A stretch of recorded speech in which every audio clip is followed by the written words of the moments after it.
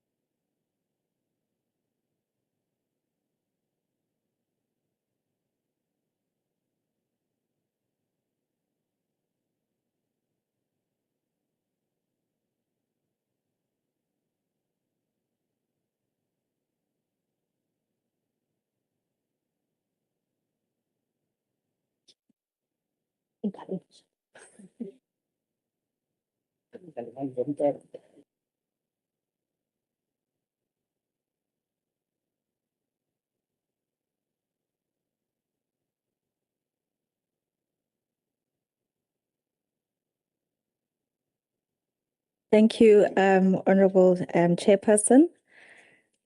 Greetings to the Honorable Speaker.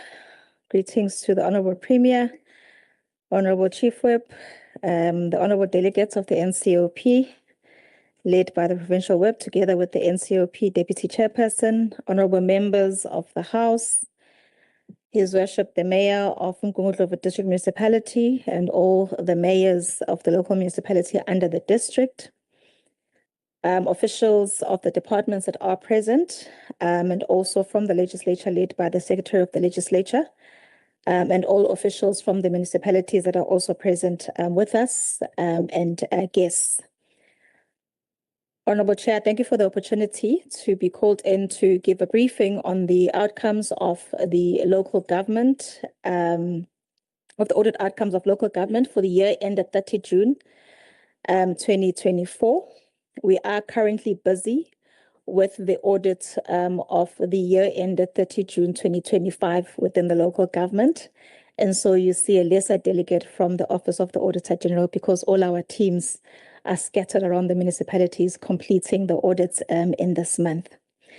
As indicated, I am Nomalungelo Mkhize. I do lead the Office of the Auditor-General in the province. And I am with the Stakeholder Liaison Manager with me today, Ms. Ngome. As a start, just to remind ourselves of our mandate as the Auditor-General. Our mandate does come from the South African Constitution.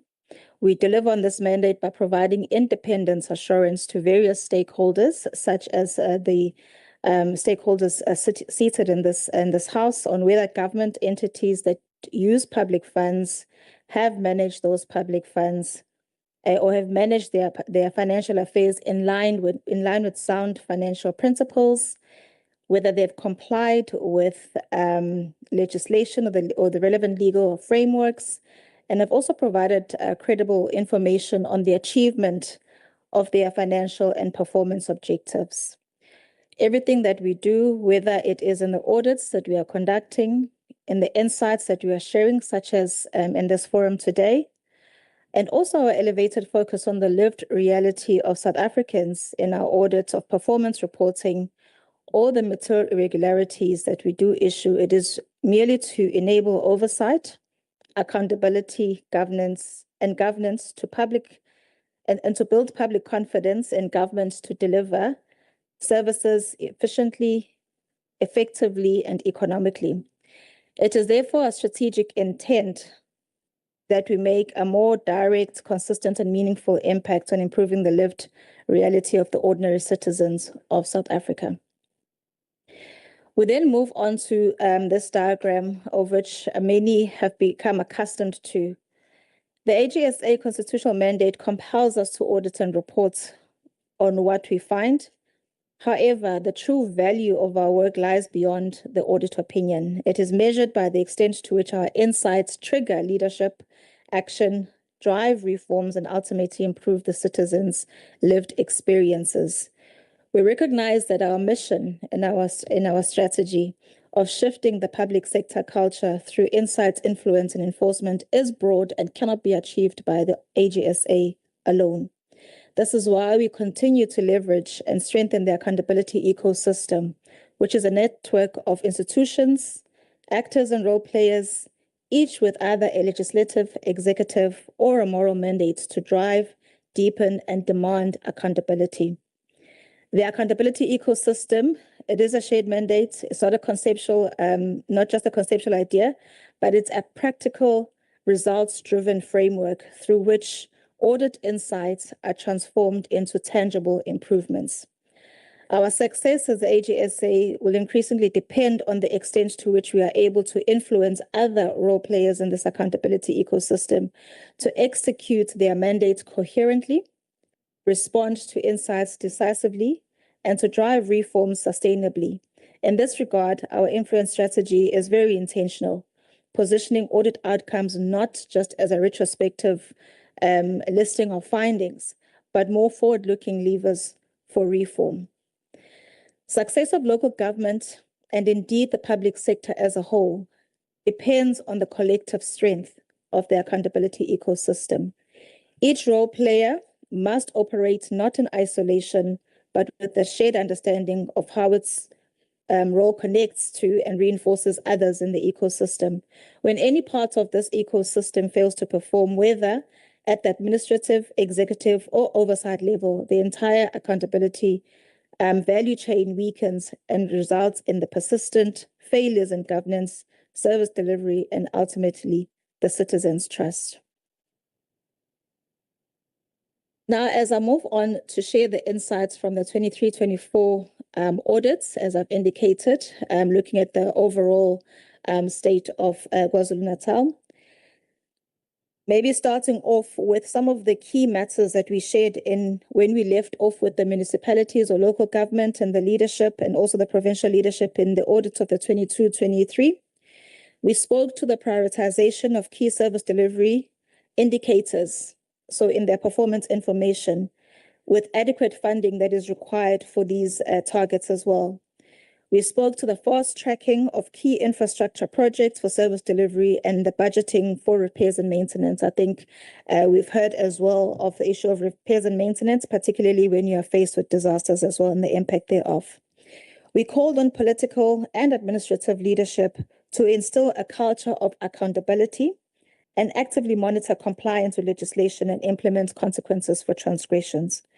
We highlighted the concerns that we have on the financial management, including collection of revenue and the prudent spending in municipalities, and also the prevention and the swift recovery of losses where they have occurred, and to ensure that these funds do go towards service delivery.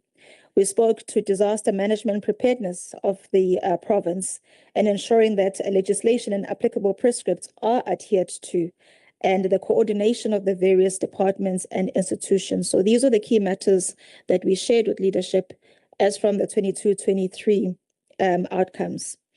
As I go through some of the slides, I will not take each and every one, but you will see that some of these shared insights and the findings are repeating themselves when you look at the 23-24 outcomes. Starting with the overall outcomes as you see on the screens.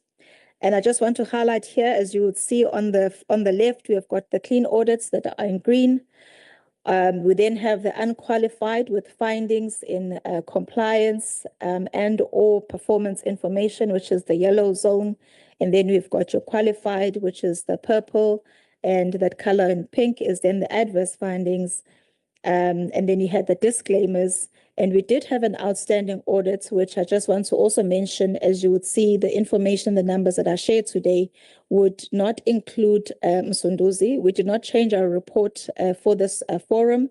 At the time that we went to reporting, Msunduzi had not signed, but I do want to mention that all municipalities, we had 100% submission rate on the 31st of August when you required the financial statements to be submitted for audit purposes.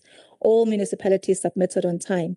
We did have a dispute that we needed to deal with, and disputes are part of our audit processes at times. And then Msunduzi was then signed off a little later after we had cut off for the purposes of reporting on the general report. So that is why then you see the one that is sitting in the blue, which was an outstanding audit at the time of our reporting. On this particular slide, of course, you will see the improvements. The Honourable Premier has spoken to them as well with regards to the clean audits, where we had an increase from a 4 to a 7 over the previous period. And I mentioned previous period, I'm mentioning 2022, 2023 as my presentation. The current will be 2023, 2024. The improvements in our clean audits are most welcome, and as they form the foundation from which municipal leadership can then have greater focus on improving service delivery with comfort, knowing that legislation will be adhered to, that there will be full accountability and transparency so far as showing how funds have been utilized, and also effective systems for planning, monitoring, and reporting on performance. We do have concerns in the yellow zone. So these are the unqualified with findings either in compliance or performance reporting, or both at times. The concern here is that we must then be very mindful of complacency of these municipalities. While the financial statements may not have material misstatements, it also means that they are struggling with adhering to legislation. And we find that our compliance findings relate, of course, sometimes they are allowed changes to their financial statements. And then at times it's the SCM related, the procurement and contract management findings that then come through. And also we are finding that there are weaknesses insofar as performance information is concerned. As a local government, you need to understand the residents or the citizens and how you then plan to deliver the services, and also reporting on how you've delivered those services when you are finding weaknesses in those. And we are saying that in this zone, this yellow zone, we call it, that we cannot afford for these municipalities to become complacent, as it is very easy for them to slip negatively towards the qualified or adverse opinions. Therefore, they must be uncomfortable sitting in this yellow zone. We also speak to the disclaimers and adverse opinions, which must not be tolerated by leadership in the province. Generally, these are characterized by a lack of transparency in the use of public funds, and also weak controls and compliance and performance planning and reporting, and usually resulting in the deprivation of residents of their essential services, as they cannot seem to be able to plan nor report on what they have delivered to the citizens. In the next slide of slide 6, I'm not going to go into the detail. It really just shows the different municipalities in terms of the movement, as I would have shown in the previous slide of the movements from 4 to 7. So you can see then the municipalities that had the improvements into the unqualified with no findings in the year, which was Umsinga, Umshwati, Umvoti, and Richmond, that joined the clean audits cluster at the time. But I will not go into the detail. It is there for your information. Looking at slide number 7, we speak to the credibility of the financial statements and how important these are for accountability and transparency. We must say that municipalities did continue to submit financial statements with material misstatements in contravention of the MFMA. The MFMA requires that the financial statements that are given or that are submitted to us for audit purposes are free from material misstatements. And we have found that municipalities do continue to submit financial statements where a number of adjustments are then required. A number of them still require on the audit process to pick up these material misstatements then for adjustments. We have seen, yes, some improvements, but we are saying that more needs to be done around this area in the preparation of financial statements, particularly because in the following slide, we speak to the use of consultants. So when considering that some of these municipalities still submitting financial statements with material misstatements, they are using consultants to perform those tasks of either preparing the financial statements or reviewing the financial statements or preparing the fixed asset registers. And we are still finding errors in those areas of the financial statements. We are calling to action in terms of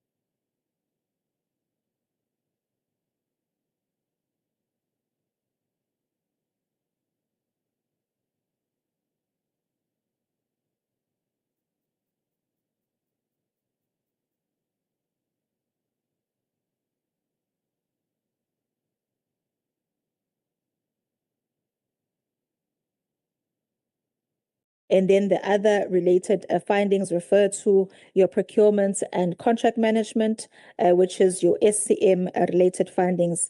A number of the municipalities are still struggling in this area. In slide number 10, we speak to consequences management. As I've indicated in the previous slide, that there are still issues with regards to adherence to legislation and the transgressions that we are seeing there around procurement and contract management. And with those concerns that we have raised, we have also raised previously concerns around consequences management, which is what we are seeing in slide number 10.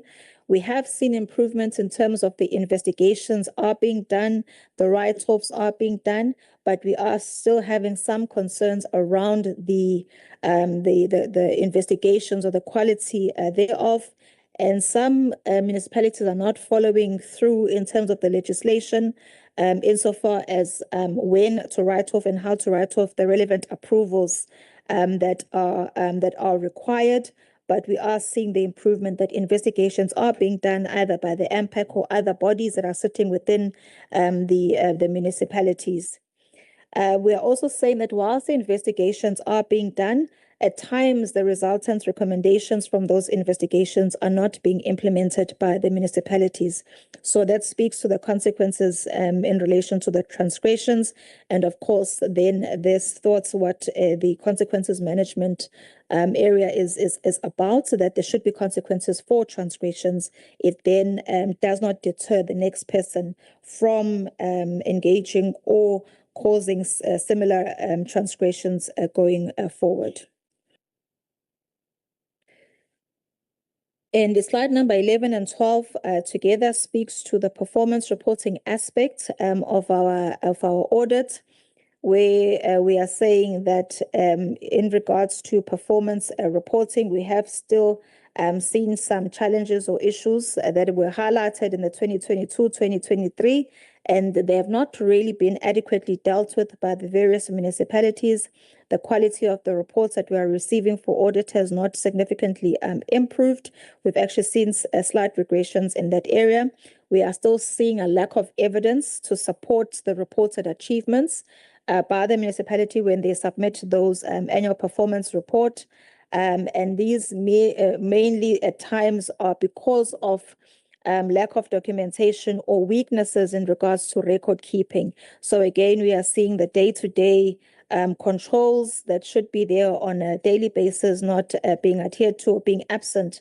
And then there is a struggle on supporting the achievements that have been reported in the APRs. And we're also seeing a misalignment insofar as the budgets that have been spent versus the targets that have been achieved.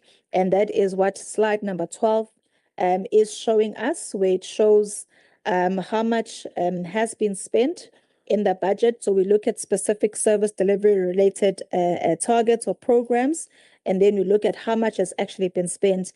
And a number of times we are seeing that budgets are either fully spent or significantly spent, but when you look at the targets have not really been achieved. So we've made the call to action around that area, and we continue to monitor that and report on those areas as well. And in moving then to the following section, the service delivery risk, which I think is of most interest, and I know that it has been spoken to as well by the Honourable Premier on some of the risks that we have noted. Picking up on the financial management aspects, weaknesses in financial management does have a negative impact on service delivery when budgets are not done properly. So when we have municipalities that are adopting unfunded budgets, so from the very onset, it is telling us that the revenue plan to be collected or budgeted for will not be enough for the municipality to carry out its operations, whether capital or operational in nature. This then results in unauthorized expenditure, and it also does have an impact then on the following year on the future budgets. as you'll find that at the end of the financial year, because of the unauthorized expenditure and the requirements of what still needs to be paid, you'll start eating into the new budget year.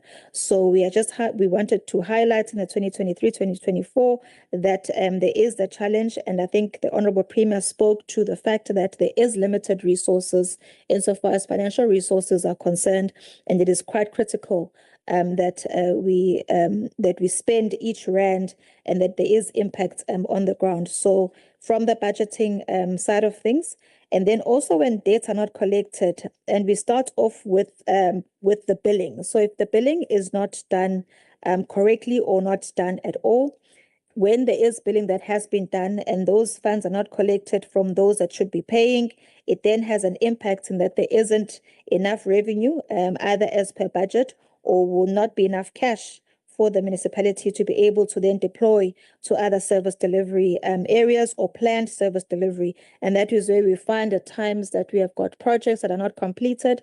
We have got a shortage insofar as what is the norms on such areas as repairs and maintenance for the infrastructure that is already laid down. And of course, we see then the culmination thereof or the impacts thereof when you have a disaster and you are met with infrastructure that has not been maintained appropriately because there was a shortage of funds. We then find that the impact is quite catastrophic. The lack of financial management discipline, as I've indicated, goes far in impacting service delivery and at times results in financial losses in almost all cases.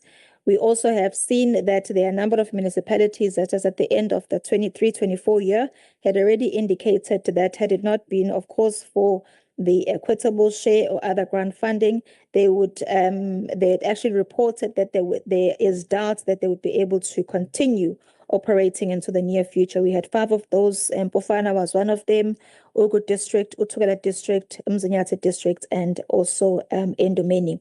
So those were the 5 municipalities that they had indicated that they would struggle to carry on in terms of the operations, and it speaks to then the financial management risks that I indicated.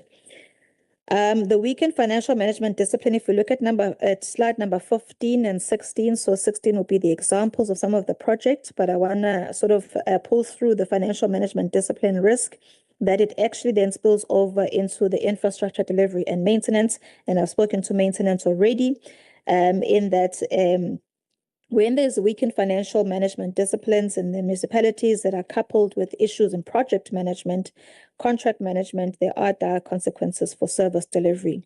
We have had findings in infrastructure, in our infrastructure projects that have been persistent over a number of years, resulting in such instances of delayed delivery of projects and therefore delayed delivery of services to the people in those municipalities. Not only do we have the delayed delivery of projects or basic services, but some have actually gone as far as impacting or causing harm to the residents or citizens in those municipalities. Here I speak of wastewater treatment projects that have not been completed, so the long delays in the completion of some of the projects, and obviously the lack of financial resources at times to be able to operate and maintain those appropriately has resulted in raw effluent being discharged into rivers. Here we've had an example of Umdloti and Hammersdale. Wastewater treatment works, housing projects that are delayed and not completed on time, leaving communities that are still living in undesirable conditions. Here we mentioned we've got examples of such as the Namibia Stop 8 beneficiaries that still are housed in some transit camps. Closer to here, we've got the Woodlands housing projects in Sundozi, where we found that the appointment of non-qualifying contractors resulted in the delays of the project or non-delivery of those, and we've had beneficiaries that have continued to live in unsafe conditions as well because of the delayed delivery of that housing project. The slow delivery and poor maintenance of infrastructure can have disastrous consequences, I've indicated, during times of disasters, as we have seen in the recent floods, and we've seen in the findings that have come through as well on those areas that we report on. And I will not go into the detail of slide number 16. Those are some of the examples that I've just touched on as well of the weaknesses that we are finding in the infrastructure project delivery. So within our teams, we have got teams that go out to look at these projects. So it's not just accountants, we've got engineers, we've got surveyors, we've got all the related fields and skills that we do so that when we give insights to the municipalities, we are able to ensure that we have a full picture so that the leadership in the municipalities can then go and address those having received the full insights with the root causes as well.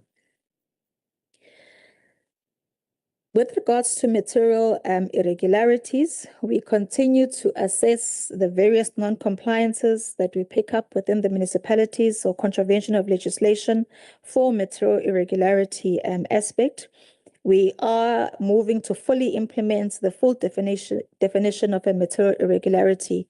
You'll find that we have been very focused on the non-compliances, and you would have seen the number of MIs coming through in relation to financial loss, but we are also ensuring that we are looking at fraud, theft, breach of fiduciary duty to strengthen then the accountability and governance through enforcement.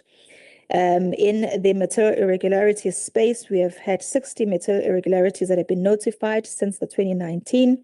40 have been resolved, and we've got a number that is sitting in appropriate action. So when we say appropriate action, material irregularity would have been notified to the accounting officer. A response would have been provided on the planned action, and we would have assessed that action and concluded or assessed it as appropriate. We then, on a regular basis, get then the updates from the accounting officer as to the implementation of those actions and assess them whether they are still appropriate. And in cases where we find that those are either no longer appropriate or the responses were not appropriate, and there's no further action or response from the accounting officer, we can then move to enforcement or using our powers through enforcement, through referrals to other bodies, or through requiring remedial actions or recommendations to be disclosed in the audit report, but those are also binding. So it's no longer just a management report finding, but those remedial actions and recommendations become binding. And we do have a number that we have referred to other bodies, particularly in the wastewater or the harm to the public resulting from the wastewater treatment works material irregularities. And also we do have some that have got remedial action and recommendations. And honorable members, I'm sure you'd have heard recently that we've also issued our first certificate of debt to an accounting officer. So that is how far that these material irregularities, if not attended to, can then go. So we do continuously assess for those that have got financial loss implications, whether the accounting officer is responding appropriately, and it can go as far as the issue of a certificate of debt against the accounting officer. And some of the examples that we have provided is the Msunduzi landfill site at the New England Road. And you must just remember that this was at the end of 2024, so 30 June 2024. And we had then reviewed or looked at the attention by Msunduzi of the landfill site, and we had seen some improvements thereon. We have provided in the briefing documents as well for later on for the honorable members to have a look at. And there we've got the details of those material irregularities as to what they were in relation to. And of course, some we are assessing during this cycle. So at the end of the cycle of 30 June 2025, we'll then be able to provide whether those have been resolved as well. Whilst we are noting a recovery of 1.52 million against a financial loss that was calculated in some of the on the material irregularities that had financial loss aspect, yes, it is not a big amount. However, we continue to track, for further recoveries as the investigations are concluded, so that we see the recoveries going up, and also whether recoveries needed to be made after the investigations have been concluded by the accounting officers in the municipalities. So that is then the material irregularities, which are covered in slide 18, 19, and slide 20, and it just shows various graphs and the split of the types of material irregularities that we have issued and the recoveries that have been made. Just briefly on the metro on slide 22 and 20. On slide 22 and 23, yes. The metro, really on slide 22. So this is the outcomes for the metro. We are just showing the overall outcomes for the metro. They have also stayed on this yellow zone, being financially unqualified. However, they do have challenges, or we have had material findings in their compliance, and we've also had findings in their performance information. So again, they fall within those municipalities that we are saying cannot be complacent and they cannot be comfortable in that yellow zone. We would expect, of course, more from a metro because they have got access, being a metro from the financial muscle, they do have access to skills. Also the fact that they're operating and based in more urban areas, they do have access to then the skilled personnel, and the qualified personnel to be able to do better.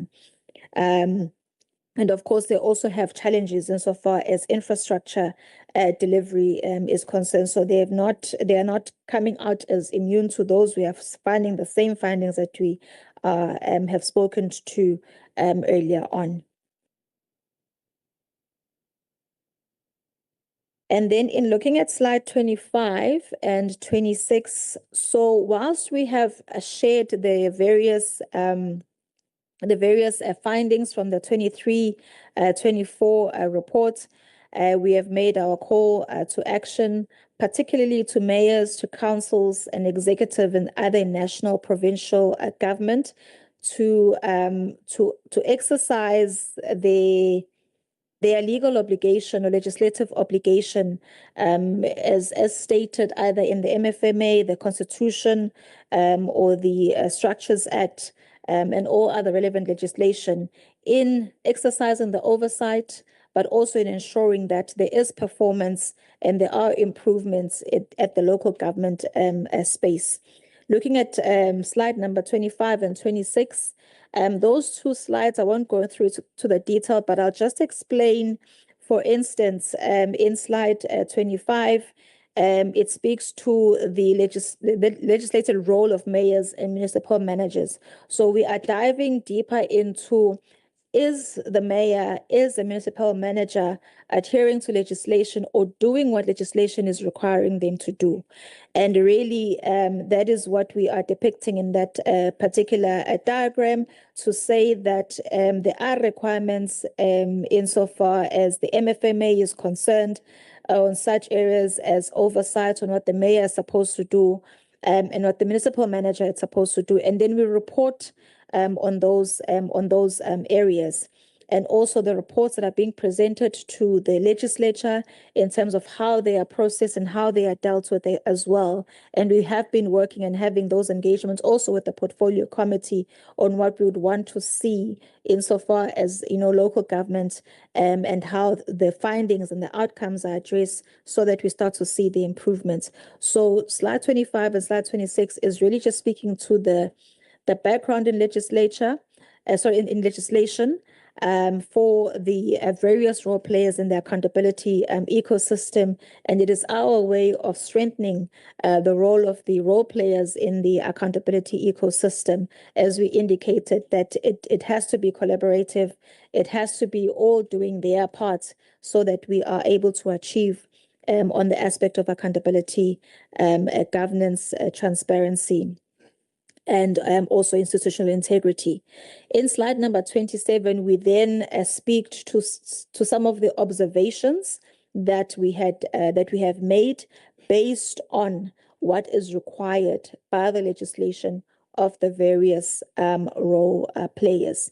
And really the key message here is that when we understand the legislative background in the oversight and support of the coordinating departments, and also what is expected of mayors and councils and insofar as performance and accountability is concerned, is that there has to be that enhanced governance through the impactful reporting and effective oversights to ensure that there is a service delivery. There is a need to align interventions to the mandates to promote enforcement, accountability, and service delivery. There's a need to fast track investigations that do drive consequence management, accelerate the key projects promoting economic recovery, and implement recommendations to bring about meaningful change in local government. And as I end in the last couple of slides in our call to action. So as we engaged so going from slide 29, as we engage with the various role players, we shared with them our call to action based on the root causes that we had identified. And on slide number 29, we then show those root causes that in the work that we did in our audits that we did, we found that a lot of the findings are coming from the inadequate financial and performance management culture within the municipalities. There are governance failures that we have noted, and there's a lack of accountability and consequences as indicated. And you will see that as I started in 2022, 2023, some of them are still coming through as those repeated root causes. And then we have shared our recommendations to the various role players, to the MMs, to the councils, to the mayors, and also to the internal audits, the audit committees and MPAC in their oversight role, in their support role of what needs to be done at the municipalities and the improvement of the internal control and the control environments and institutionalizing of control so that there is improvement in the outcomes, but not just improvement in outcomes for the municipality, but also impact for the lived, for the citizens in those areas.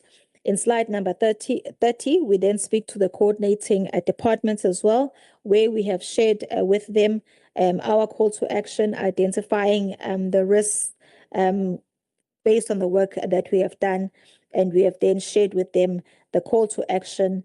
And I think the Honorable Premier has already started to speak, was already speaking to some of the interventions that we had called on leadership to enhance and to strengthen. And of course, as we go through this current cycle, we are then going to review and assess the impact thereon. In conclusion, honorable members and chairperson, local government is the sphere of government that is closest to the people, as we have already heard and understood. It is where citizens experience the state, and not through policy or legislation, but through the simple daily realities of clean water, working sanitation, reliable electricity, safe roads, and decent housing. It is here at the local level where the promise of our democracy must be made real. Yet our audits show that while funds are allocated and projects are launched, the outcomes too often fall short of what our citizens deserve. There's weak financial management, poor infrastructure maintenance, and limited technical capacity continue to undermine service delivery. It is our communities, especially the most vulnerable, who feel the failure most deeply. When projects are delayed, when water is unsafe to drink, and when refuse piles up and infrastructure decays, it's not merely the failure of administration, but it's also a failure of accountability and leadership. Every rand that is wasted is not just financial loss. It is a missed opportunity to change a life, to build a home, to bring dignity where there is hardship.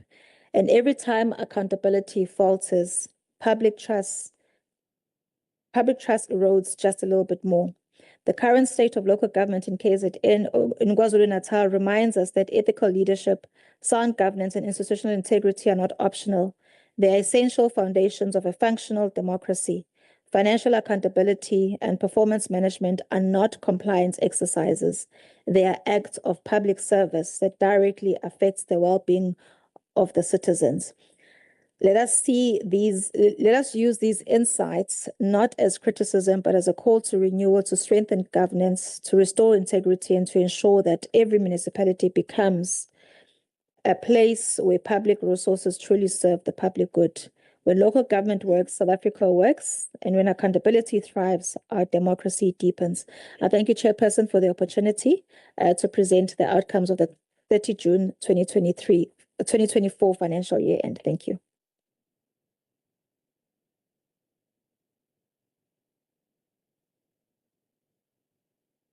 If you can just remain in the podium while I just check something.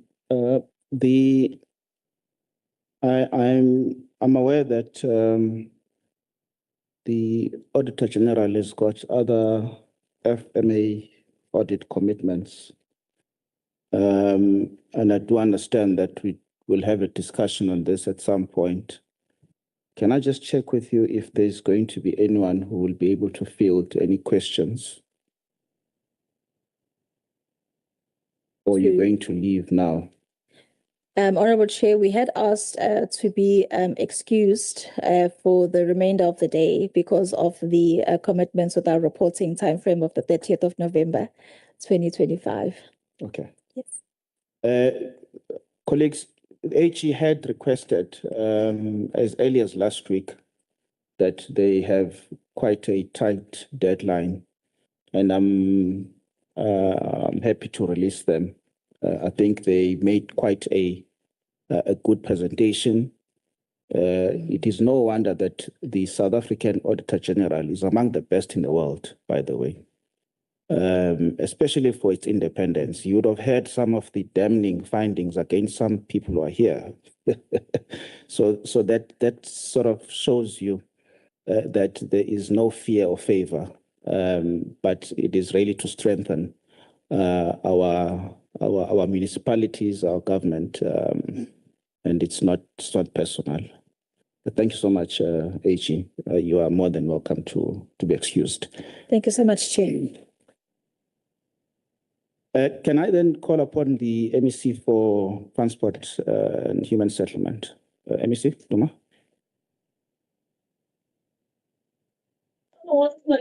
Salut.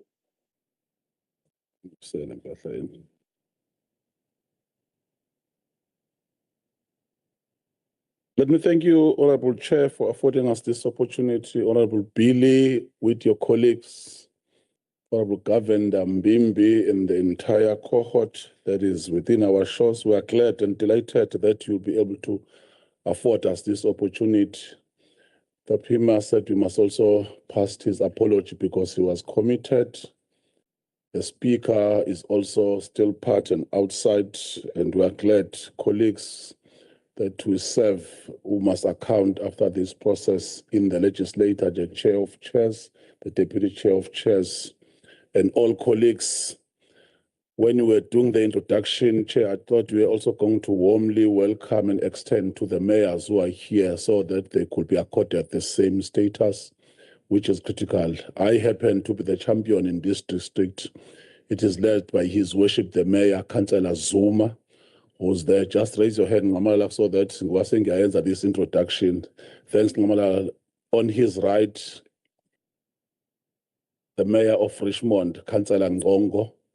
On his Councillor Ngongo's right is Councillor Ntombela from Umkambatini, which is adjacent to the N3. On Councillor Dlugula's right is Councillor Zondi.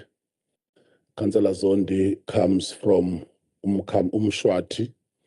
On his right, I don't know that fellow. On a lighter note, is Councillor Papas from Umgeni. Representing Umgeni is also adjacent to the entry. Then the local municipality, Umsunduzi, which is hosting us, Councillor Tebola. Thank you, Chair. I thought I just have to do that this sense so that they feel mostly welcome as our focal core area today. We are dealing with them decisively. And the AG that has just presented. The Premier has already elevated the fundamental pillars of what the NCOP is about. And I'm glad you always emphatic on this point, Honorable Billy, and it must be emphatic. The collegiality and your understanding of the mandate is always succinctly giving us that assurance. I've already have also noted on the same breath that it is then the outlook of KwaZulu-Natal. We do understand that as long as we have not resourced well the local government, they will remain perpetually indebted towards these processes.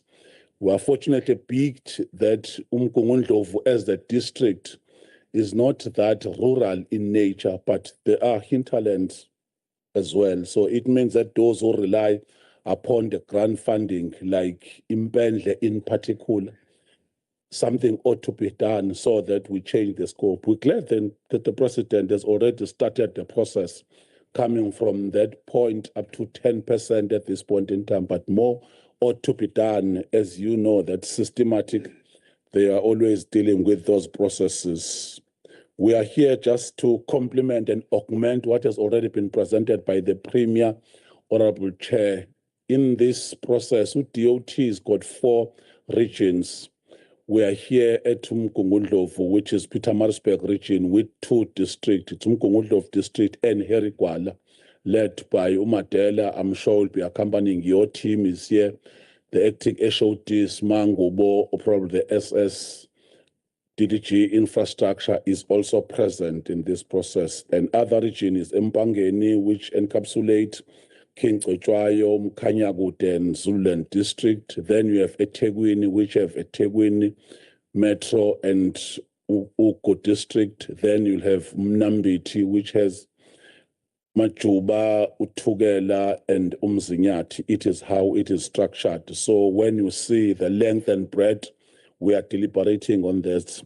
In terms of the circumference, it's 34,000 kilometers that this department is given a mandate just to ensure the process. Juxtaposed with the realities that in this financial year, we only have 13 billion. It meant that historical, we must develop corridors. We must try with the space of ensuring that even the road that is tarred, that was tarred in the past, you must also maintain it, resilient, start afresh if there is a need. But the gravel road, as you know, that in the province of KwaZulu-Natal, majority of our areas were not designed in that past. So we are deliberating on those issues, but specific on this platform, P130 has been started. It is the road that comes from Impendle that is going to give you a proper leeway. Impendle to Umgeni municipalities is going to take you to Nottingham. And there is another economic outlook corridor, which is going to promote tourism in that area.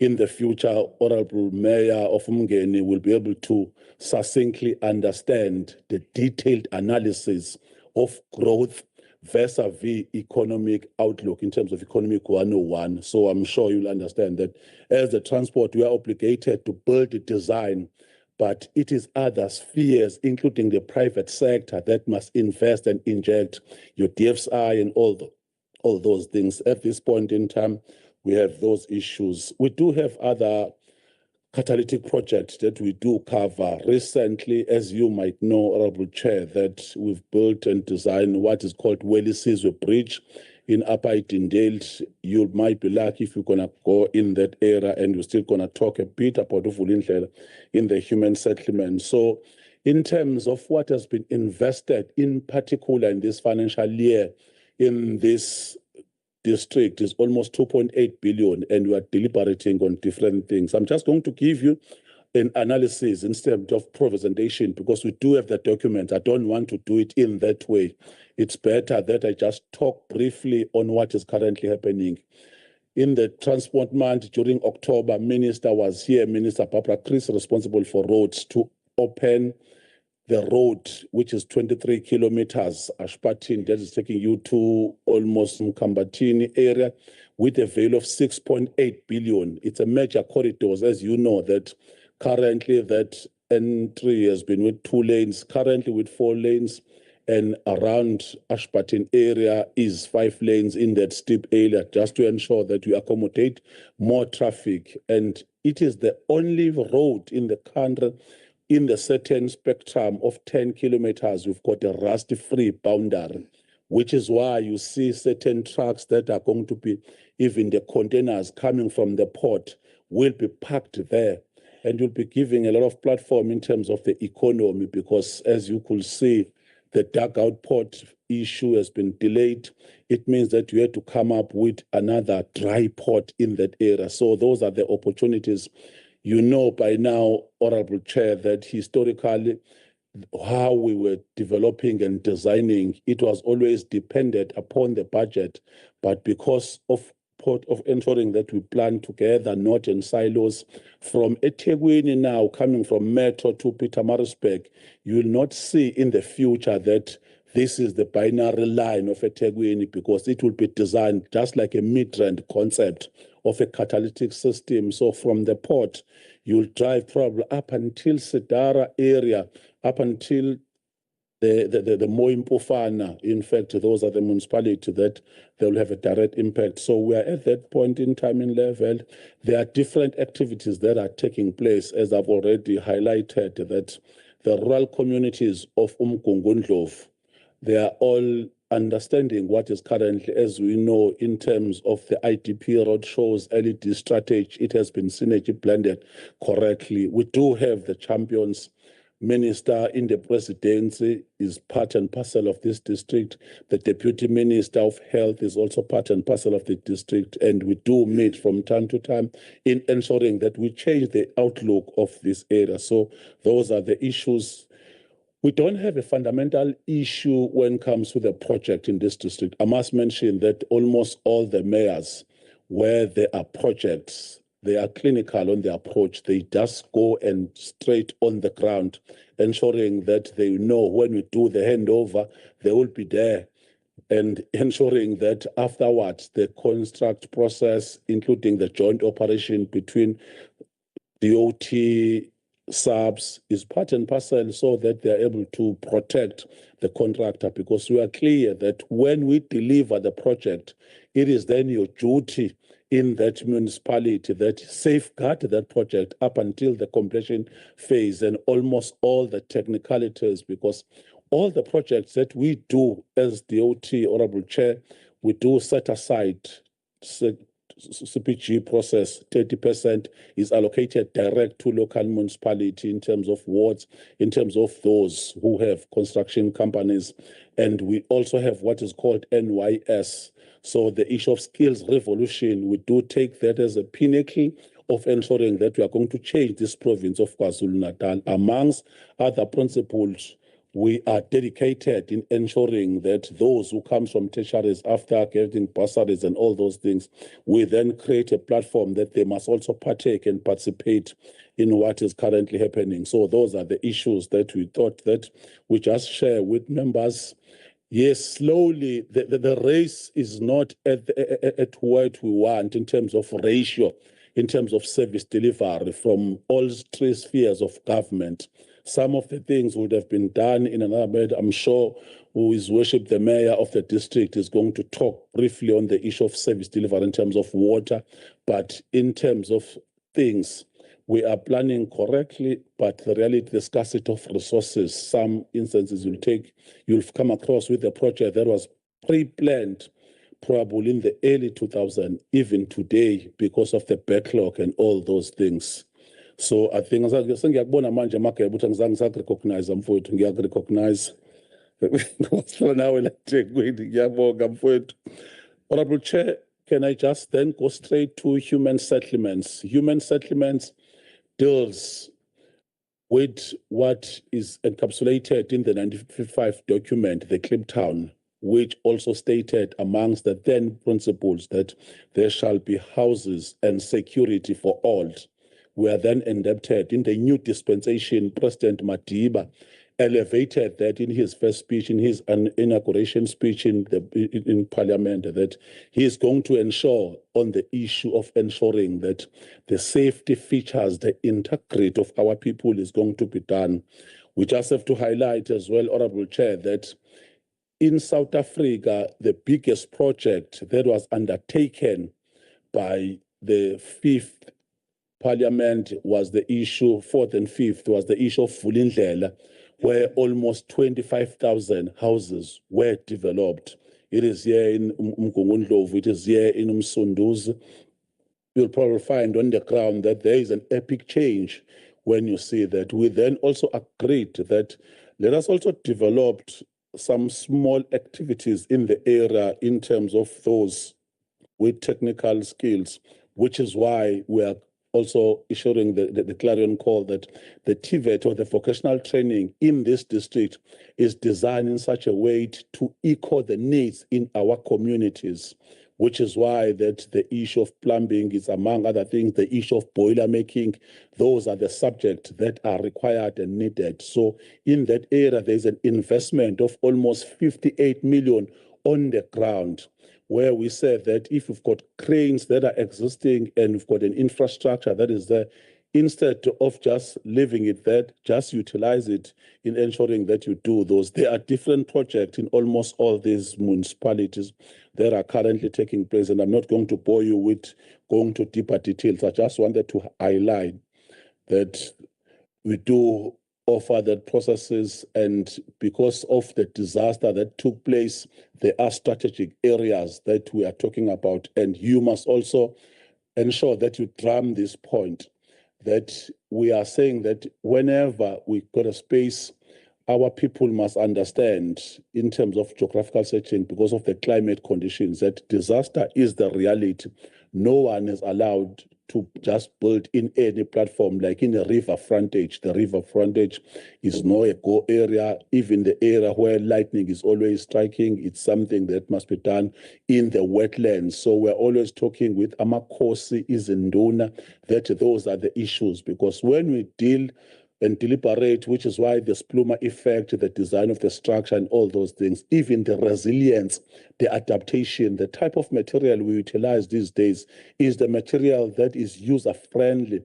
We cannot just build a structure knowing very well that whenever the winds, whenever the torrential rains are going to come, they're going to collapse instantly. So when we build design in such a manner that is going to anchor the development in that area. We are glad that in this district, Umgungundlovu in particular, they do take that kindly in ensuring that whenever there's going to be a project, there's a launch and all those things, they do ensure that stakeholders do participate in the process. There is an improvement.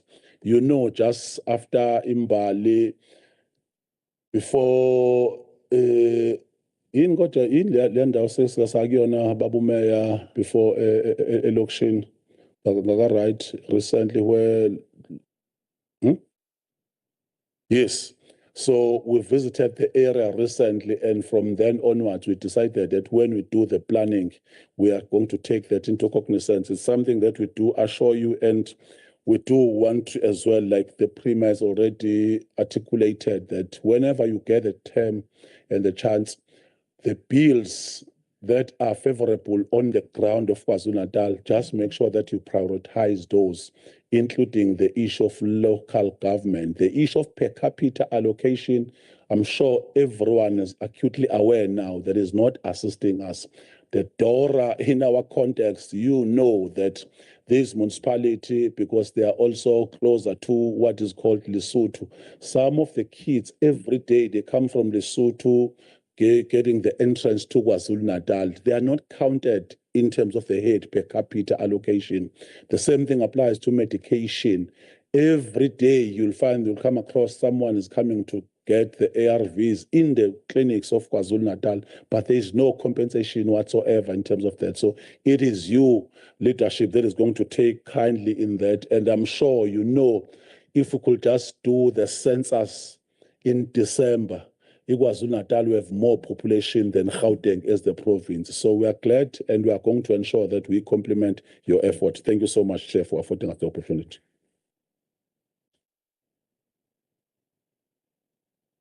Thank you very much, MEC Duma. You can be rest assured that we are taking notes. The Premier also made some certain suggestions, and you also, and I'm sure other executives will do the same, and we will definitely take that back with us. But also I must just concede, MEC, that having acknowledged the mayors who are here, perhaps I should have given them an opportunity to introduce themselves, but I did not do so because for the first time, we have made an allocation for the mayors to address this House. And I think that is a progressive move that we have taken as this NCOP to allow an opportunity for the mayors to be able to address this House, especially in the areas that we have identified. And I just want to comment, Nisi, you mentioned the upgrades on the N3, and driving this side yesterday, I felt a sense of, I was quite proud to see the amount of work that has gone in there. And we hope that that work will continue the way that it is, and that many other projects across the province, which are so needed, they are also able to proceed without any failures or any distraction. So well done to the province for that work. Having said that, I want to now call on stage on the podium MEC Buthelezi Okokta. MEC.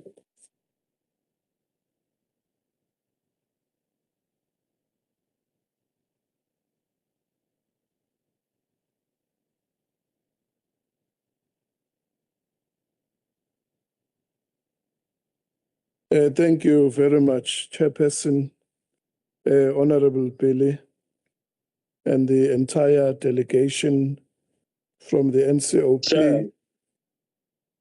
which you are leading this morning. We acknowledge the Premier and members of the Executive, Honorable Speaker, and the honorable members of this House. Their worships, the mayors led by the Mayor of Mkongondlovu District, Councillor Zuma, our host Mayor of Umsunduzi, Councillor Tebula, Prince Ndabugo representing Salga Executive, and all our mayors who are here, and all stakeholders, Auditor-General. For the sake of time, Honorable Chairperson, we have distributed the PowerPoint presentation, which is quite comprehensive, but I will just speak to the platform and not go slide by slide, just zooming in on the more important highlights which we thought we should share. But right at the onset, Chairperson, let me apologize if you see members of the executive depleted, because this NCOP week takes place at the same time where we also have the meeting of the Eastern Seaboard, which is a joint economic activity between Eastern Cape and KwaZulu-Natal, facilitated by the Minister of Culture and Honorable Velenkosini Hlabisa. And today and tomorrow is the day when all stakeholders are meeting in Umtata to roll out plans for this important initiative. I think the theme is very important, which we meet under building viable municipalities for enhanced delivery of basic services to communities. And this NCOP week takes place at a critical moment for KwaZulu-Natal as we reflect on the state of our municipalities and the decisive actions we are taking to strengthen governance. The mandate of KwaZulu-Natal COGTA is clear, is to support, monitor, and strengthen municipalities so that they can manage their own affairs effectively, deliver services, and uphold good governance. This we do primarily, Honorable Chairperson, through the Back to Basics framework, which we apply to all 54 municipalities. And I think it is important for members that we re-emphasize the 6 pillars of Back to Basics, which we use to assess the performance of municipalities. Pillar 1 is good governance. Pillar 2 is building capable local government institutions. Pillar 3 is putting people first. Pillar 4 is financial management and viability. Pillar 5 is service delivery. And the last pillar is municipal planning, economic development, and community services. And within these pillars, there are 59 indicators which we have highlighted in the presentation, which we use to measure performance. And based on the most recent assessment, 7 municipalities in this province have been identified as distressed, which is Umzombe, Mpofana, Uthugela District Municipality, Umzinyati District Municipality, Endumeni, Nongoma, and Umkhanyakude District Municipality.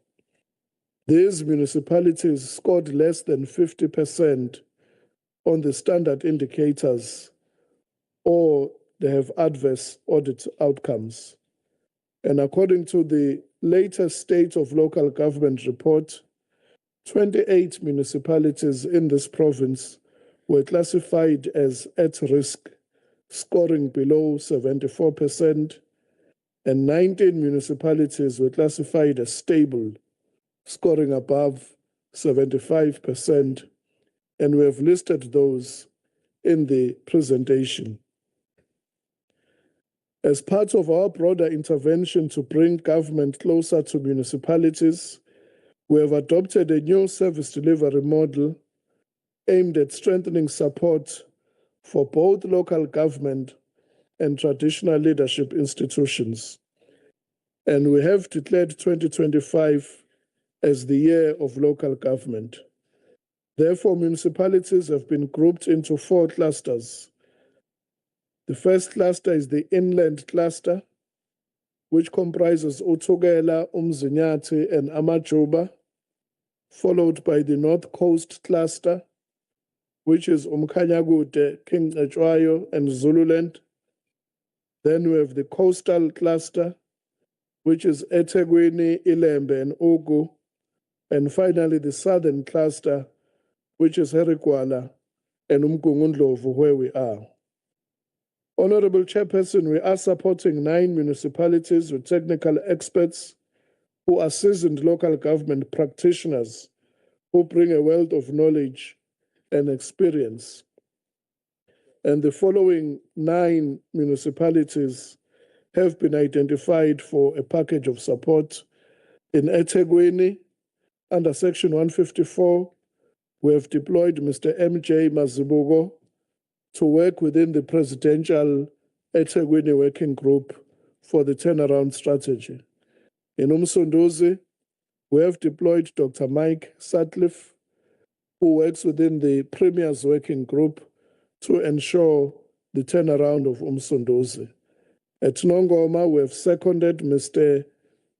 Umelelo Mnguni as the municipal manager to ensure that turnaround. At Uthugela, we have deployed Dr. Vijay Mthembu, who is a seasoned local government expert.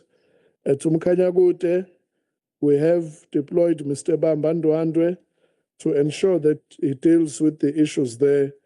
At Umzinyati, we have deployed Mr. Zweli Dlamini, who is critically looking at the issues of water.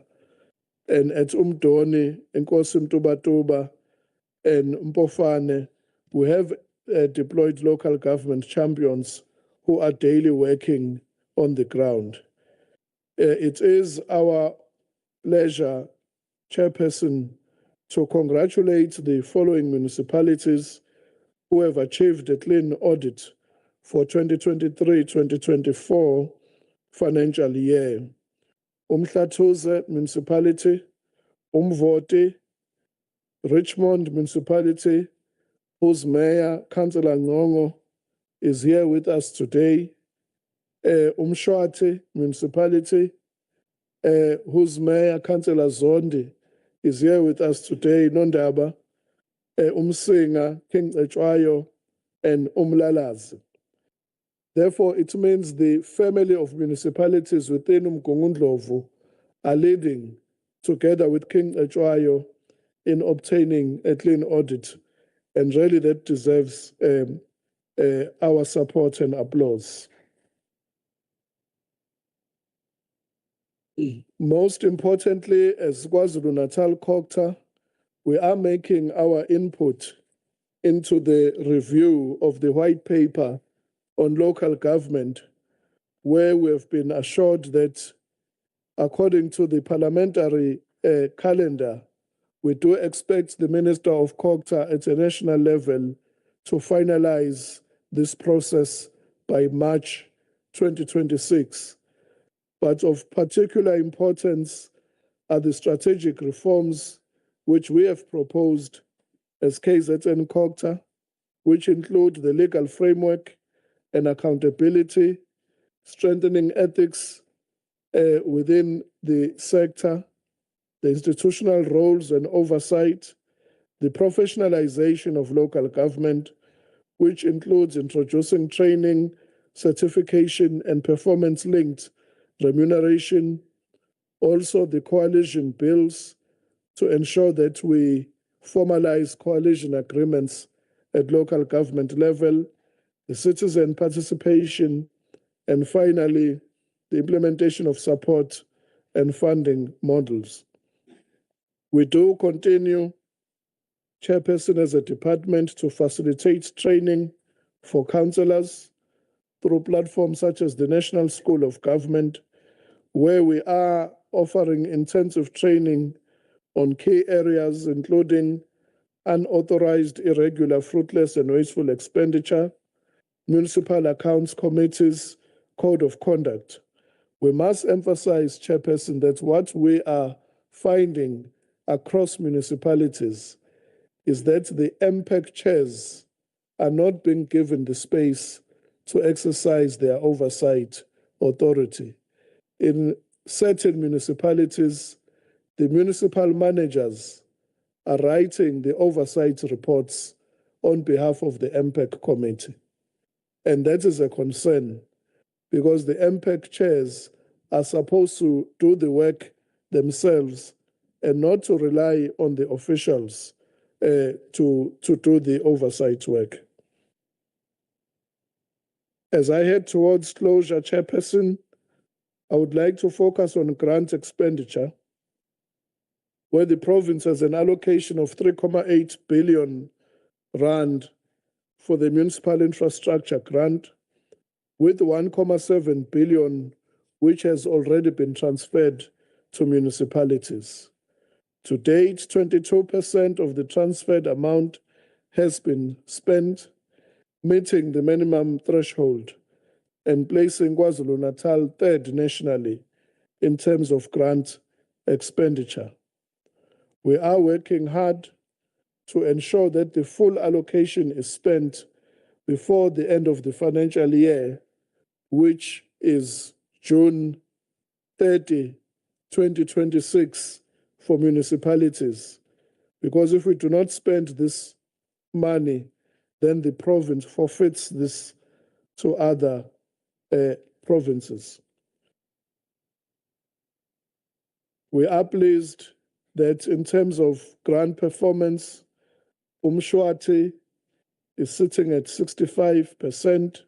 In terms of targets, Umgeni is sitting at 103%.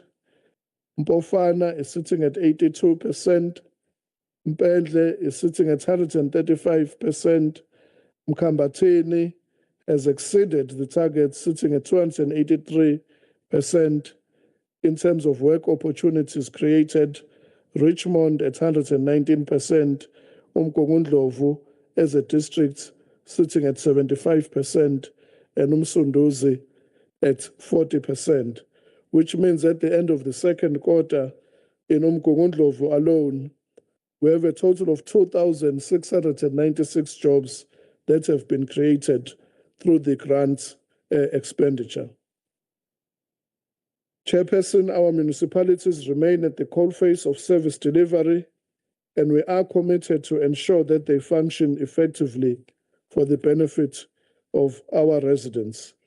And as independent and interrelated spheres of government, we all have a role to play in delivering services to our communities, and we look forward to the afternoon when the municipalities individually will also have an opportunity to present to members of the hard work that they are doing. Thank you very much, Chairperson.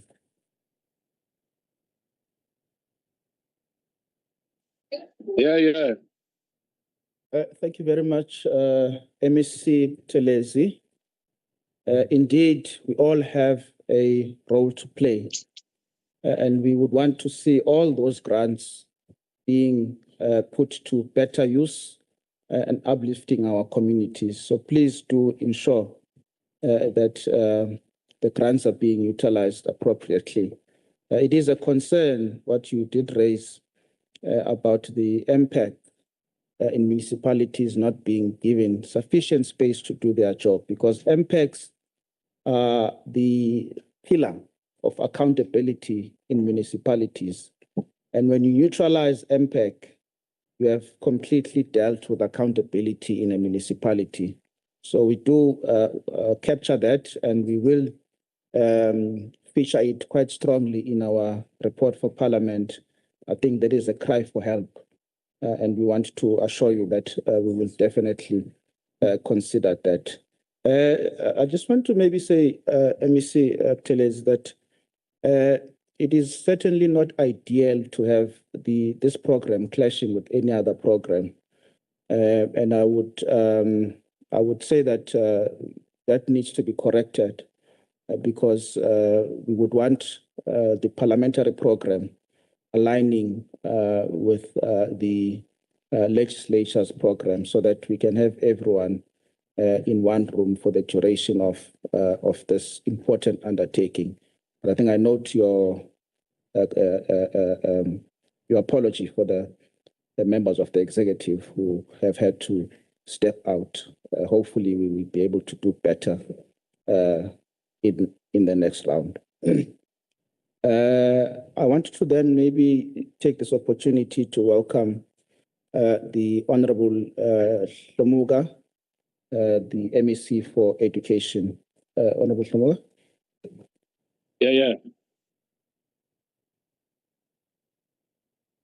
Okay. No, thank you very much, Chairperson. Greetings to your good self, members of the NCOP present. We appreciate to visit us. Want to greet the Premier and MEC and all honorable members present, leadership of municipalities from Umgungundlovu, led by Amalala, and the SALCA leadership. We also want to extend an AG and all other stakeholders who are present. Let me also start by apologizing for joining late. I was around here around 8:30. I was attending the Finance Committee meeting where we were requested to account within this premises. Hence, we joined later, we finished later. But we have circulated the report, Chair, for members to go through it, as I'm also going to talk to the report. It's safe to say that we were requested to focus on one school that will be visited tomorrow with Woodlands Primary School. But we do have a number of schools or projects across Umgungundlovu that are under construction. And we will be part of the visit of the NCOP tomorrow, Chair, to give a report and a response on the question that might arise on the specific schools or school in this regard, which is Woodlands. Then our report just indicate that the schools from here, Umgungundlovu, Umsunduzi, under Ward 32. But if I can just go straight to project itself, Chair, we have number of agencies that are doing our project in the province, Department of Education. One of the agents is Department of Public Works. And we have ITT, we have KOHA, DPSA, and so on and so forth. But this project, we allocated to Department of Public Works to do it on our behalf, which then they have started their internal process or SCM process. Then they appointed the consultant and the contractor at that time. And the contractor was Umhlanga Trading Enterprise. I'm saying was because the contractor is no longer on site. And I must indicate that the school, the Woodlands, is one of the schools that fall under upgrade and additional or were replacing the whole school, which then if you check the project data to indicate replace infrastructure, because we are starting afresh the whole school. But the school was there, but because of the status of the school, we had to reconstruct the school. Then the contractor at that time was awarded after Public Works, they finalized their process. They awarded the contractor that I think Umhlanga at 42,954,000, including VAT. I must indicate that the expenditure to date is 31,224,000, including VAT. That means in terms of the contract that was awarded at that time, we have an outstanding of terms of budget 11,729,000. The project was handed over in 2022 January and 19, but comments on 24 the same month. We're just giving the progress update on this project to say, because there are a number of milestones as presented in our team. There are a number of buildings that we are building. Part of it is admin block, NP kitchen, computer room and classes, and multi-purpose classrooms, and ablution and offices, and sport field, and parking bay, and guardhouse, and other services. But on the admin block and the kitchen, the computer room, and 16 classroom and 2 multi-purpose classroom, those milestone we are on 75%. You will then understand later, because I think it's important to understand that if I'm saying 175%, only on those milestones, but the whole project is not on 75%. The whole project is on 70%. That's why if you check that sports field and parking bay, they were on 0%, they have not started because they have to finish first the other milestone that are supposed to start first. This project is on phases. This is the first phase. The second phase will cover the issue of grade R and other services, which then on grade R classroom, it indicated 0% because they have not yet started and also some classroom at the junior primary. We're indicating, Chair, that as much as the school was starting it afresh, but we have re-established a school separately where we provided mobile classroom so that we don't disrupt teaching and learning. As we speak, the school is operating and learners, they are writing their exam as we're in the phase of exam, even at grade, even at the primary level. So all services that are needed in schools, we've provided those services, be it is mobile classroom or toilets and so on and so forth.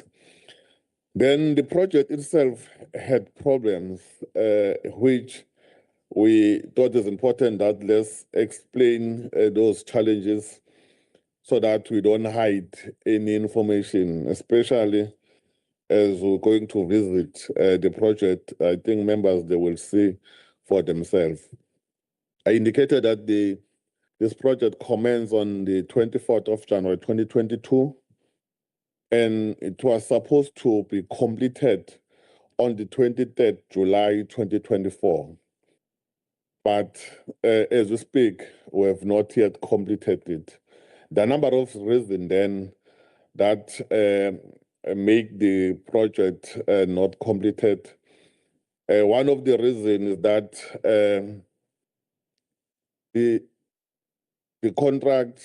contractor between the September 22 to January 24 defaulted in terms of the contract, in terms of the GCC.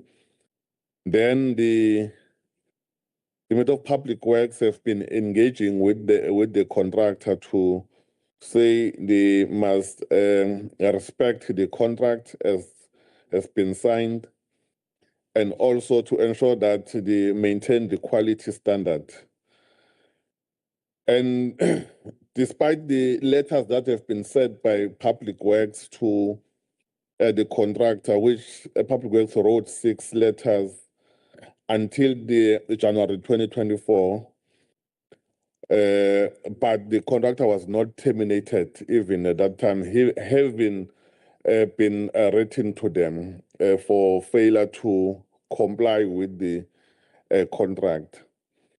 But towards the end of 2023, the Ministry of Education had serious challenges or experience of cash flow in terms of budget, which then resulted for delay of payments during that time. Then the contractor took advantage of that, then terminated the contract with the Ministry of Public Works on the 19th of July 2024. Then the Department of Education then engaged the Department of Public Works to say, because there is a termination now of contract and the work that is already completed is 70%. That means we are only left with 30% of work that need to be done, which then I already indicated earlier that in terms of budget is 11,700,000. We then receive a correspondence from Public Works to request to start a process of completing that project, which then makes us to say, no, they must not continue on the basis of the value of the completion.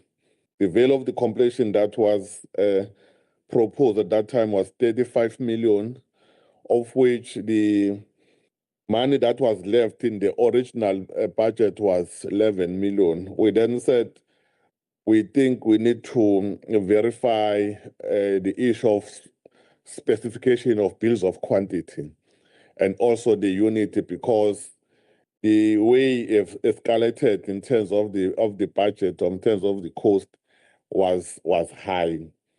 the team from officials level, they engage, but to date, I must indicate, Chair, that I think the letter or the bills of conduct was submitted by Public Works on the 15th of October, 2025. They then now send the new bills of quantity, which then indicated that now the new costing is 58 million, which is then double to the original tender value. We're then in discussion to say, I think the team need to sit and check and verify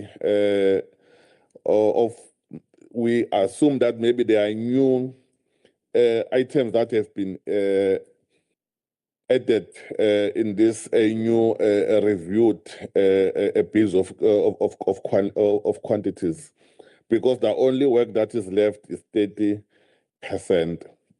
I'm saying this, Chair, so that at least we will all understand that the project as we speak, there's no contractor on site, but school is operating because there is a temporal mobile classroom that have been procured until the project is completed.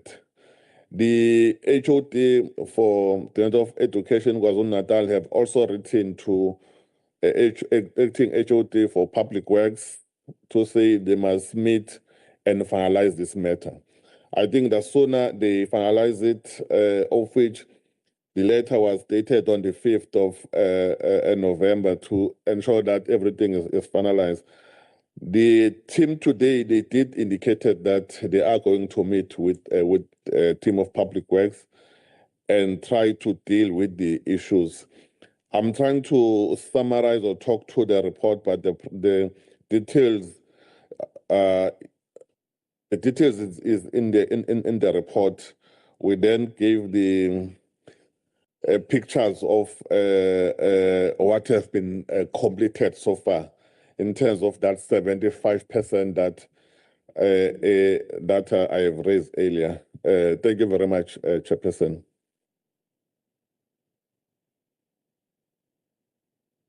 Thank you very much, Honorable MEC, and thank you for really zooming into this project, which we have identified. It's important that we understand what is going on there, and I'm sure that the MEC for Public Works is also going to be able to enlighten us as to what might have transpired, so that when we get there tomorrow, we at least have got some background information beyond the papers that are in front of us, so that we can be able to see how best we can be able to intervene in that project, because that project has got to work. It has to work. On that note, I want to maybe welcome the MEC for Public Works, my colleague, Honorable Mayor. Thank you, Honourable Chairperson, members of the Executive, members of the Legislature, Honourable Mayors present. Before I touch on that, let me just quickly touch on a couple of other matters that is on progress report from the last visit and things we just think it's important to bring to the NCOP's attention, Honourable Chairperson. First of all, there was a question, and it was raised in the Premier's address as well, regarding disruptions by the so-called construction mafia or extortionist. I'm very happy to report, Chairperson, that of all projects, both private and public sector, in the last 12 months, we have dropped from 60 disruptions per month to only 10 disruptions per month, which is a huge improvement over the last 12 months. And we continue to work together with SAPS, the private sector, and our own teams to improve on that. And I can also proudly report, Chairperson, that it's now been 9 months that none of our projects as Department of Public Works and Infrastructure has seen any disruptions. And we will continue to work very hard with all the necessary stakeholders to ensure that number continues. Another matter that I just want to report on from the previous report, just quickly find it. There we go. No, that's the wrong one. Sorry, Chairperson. It's been a day. There we go.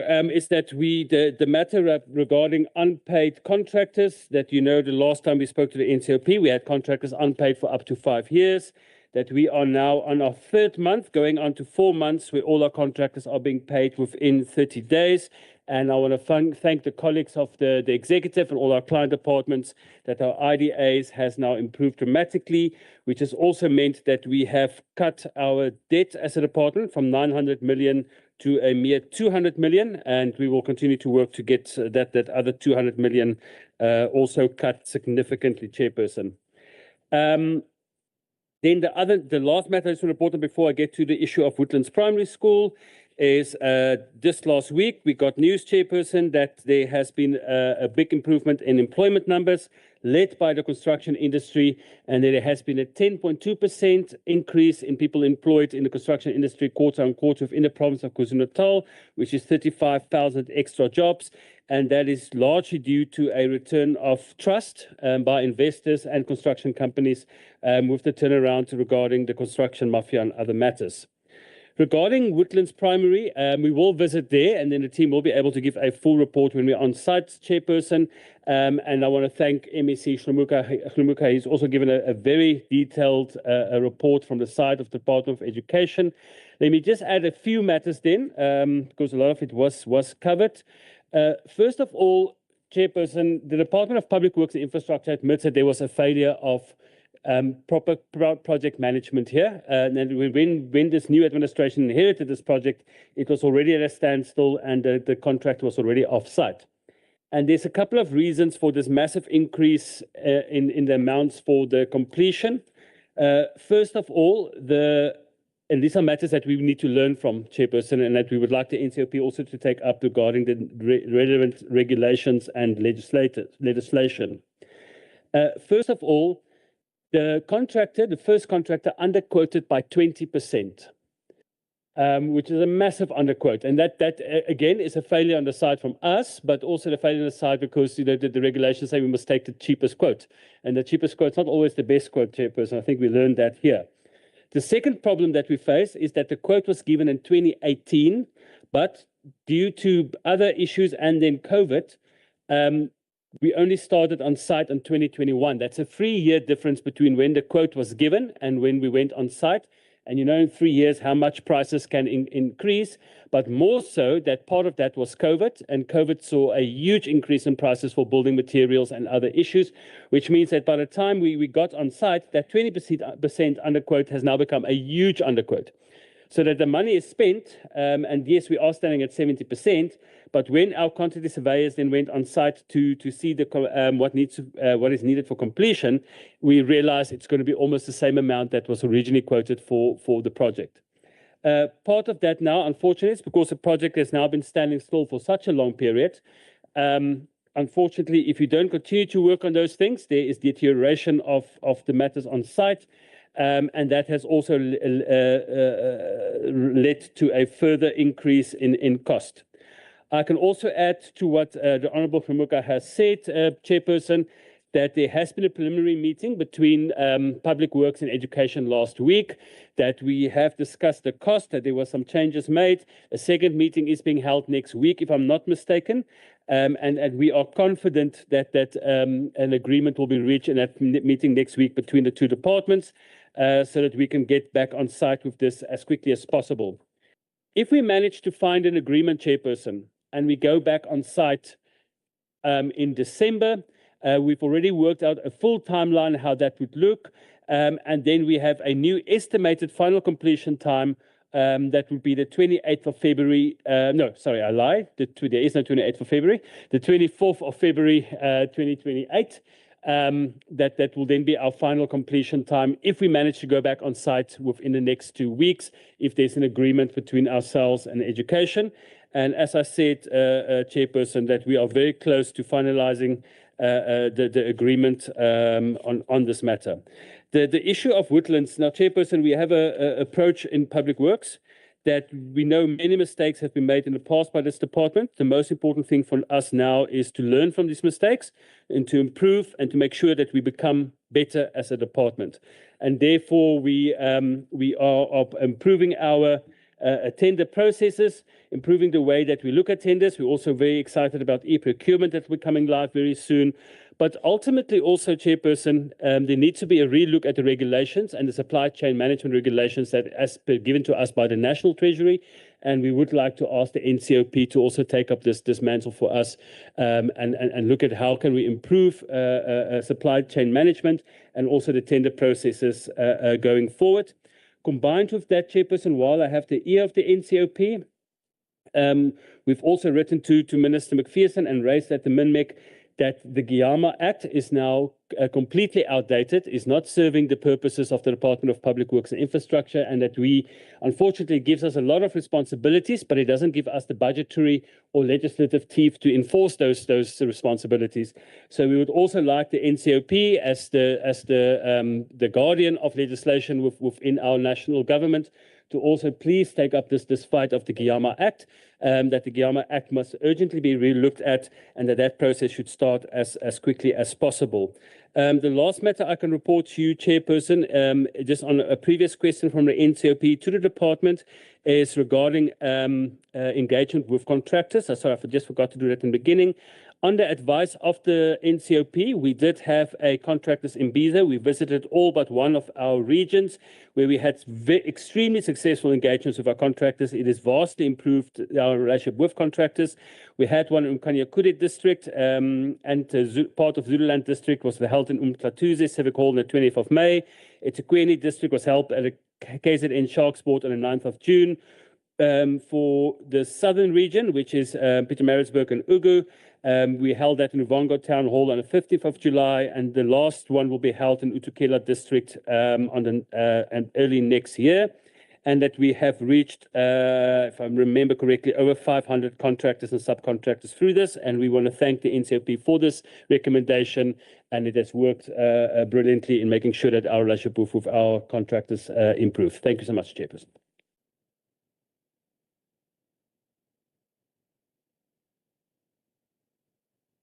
Thank you very much, MEC Martin Meyer.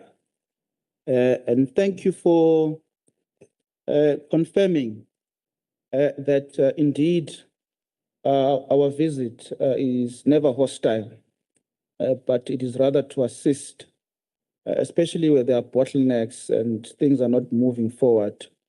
I can say to you that in most projects that we've visited previously, when we came, there was greater movement. In fact, there was a contractor, a project in eThekwini, that housing project, Honorable Governor, that was, I think there were trees growing in the slabs there.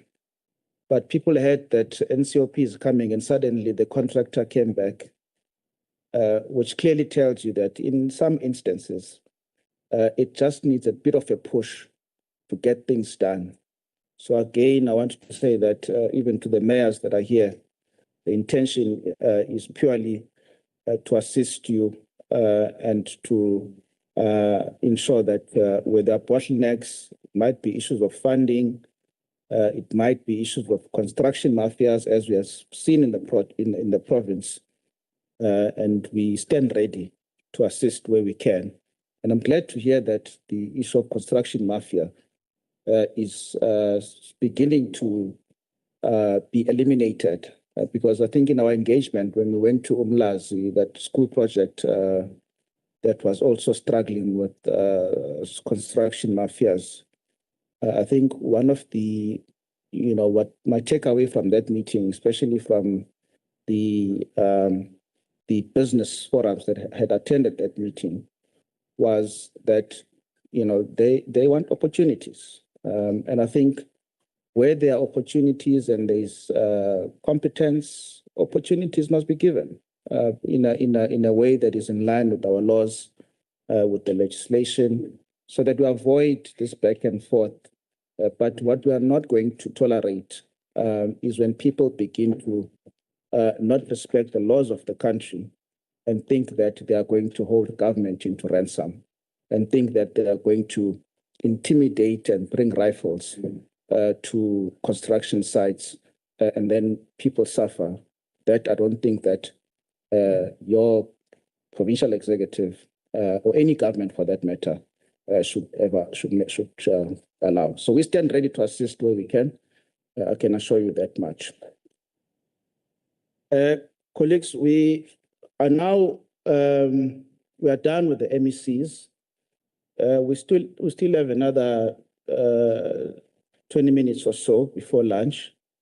I want to maybe use this opportunity to have Salga and the district mayor to do the presentations. Then we can do the rest of the municipalities straight after lunch, if that is permitted. 1, 2, 3. No objection. We'll move to Salga. Salga, I've got the deputy chair, Councillor Nkosi Shabalala.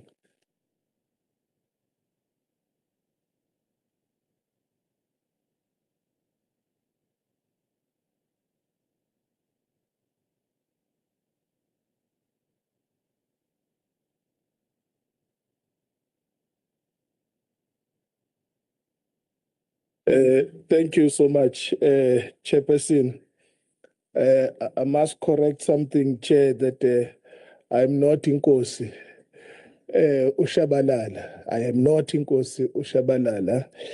I am Councillor Ndabuko Zulu from Amajuba.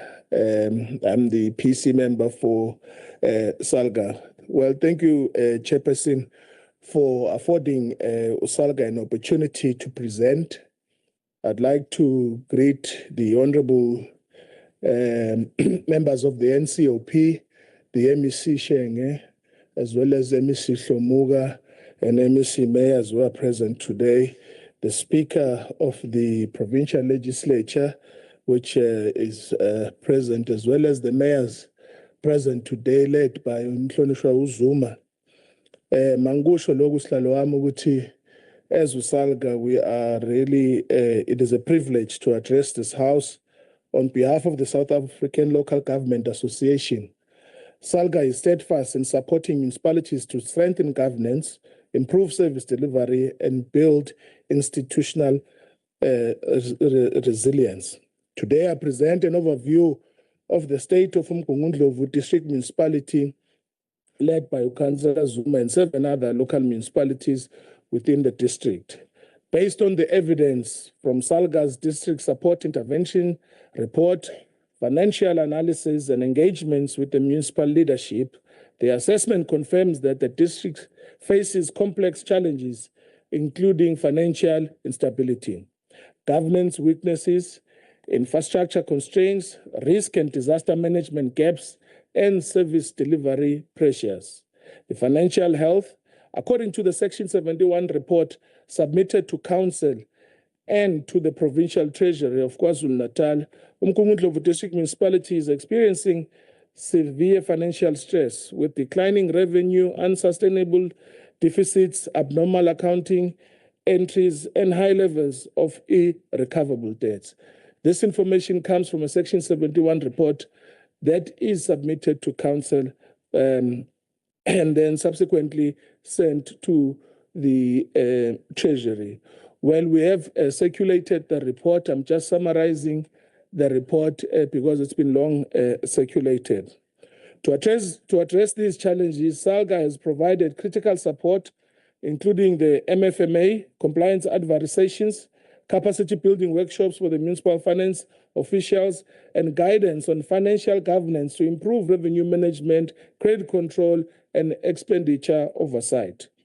Governance and oversight. Governance remains uneven, particularly in Umsunduzi, which shows instability in administrative leadership and weak oversight. Salga has provided governance training focused on MPEC functionality, committee oversight, ethics, and executive statutory responsibilities, support for structured leadership and capacity building interventions, ongoing collaboration with COCTA Section 154 programs to stabilize municipalities requiring focused interventions.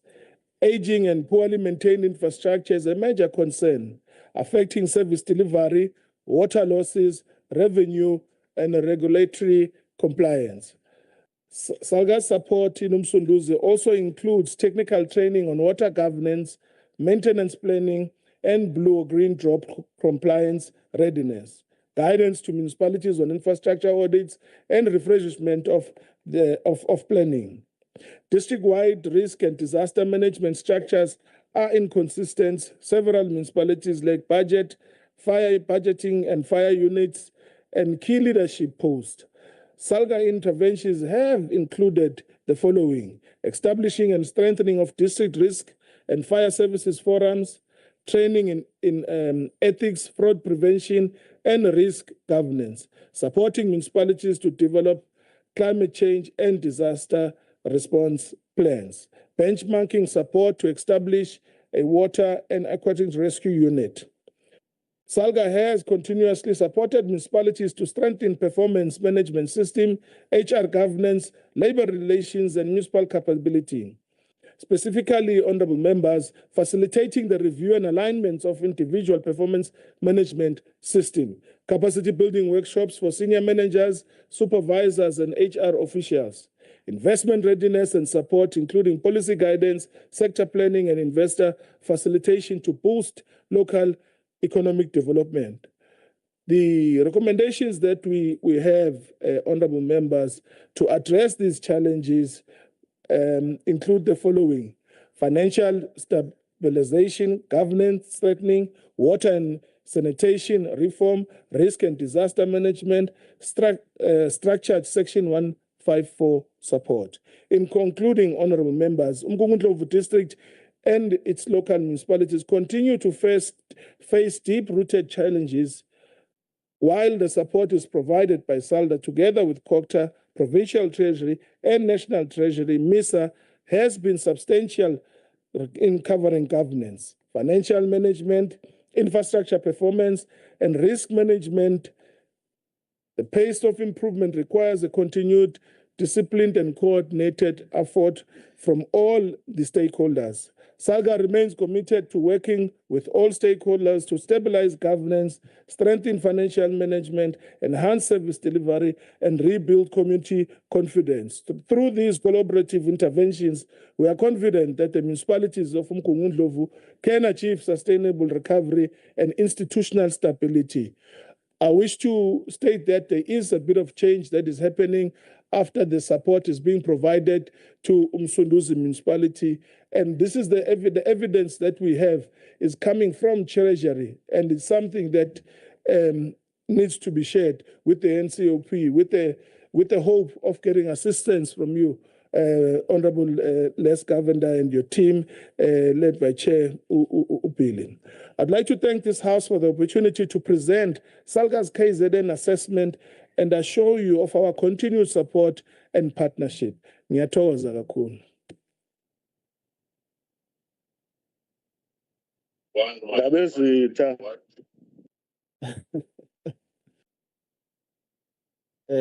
you very much. Thank you very much. I think we would all agree that SALGA plays an incredibly vital role. And I think having listened to the AG, I think SALGA must really be concerned about the AG's report, which was read out earlier, and maybe assist us in as far as giving support and advising how best municipalities can be able to move forward. I think you've got a huge role to play, and we appreciate the role that you play. But I think there's also a lot of room for improvement to really get things done. On that note, I want to now move on to not Nkosi this time, but Councillor Zuma, Ngamalala, the district mayor of Umgungundlovu. Ngamalala, over to you. Thank you very much, Chair.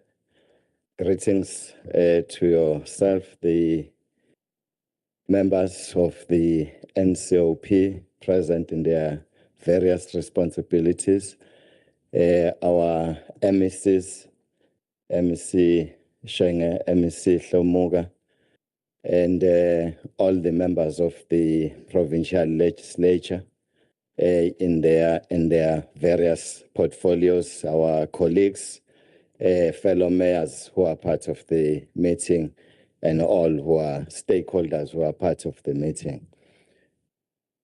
Chair, maybe one will have to not start with his presentation, but with correcting what I think would have been a bit of misrepresentation in the previous presentation with regards to the state of affairs, with regards to the finances or the financial position, the governance structures and all within Umgungundlovu. I think there is misalignment of information in some way and misrepresentation of what we know to be the situation in Umgungundlovu. Chair, the Section 71 report that we submitted to Provincial Treasury does not indicate what was presented by our representative body, SALCA. We remain a financially stable municipality with a healthy cash coverage, which is aligned to the norm that is prescribed by the National Treasury. National Treasury says municipalities should at least have a cash coverage that is between 30 and 90 days. Our cash coverage is over 90 days. And that cannot be an indicator of a municipality with an ailing health position. But we must also say that consistently since 2022-2023, we have been passing funded budgets which have been confirmed by the provincial treasury to be so, because that is how you get an indication of whether your budget is funded. And therefore, the issue of having the deficits that have been reported in the previous presentation will not align with how we would have been assessed by the provincial treasury in terms of our funding position, because you will only have deficits in an unfunded budget, so to speak. At least, Chair, we are financially literate, and these reports come to us and we understand them. And we understand our responsibility in terms of Section 52 of the MFMA, which says as mayors, we have a responsibility to provide overall leadership in terms of financial and fiscal matters of the municipalities. And we do exactly that. And I want to put on record here that we dispute the presentation that was made in relation to Umgungundlovu. But I think we can find ourselves in our corner with our representative body so that we demystify some illusions that were presented here in terms of our financial health. I will then shoot straight to the presentation, Chair, and try to be as brief as the allocated time.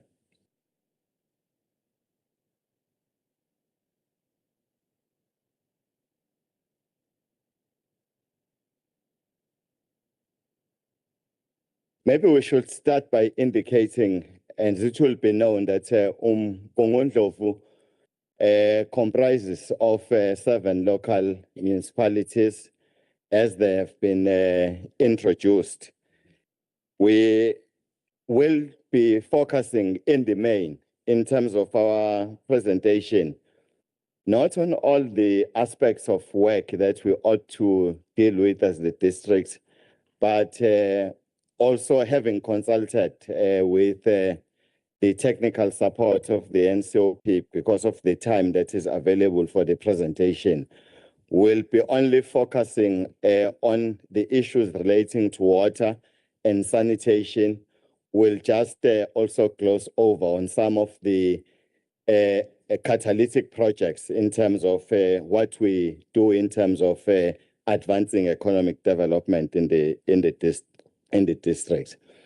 We want to say as the way of introduction that out of the 7 local municipalities, we are a water services authority to 6 local municipalities.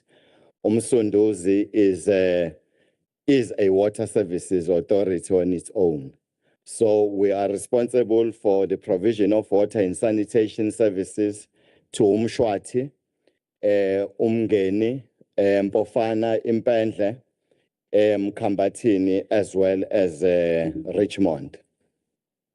We do want to indicate that some progress has been made to link our people with these services in the districts, but we are sitting with 15% in terms of 15% in terms of water backlogs, access to water, and 24% in terms of sanitation.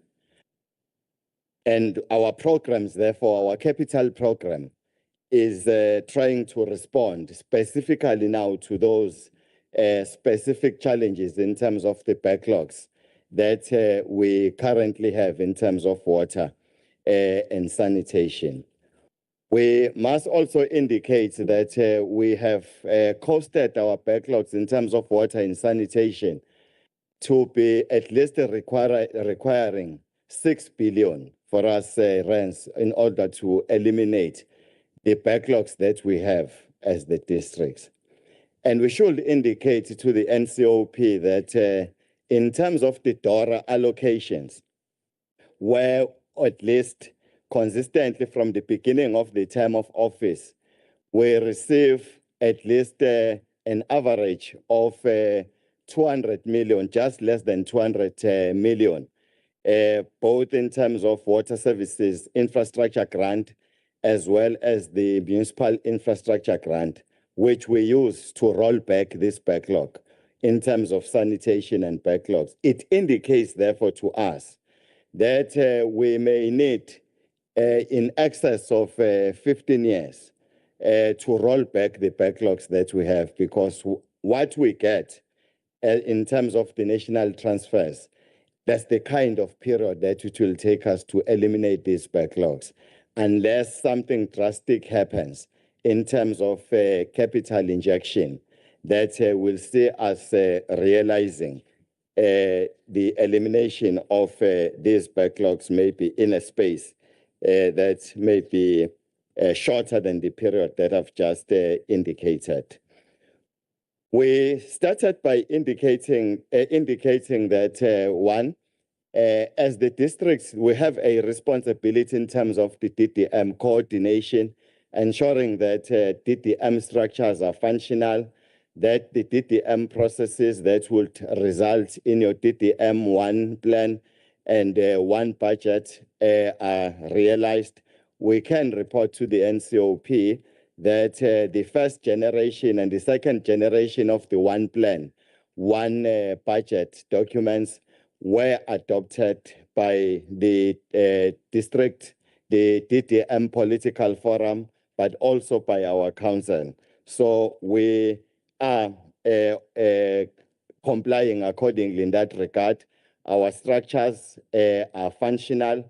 We are seeing our national champions, who are Dr. Pasha, as well as Deputy Minister Morolong, participating in our DDM structures, MEC Duma, who is deployed by the provincial cabinet, also playing a role, but also all the mayors and all the sector departments. We have listed, and I'm not going to talk to the catalytic projects that in the main have got to do with what interventions we would want to put in place or are planned to change around the economic landscape of Umgungundlovu.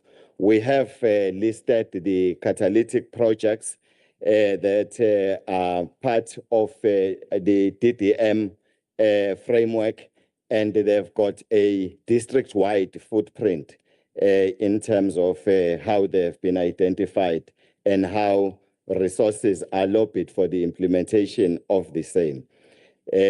We are not going to delve on those, but we felt that it would, for the benefits of the NCOP, we needed to include that. With regards to water, we must also indicate that why water services authorities, but we get the bulk water supply from Umgen water. That is our water, bulk water provider as Umgungundlovu.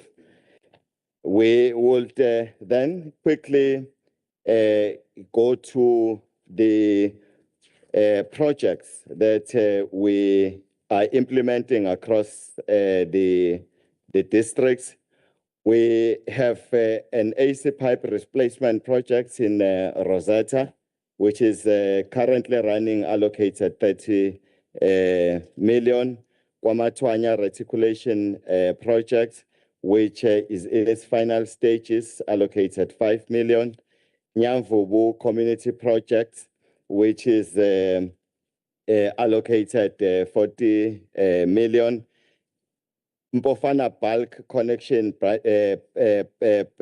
Brandville, Pumlas upgrade, which is also underway with the allocation of 65 million. The Ntlamba Masoga project, which is in the Impandle, which is allocated 36 million for this year, but over the outer years, it will ultimately cost us 110 million. Howick AC replacement with the total cost of 34 million, but currently allocated 18 million. We want just to indicate that in terms of our interventions in relation to water, there are bulk water projects, the examples of which I have just indicated, but that's one intervention. But in areas where there are no bulk water projects that are planned for those particular areas, for people to access water in those particular areas, we also have the borehole programs that we target for those for areas where we're not going to be rolling out bulk infrastructure. But some of the short-term interventions will be interventions like spring protections in some of the areas so that people can have also access to water into those areas. And there will be then areas where we will still be supplying those areas through water tankers so that we bring water closer to those communities. We just want to lift some of the challenges that we would like to be assisted with. In the presentation that was made by the MEC for Human Settlements, there was made an indication of some of the projects that as the department they have planned for these districts. We must say that there are at least 11 projects that can't move because we don't have resources to lay bulk infrastructure for those projects. And most of those projects are around Umgeni. There are pockets of those in other parts of the districts. And we'll lead, and we have developed, came up with the business plans, we have costed those. It's just that the resources are not allowing us to roll out bulk infrastructure into those areas. And we are having engagements with the department itself, the Department of Human Settlements, as well as the Department of Water and Sanitation, so that those projects that have stalled for some time now can actually at some point take off the ground. So we'll need the resources to be directed to those projects like Kanya Village, Hillside, Lions Park, Lions River projects, Khayelitsha, Lunchman's Farm, and other projects of that nature. So as part of the presentation, we've included the costing of each project, which unfortunately at this stage, we're unable to fund those because of the limited resources that we get in so far as the national transfers coming to the districts are concerned. But we also want to lift out of these particular challenges, of course, is the resources that we need to construct a proper wastewater treatment works at Kanya Village. There is an infrastructure that is not up to standard, which was handed over to us by the Department of Agriculture at some point. Would want to build a proper structure there so that whatever challenges that are there, which were faced with at that part of the districts in Umgeni and in the Kanya Village, so that we can be able to avert whatever challenges that are there. We have put also again together a business plan so that we could get resources to deal with that infrastructure accordingly. We want to land with a point that says we appreciate the fact that we note the fact that the national fiscus to an extent is dwindling. And as a result, we find that we don't get all the interventions that will require with the kind of speed that we require. And as a result, we're looking at other options as well in the form of the public-private partnerships that will enable us to roll out, bulk infrastructure in terms of water and sanitation services in the districts. We haven't scored any success, but there is work that we're doing so that at least for the interventions that we do to roll back water and sanitation backlogs in the districts, we don't only focus and rely on the support that can only come from government, that we invite the private sector to be part of the solution so that we can roll back our water and infrastructure backlogs within the districts. Thank you very much, Chair.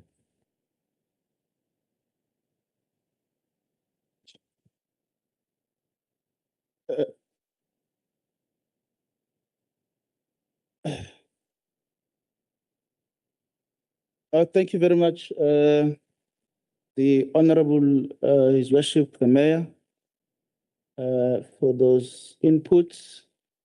And we hope that, in fact, we know that you are going to be joining some of those visits tomorrow, so that you can also make us understand some of the issues you are raising, and we have a better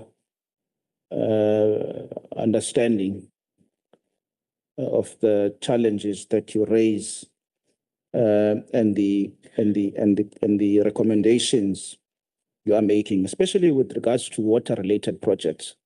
I think that is a vital issue, noting that you are the authority in 6 of those 7 municipalities, and we certainly want to see less challenges with water in the rest of those local municipalities. So we're really keen to see what is going on there and see if we can be able to introduce any measures that might be necessary. Having said that, honorable members and colleagues, the time now is almost 1 o'clock. I want to suggest that we break for lunch, and perhaps we can give it 45 minutes, and we come back here at quarter to 2. I think 45 minutes should be sufficient. Correct. I'm informed that members would like to have an hour.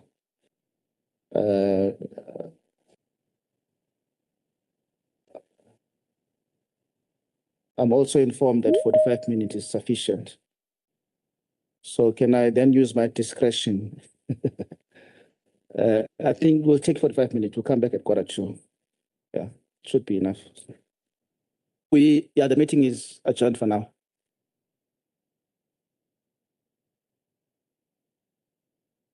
Members, please can we come back at quarter to 2?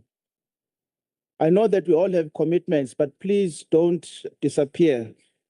We need you back at quarter to 2.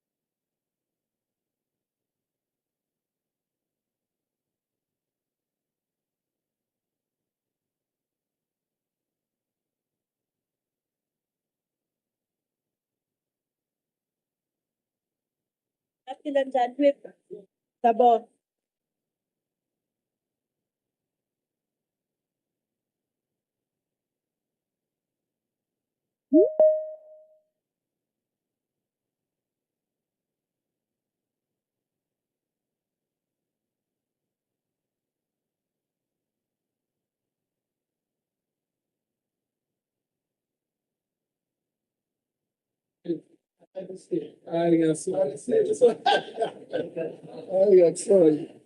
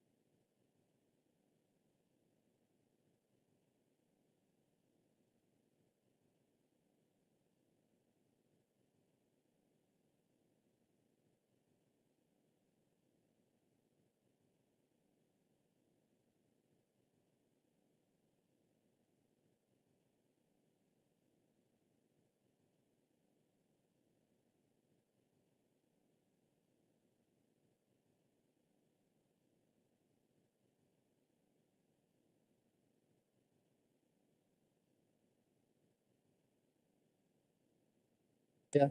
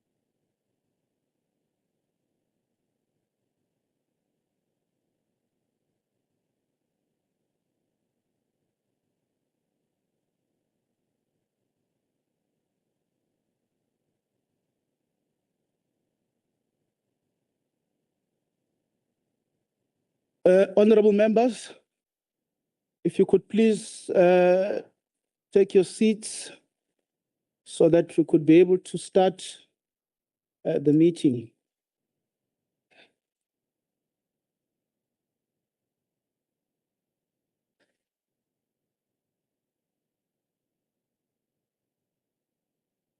Thank you very much. We reconvene again to continue with our program from where we left off.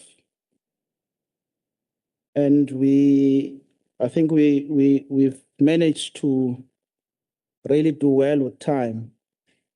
And I think we are going to continue to do well with time so that we are not here for the rest of the afternoon. But obviously, we want to do that as efficiently as possible.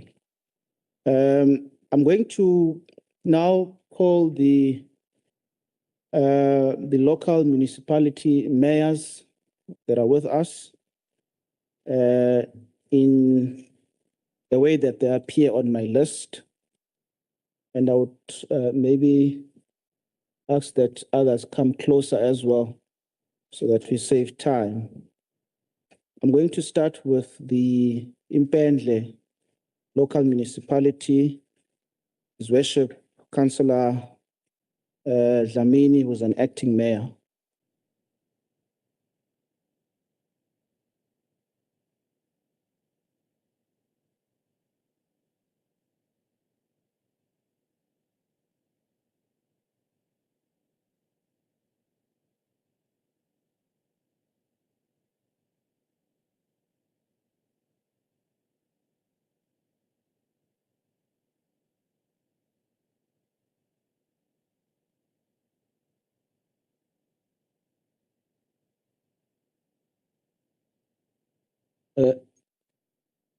Acting Mayor, you have 10 minutes.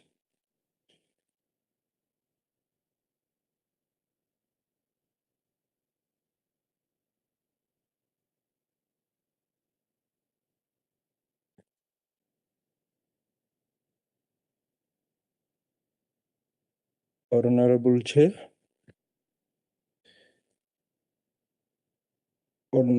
Honorable Speaker,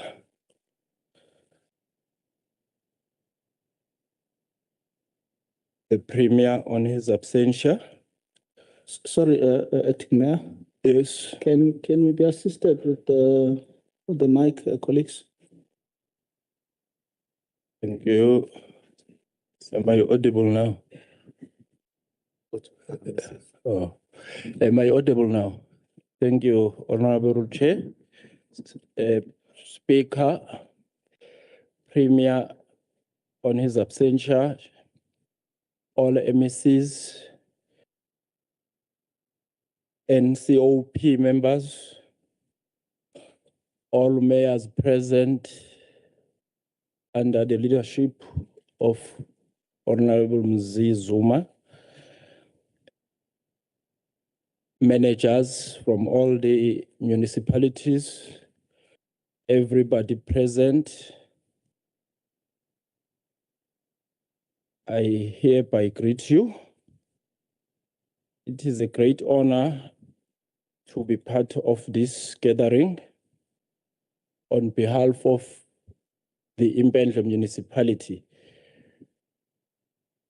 This platform is important because it allows us to openly reflect on the state of our municipality, and more importantly, it strengthens the partnership needed to improve the lives of our communities.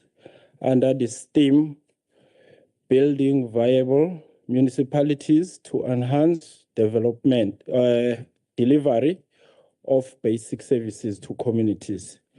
So as you all know, Impendle municipality is a deep rural area under Mkungundlovu municipality.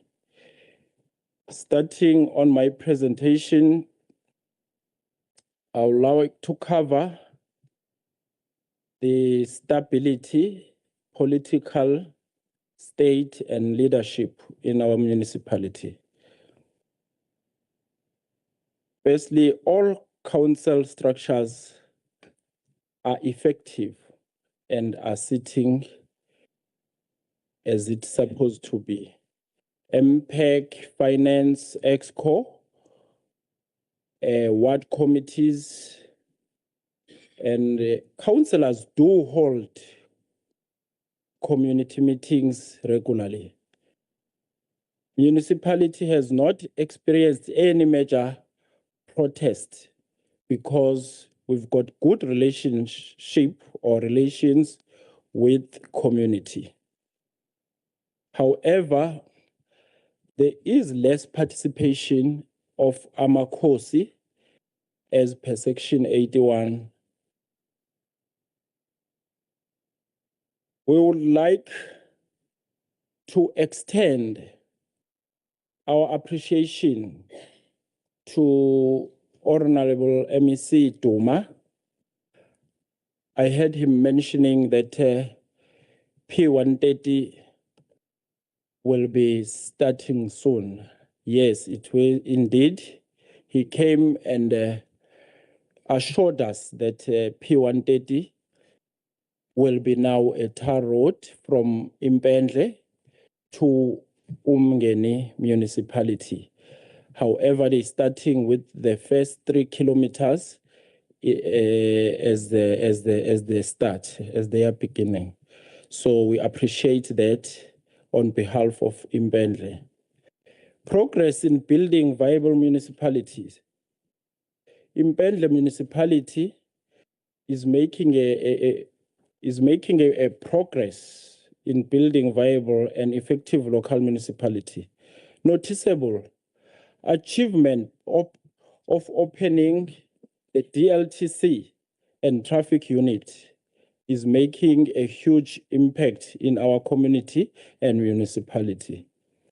The opening of the DSD offices for social communities, for social community programs.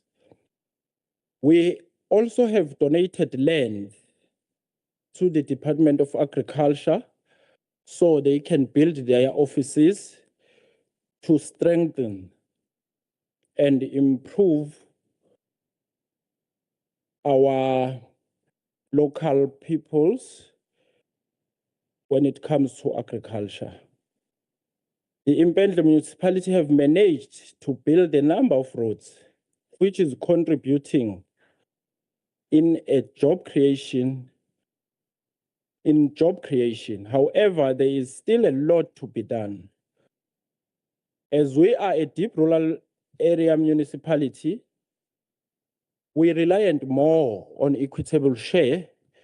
So sometimes services goes slowly in a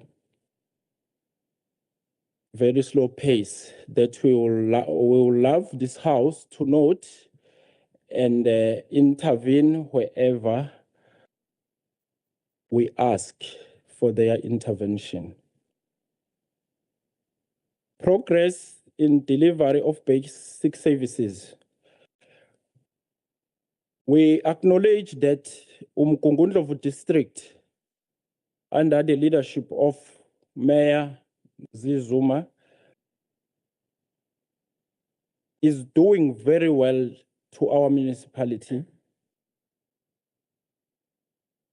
They supply water, boreholes, if need be.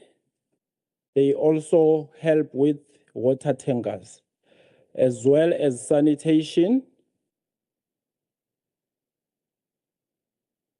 In our municipality, it is well covered by Umgungundlovu district. We appreciate that. Waste collection is conducted within 4 wards, which is Ward 4 and Ward 5. That is due to limited resources that Impendle has. Electricity.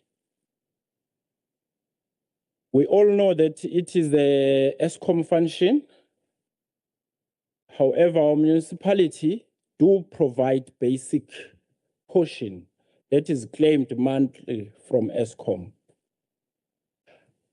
Under human settlement, we have managed to build houses from all 4 wards except Ward 1, which is not benefited at the moment because of private land issues that we face there.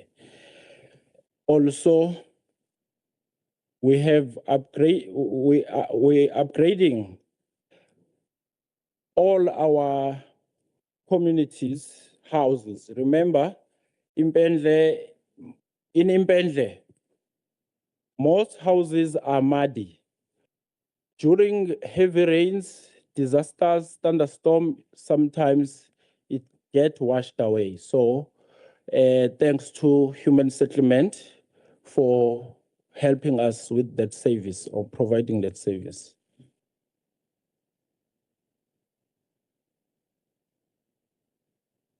As you have indicated that tomorrow you'll be visiting some of our projects in Impendle, I would like to put into your attention that Lindoguhle Gravel Road at Ward 3 has started already with a budget of about 5 million, 5.3 million. We have spent 647 on it, and we are projecting that road to be finished in December. That you will see for yourself tomorrow in our area. I would also love to put into your attention that Mahlutjeni sports field is also under construction as we speak. That's worth about 7 million. I know we might not be able to visit this site because it's far away from where we're gonna be visiting P130 and Lindoguhle Road. In closing, or as I conclude, allow me to express our sincere appreciation to the NCOP, the KwaZulu-Natal Legislature, and all partners for contributing and continuing support in support of Impendle. The peoples of Impendle draw strength from knowing that they are not forgotten and their voice matters in shaping the development agenda of our province.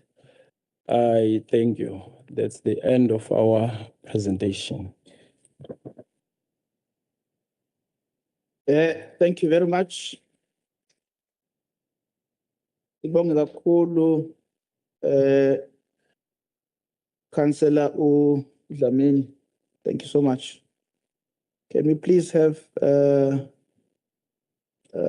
Councillor Ntombela from Mkambatini, His Worship, Mayor.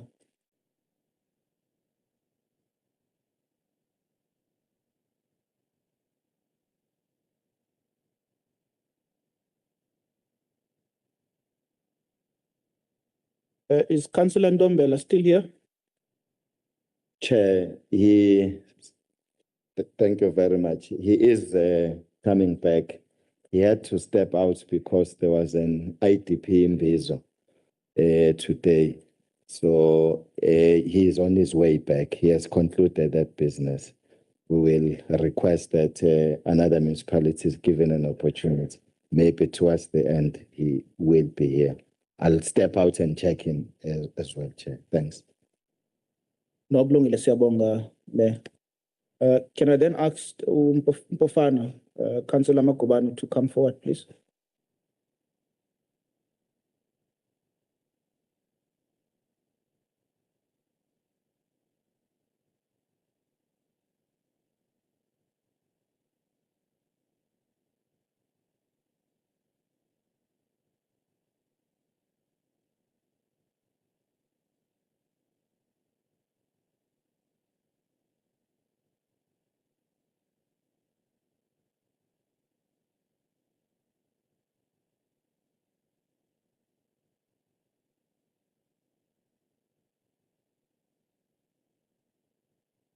Thank you very much. Let me greet the honorable members of the NCOP, the members of the House of this Legislature, the honorable mayors, and our district mayor, Councillor Zuma, and all protocol is observed. This is the report from the Mpofana local municipality. The municipality has obtained an unqualified audit opinion for the year of 2023 and 2024. An audit action plan has been developed, which is the monitored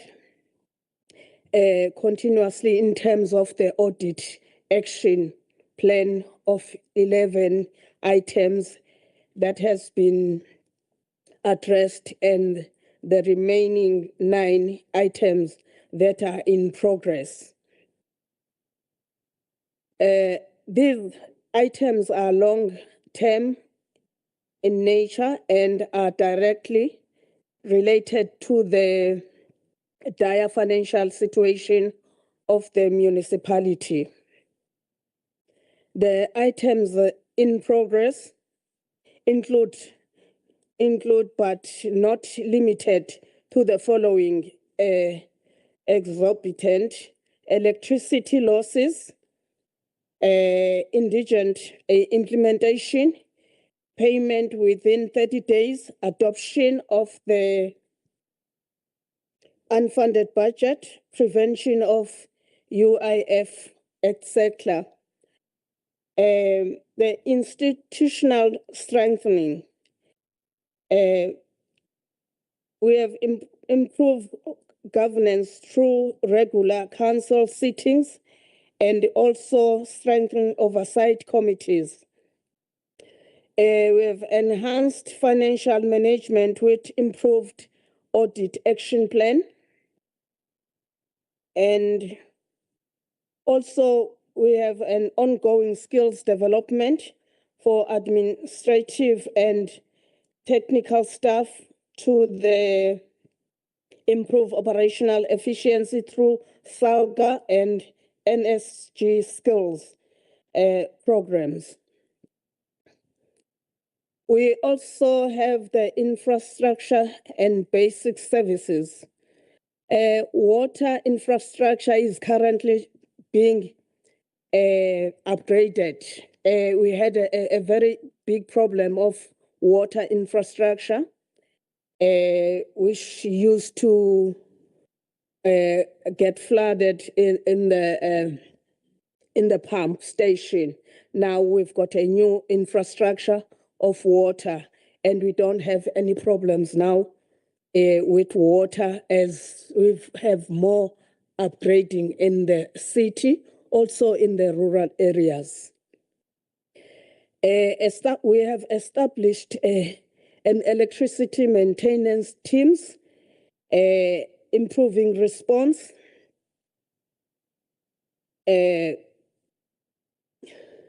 and we also have currently, the municipality has internal, these teams are going door to door to check electricity and also disconnecting the people who are not paying for electricity. And it has gave us a change in our financials. With community engagement, we are functional with ward committees. We are providing feedbacks from the communities, and they are sitting every month. We have increase of community meetings and digital platforms. As we know now, we all use WhatsApp. When there is an emergency, we report it quickly to the community. The key outcomes, we've improved service reliability in water, better financial discipline, and more transparent governance, strengthen relationship between the municipality and resident through active engagement. Strengthen the stability political stage, and we had one of these issues that has ended the municipality under Section 139 was the instability to the political leadership. And we have improved that. We have a stability in the council. Structures are functional, and all the portfolios are sitting. And we've got no major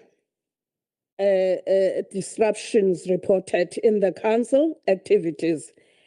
And we are consistent services in service delivery and oversight. Full participation of councillors. We are 100% councillors' participation recorded in the schedules of the council sittings, ensuring quorum and effective decision adoption. Councillors actively engage in debates, oversights, and policy formulation, strengthen municipality governance processes. Functional of portfolio committees. All portfolio committees are operational and meeting regularly as per the municipal calendar. Councillors' participation fully in committee activities, contributing to robust oversight, also in the portfolios and in the council meeting. Committee recommendations are effectively feeding into the council deliberations and enhancing accountability. Key outcomes, we've got strengthened governance, stability, and institutional cohesion, improved oversight and responsiveness of community needs, enhance confidence in the municipality, political leadership, and operational reliability.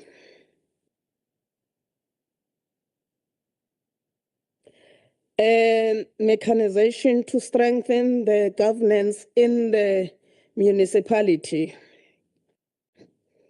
Mbofana municipality, implementation of internal controls under MPEC, direction to guarantee MFMA compliance and sound financially management.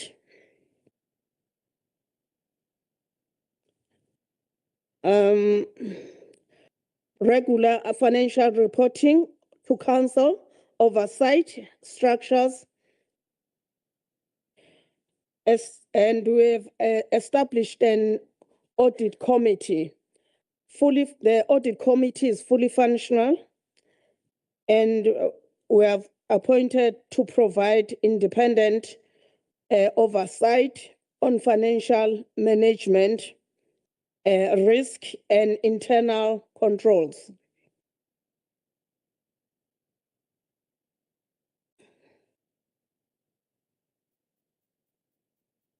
And as we've also have established a disciplinary board.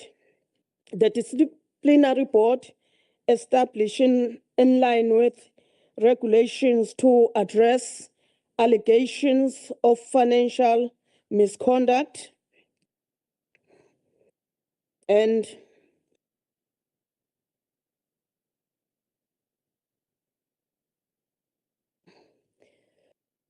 board processes cases to ensure accountability and consequence management.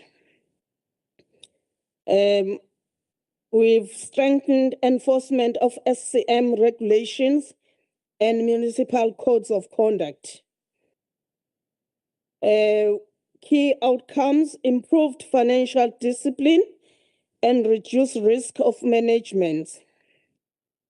Transparent handling of corruption allegations, reinforcing public trust. Stronger governance environment supporting clean administration and effective service delivery. Water and sanitation. We've got a significant project in the supply, installation of new water pipelines, replacement of an old pump, as I've said before, that elevated tank in the Pumlas and Brownville areas has largely been completed. And the communities are getting water freely now, and we are going to do more in the town. At the moment, the project is on the ground. The roads and public spaces maintenance, road patching in Pofana has an ongoing pothole repairs across key routes, improving the viability and community access. Grass cutting and street veg maintenance. The municipality is regularly cleaning and trimming the street veggies and grass cutting. We also had employed young people with the lawn mowers to do the cutting of the grasses along the town. Refuse collection. Mbofana municipality has weekly refuse collection scheduled implemented consistently reducing illegal dumping and improving the cleanliness and also the establishment team to do clear illegal dumping. Electricity services, response electrical team, Bofana municipality has established electrical team deployed to attend to outages, promptly reducing downtime and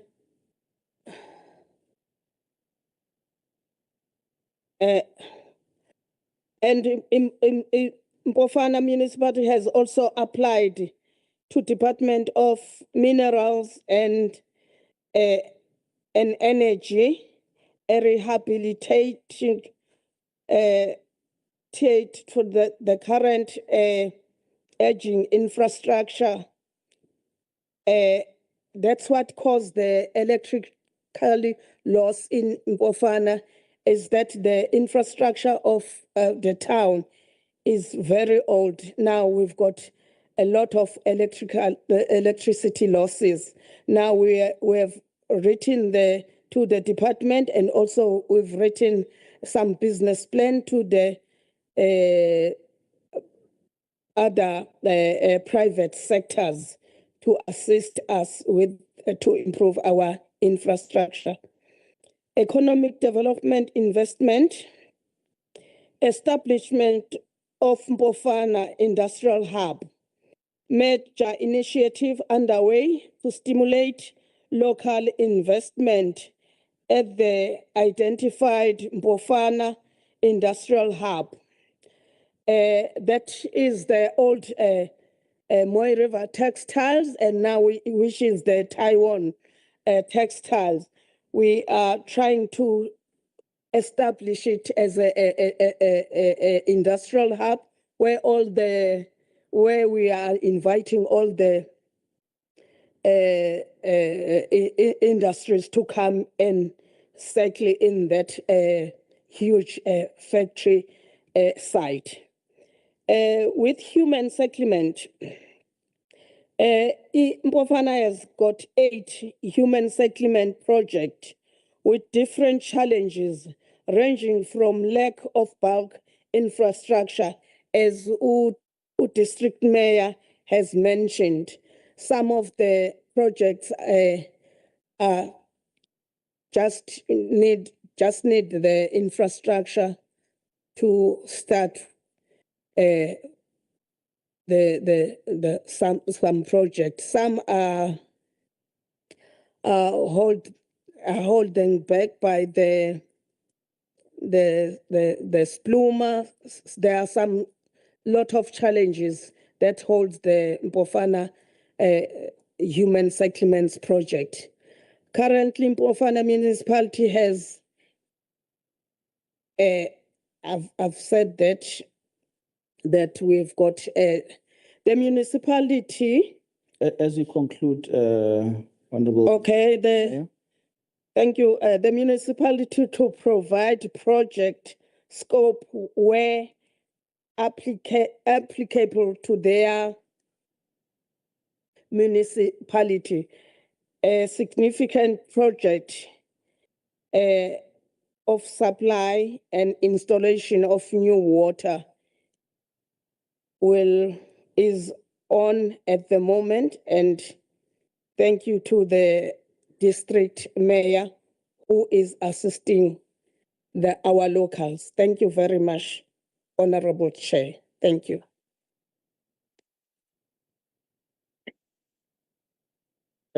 Thank you, Mayor.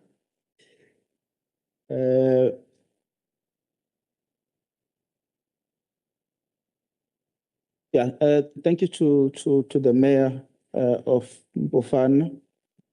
I do apologize to have to step in while the mayor was almost at the end of her speech. But I did allow her another 10 more minutes than what I had allocated. So I was very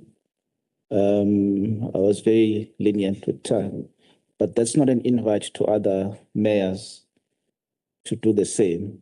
If you could please help us and just remain within your 10 minutes to assist the meeting. We know that you have a lot to say. We know that you are working hard, but let us try and say what matters the most for today. On that note, I want to invite the Honorable Mayor of our capital city, Msunduzi, Councillor Tebola. Over to you. Honorable Chair, thank you very much. Honorable members of the NCOP Deputy Chair and all members of the Legislature led by the Honorable Speaker, the Premier and MECs in absentia, His Worship, the mayors, and all officials from different spheres of government and municipalities. Chair, thank you for the opportunity. We'll start by just highlighting where Msundu's municipality is located, which I won't really take your time dealing with that. Safe to say, we are the core urban and economic center for Mkongondlovu district, and we consist of 81 councillors, 41 of which are ward councillors, 40 are PR councillors. Moving straight to the service delivery areas as identified, Chair, on water and sanitation, to try and attend to water shortages in Msundu's municipality. Umngeni Uthukela Water Board was mandated to construct bulk services to the Vulindlela area so as to increase the quantity of water supply. Now, there is a project, the Vulindlela Water Scheme, which on inception was aimed to serve approximately 10,000 households, and currently that number has tripled. We are currently serving close to 40,000 households. Now, Chair, this project aims to deal with the shortages. Then the first phase was supposed to be concluded in July 2025. Due to delays, it will be concluded in April. And then phase 2 of that project will be concluded in June 2027. To mitigate that, we installed 15 boreholes in the Vulindlela area just to ensure that the community continue to get water, of course, water tankering, whilst we are wanting to reduce that as much as possible, but that's part of mitigation. We also are dealing with revitalization of springs and their protections in various wards in Vulindlela. Our main aim in Edendale area, whilst upgrading, of course, I will go to various projects in Edendale area, but in the main, we want to deal with the water losses by extension of water lines, especially to areas where there's no infrastructure at all. And the following projects, of course, I will deal with them as we continue, Chair. We wish to report that in the financial year 2024-2025, through BFI and Department of Water and Sanitation, we received 67 million, and 2025-2026, 16 million. And with that, we are, first of all, had to deal with the feasibility study, preliminary designs, and the implementation readiness. Now, the following projects have been identified, and you'll see that they address exactly what I spoke about earlier. The Ingwati bulk water pipeline, 17.5 kilometers, the bulk water and sanitation in Ward 14, that is the Nimbali Pietermaritzburg water upgrades, This mainly talks to our old infrastructure, the aged infrastructure, where the majority of our pipelines is asbestos. We are upgrading that, of course.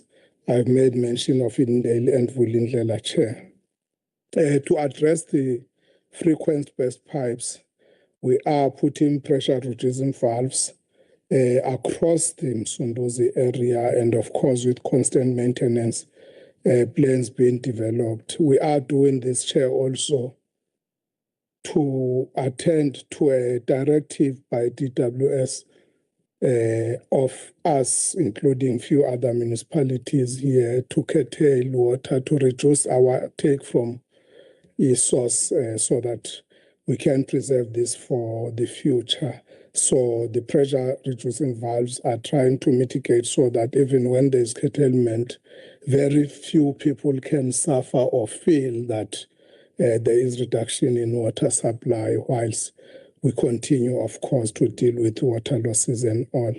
We are currently busy. We have actually taken a decision at council, a special dispensation to fill priority posts within the water department. That includes, amongst others, general labor, artisans, and of course, specialists. We are in the process of appointing to fill those vacant positions to ensure that this service continues. On roads, Chair, we continue to enhance service delivery by ensuring that all Msunduzi citizens are able to access their places of work, schools, hospitals, and other essential services through the building and maintenance of our road network, especially in the city. In the last financial year, we spent 67 million on upgrading 4.5 kilometers of roads from gravel to an all-weather surface. This investment ensures that even during rainy conditions, our communities are able to access public transport services that were previously unable to operate due to poor road conditions. The following, Chair, without really going into that list, is an example of the roads that we have upgraded. The Tambuza Road, where we spent 26.7 million, and of course, that list including non-motorized transport that is on the sidewalks, especially on the main road, Mozambique. I'm sure when we do this site visits tomorrow, you will see some of the work that we are talking about.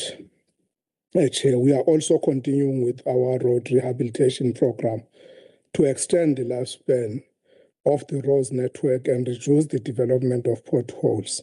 The problem that we are facing currently is a backlog where most of our roads have reached the end of their lifespan. However, over the past 4 financial years, we have prioritized rehabilitation, particularly in the CBD and surrounding areas, to support economic activity. Over the past 3 years, a notable budget has been allocated towards road rehabilitation. Just in the last financial year, Chair, we spent 93 million to rehabilitate most of our roads, especially in the city center, and we have rehabilitated 128,000 square meters of our roads. Now you'll notice on construction, I was talking of kilometers, but on rehabilitation, same kulumanga square meter, and the list of those roads, Chair, is listed on the report. But if the committee feels what we need to deal with them, singangena kuona singabi nayo ilokhuzana, because it is indeed imigwaqo eminingi. Over and above that, Chair, we have also gone to a process yokuvala ama potholes, because we have realized that above yonke enye ilokhuzana inkinga yelento sine problem of ama potholes, of course caused by exactly what I mentioned earlier, the issue of aged infrastructure yelokhuzana yemgwaqo, Chair. So we have spent a lot of money again in ensuring that we deal with into yama potholes in our lokhuzana emgwaqweni yethu. Of course, njengangishilo ilokhuzana ilist sizoyiletha, Chair. We do have a list of those lokhuzana. We will move straight to the electricity chairperson, because ngizama ukuthi ngisave ilokhuzana isikhathi sakho. Safe to say, over and above pothole patching, we are one city now engabi nenkinga kakhulu, even masibona lina izulu, because the drainage system yethu has been attended to. Yes, we still do have a challenge corner, but the issue of catch pits, kanjani nama channels, we have dealt with that in the city kakhulu. So asisasabi kakhulu Chair. But on electricity operation and maintenance is responsible for the operations and maintenance of Msunduzi's electricity infrastructure. The challenges that face us currently can be classified as follows: interference with the infrastructure, tampering, illegal connections, theft and vandalism, of course funding constraints, where it makes it a little bit difficult, aging infrastructure, okwenza maintenance ibe costly and a bit complex. Power outages, we are not really mentioning load shedding anymore now, because of isimo esesikhona, but climate change also, extreme weather events damage our infrastructure, which increase our repairs and costs. Okugcina kureduce also ne-life expectancy. But the following interventions, Chair, siwenzile ukuzama to electrify indawo ezahlukene. I won't go through the whole list, but safe to say, kule financial year edlule, we have electrified in an area yasezinketheni about 245 new households in Mpumalanga and Sweetwater. Project amabili, the first 103, the other one, which is currently sitting at 90% completion, 130 households. Kanjalo, we are dealing with the issue of street lights in the area. Kule skhathi njena, in the first quarter, we have already attended to 2,806 street lights, which is 38% of our area of supply. We are maintaining our poles A2 sitting at 27% currently in this financial year. Kanjalo nama substations A2, we have already maintained 14, sitting at 23% kule financial year then. Chair, I will move straight to political stability. Of course, we are listing the representation in the municipality. There is no majority party. The list ikhona lapho ukuthi which parties are represented ame kanjani, but we are proud to say we are one when it comes to that of the stable municipalities, where you will never realize or recognize ukuthi there is no majority party in council. We are functional. We sit every month on a monthly basis. There's nowhere where council cannot sit because of any issues. Of course, there will always be political differences. So is the EXCO is functional at least twice a month. We have properly constituted and functional portfolio committees which report on progress ngaso sonke isikhathi to EXCO and ilento. Of course, like it said, the EXCO is proportionally represented as kufanele kumthetho. Political leadership has oversight on planning process and the process of public participation, which engizongena ngithi deeper kuyona. We have ward committees in all wards, and they are all functional. In terms of the latest report, of course, assessed by COCTA, we have 100% functionality. Yama ward committees. We also do have a rapid response team which meets on a weekly basis on Fridays to attend to service delivery challenges. The aim is to ensure that where kunama challenges, including where there are service delivery protests or anything, this team attends to that, and the speaker chairs that, and all ward councillors and officials participate kuloko. It is why, Chair, we can safely say in the past 6 months there have been very few, if any, service delivery protests in Msunduzi municipality. I actually can record one that we know of. It's because of the interventions of this committee. Traditional leaders participate, and two amakhosi sit in council meetings, Nkosi Mkhize and Nkosi Zondi, Nkosi yaseSnathini, Nkosi yakaMpumuza, who represent all traditional leaders. They all sit, or they both sit both with council, EXCO, and in portfolio committees. Of course, siyachaza ukuthi bahlala kumaphi ama-portfolio committees, but ke bakhona. Chair, we have currently only one position that is vacant with senior management in the municipality, and that is the post of the Deputy Municipal Manager, Community Services. All other vacant positions, including that of the Municipal Manager, that was vacant for quite some time because of the legal issues that we had to go through with the then Municipal Manager has been filled. It is only this position which the recruitment process is currently underway. Actually, I can safely say on Thursday, this coming Thursday, we will be holding interviews, and we believe we are within our recruitment plan that we approved with council. So I can safely say kuhamba kahle ngalapho. We have, Chair, realized or are dealing with the issue of fruitless and wasteful expenditure. You will see that iminyaka edlule ngokulandelana kwayo, we have really reduced that.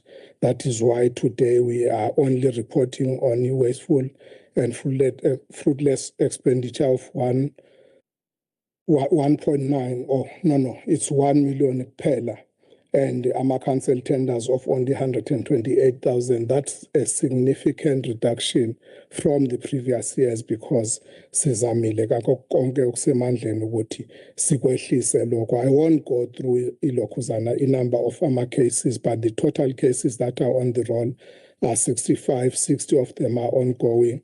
Of course, amanye amaningi abevela previously when we report about 175 of them asevaliwe, and ama-results awo lawo ma-case lawo ayabonakala lana Chair kwilokhuzana kwi-report yethu. So we can safely say we are dealing with into fruitless and wasteful expenditure, and siyakholwa ukuthi indlela eyaphambili ikhona isiyabonakala manje kwilokhuzana endleleni yethu yasemsunduzi. Okay, manje iyangibalekela Chair lento. One of the interventions esiwenzayo Chair is that ngale kwe Rapid Response Task Team, we have established a war room. The war room is a service delivery war room, which mainly intervene also on service delivery. Through that, we have established what we call the Operation Koqimali, where all departments swahlanganisa ndawonye to ensure ukuthi siyayilanda le mali esiyikweletwayo. We are one of the municipalities esikweletwa kakhulu, but we can safely report Chair ukuthi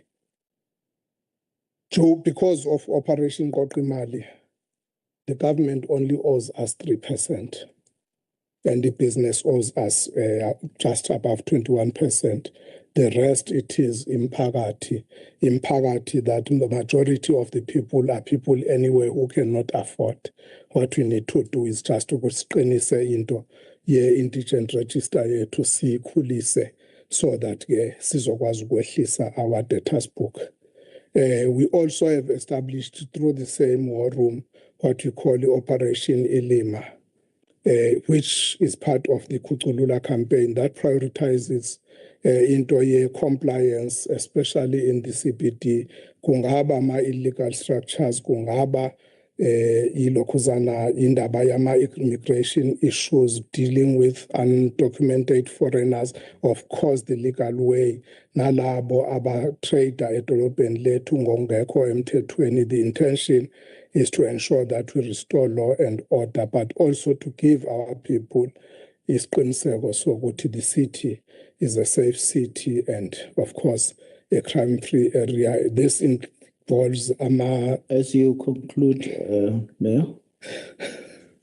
This includes, Chair, ama-unit amaningi kakhulu ngaphakathi edolobheni lethu. Let me just go straight, Chair, then to human settlements ukuthi sinama projects amahlanu ku-consolidation, amabili where sikhuluma nge-top structure, of course, i-list yawo singayisho ukuthi imaphi. We are also together with the Department of Human Settlements attending to the issue of military veterans, where we have made service sites ambalwa impela noma isibadlwa esithile impela to attend to i-issue yelokhuzana yama military veterans ukuthi nawo akwazi ukuthi athole indawo zokuhlala ukuze sikwazi kwesoke sizama ukuthi le issue yelokhuzana ye-human settlements is one of izinto esaziyo ukuthi with our city growing annually ikhula kakhulu kuningi kakhulu esizama ukuthi sikwenze uku-attenda kulokho. Part of what we are doing in attending to that is to give dignity back to our people. Sibhizi silungisa i-sewage pipeline across all wards in Edendale. We have invested significantly ukuqinisekisa ukuthi siya-attenda leyo nto. The intention is to attend to contamination of the Duze River nakho konke around yona, because there is a time where it was also a human rights issue and we are trying to deal with that. Sengasayilandeli ke ngokwelento. So that I can just conclude, I thought I need to share this with you, Chair. Of course, the report ikhona iningana, the members can go through it and spendule leyo mbuzo. Thank you very much. Sure.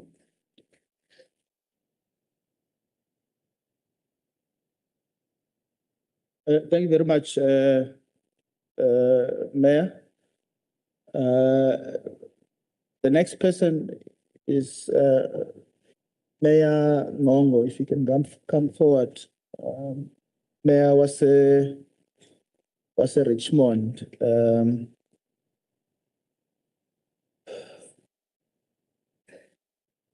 So I thought that we were on time. And I was really encouraged by how we were proceeding.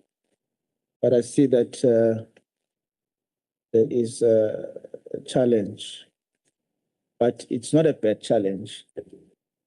We do want to know as much as we can. But colleagues, the presentation we are presenting, you have shared that, that's my understanding. So if you could just help us just highlight the key points. If you have not shared the presentations, please do so with the table staff through your officials. Otherwise, Mayor Mamalala, you're going to have to take responsibility for everyone. Please assist us. Mayor, you may proceed. Thank you. Greetings, the chairperson of the session.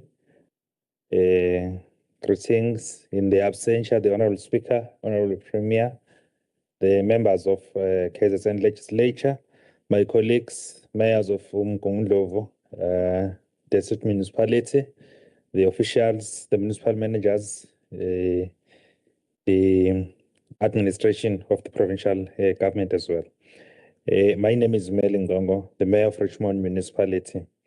It is the great honor and pleasure to stand before you to present shortly the state of Richmond Municipality. I am, Honorable Chair, delighted to stand here under the theme Building Viable Municipalities for Enhanced Delivery of Basic Services. I will start by the progress in terms of building the viable municipalities for the enhanced delivery of basic services. Richmond Municipality has adopted the new presence plan for the Richmond Communage, which aims at bringing the town closer to the R56, which is the road connecting Eastern Cape, the town, as well as the Gauteng, Johannesburg. This presence plan has been adopted and in place in the efforts of enhancing community development and local economic development. As Richmond was also recently adopted the newly reviewed bylaws to assist the town to better manage its own affairs and ensuring the compliance and law enforcement within the town. We have also launched the projects during the past financial year, which is the rollover to the current financial year, of upgrading the stormwater drainage at the value of 29 million as our efforts in trying to be climate resilient and adaptation program. As previously, we used to note that our road used to be washed away by heavy floods and so forth. So we are starting to construct the stormwater drainage project that starts from Maswazeni to Mchindini, which is covering 2 wards, that is Ward 7 and Ward 2. Also in collaboration with the KZN Resilience Project, the municipality has benefited 3 reliable pedestrian stormwater crossing bridges in Intlazuga, Ward 5. We have also been assisted in installing fire monitoring cameras in the fire hotspot areas. Construction of Shetty Bridge at the value of 14 million in the previous financial year. No challenges we have in relation to the municipal infrastructure grant, INEP conditional grants, and all other sorts of grants that we receive. For the past 5 years, we have never had any challenges in terms of the expenditure or had any amount of money that had to be returned to Treasury due to non-expenditure. With regard to the progress of in terms of building the viable municipality for the enhanced delivery of basic services on the infrastructure and development projects, I will zoom into electrification projects. We've got 4 projects at the value of 5.1 million that are currently underway. That is your Slahla project, Mtunzini, Maxtil, Masonite, Mpofana, and Kumane. We have also installed the solarized or LED lights within the CPD, even outside the CPD in Shepson Road, which is the road linking the R56 to the town, and partly covered Greater Indaleni, mostly in Ward 2 with the solar powered street lights. On the local economic development projects, we are in progress with the rehabilitation of the SMME stalls on Nelson Street, which is a CPD as well, the Chile Street, at the value of 4 million, which is the which was the grant that was sourced through ATIA. We wish to acknowledge the support and appreciate the support that we continue to receive from ATIA in terms of our local economic development. The municipality maintain a very strong cooperation with sector departments such as COCTA, Provincial Treasury, ATIA Transport, Human Settlement, and others through the coordination which is the district development model and operations Sukumasake. On the skills development, Richmond Municipality has recruited 120 unemployed graduates, of which 70 of them fall within the youth bracket, and they've been recruited through LGSITA. Some of them have been placed in the local municipality, and some of them were even placed in our nearby institutions such as your DHA, DOH, SAPS, DOE, and others. On the strengthening the stability on political and strengthening the stability, political state and leadership of the municipality. I will start on the municipal stability. I can generally proudly say we we are a generally stable municipality in terms of political governance. The municipality remains stable with all council committees functional and achieving 100% sitting rate. All your MPEC, your EXCO, your municipality committees, your rapid response and so forth, they are all sitting as expected and required. The municipality is also participating fully and meaningful in the DDM council composition. There is no vacancy within the council. The ward committees are convening their meetings on a monthly and quarterly basis. The traditional leadership, they are participating very well in the municipality affairs. As a result, we have got Inkosi yaseNdlunkulu, Inkosi uKhawazela, sitting in the EXCO, also sitting on economic development planning and infrastructure portfolio. We have got Inkosi uDlamini sitting with community services and corporate unit. All amakhosi yaseNdlunkulu, they do take part in our council sittings. We don't only limit the participation to amakhosi, even izinduna, they take active part in our community development through our stakeholder relations and our war rooms. They do participate in our war rooms, and we also do from time to time, we also do reach out to their traditional councils to present our IDPs, our plans, share the challenges, and find solutions collectively. On the administration, we do not have any challenge with the administration. However, I think it's worth mentioning that we only have got 2 vacancies, which is in the process of getting filled. The recruitment and selection process is underway. Both vacancies, which is community services director and technical director, infrastructure manager. The panels have recruited the potential candidates. The process is underway. We strongly believe that in less than 2 months, those vacancies will be filled. However, currently there are acting appointments in line with the Municipal Systems Act. On the mechanism to strengthen the governance of the municipality and the financial systems, corruption allegations, and so forth, the municipality has introduced an automated supply chain management system to streamline the procurement process, which is called MUNISOFT. We remain grateful to the Treasury Office with the continued support that we continue to receive. This new supply chain system is also assisting us in order to cap the unauthorized, wasteful and fruitless, irregular and fruitless expenditure. We also, as a municipality, received the clean audit for the past financial year, as it was mentioned earlier by the AG when she was standing here.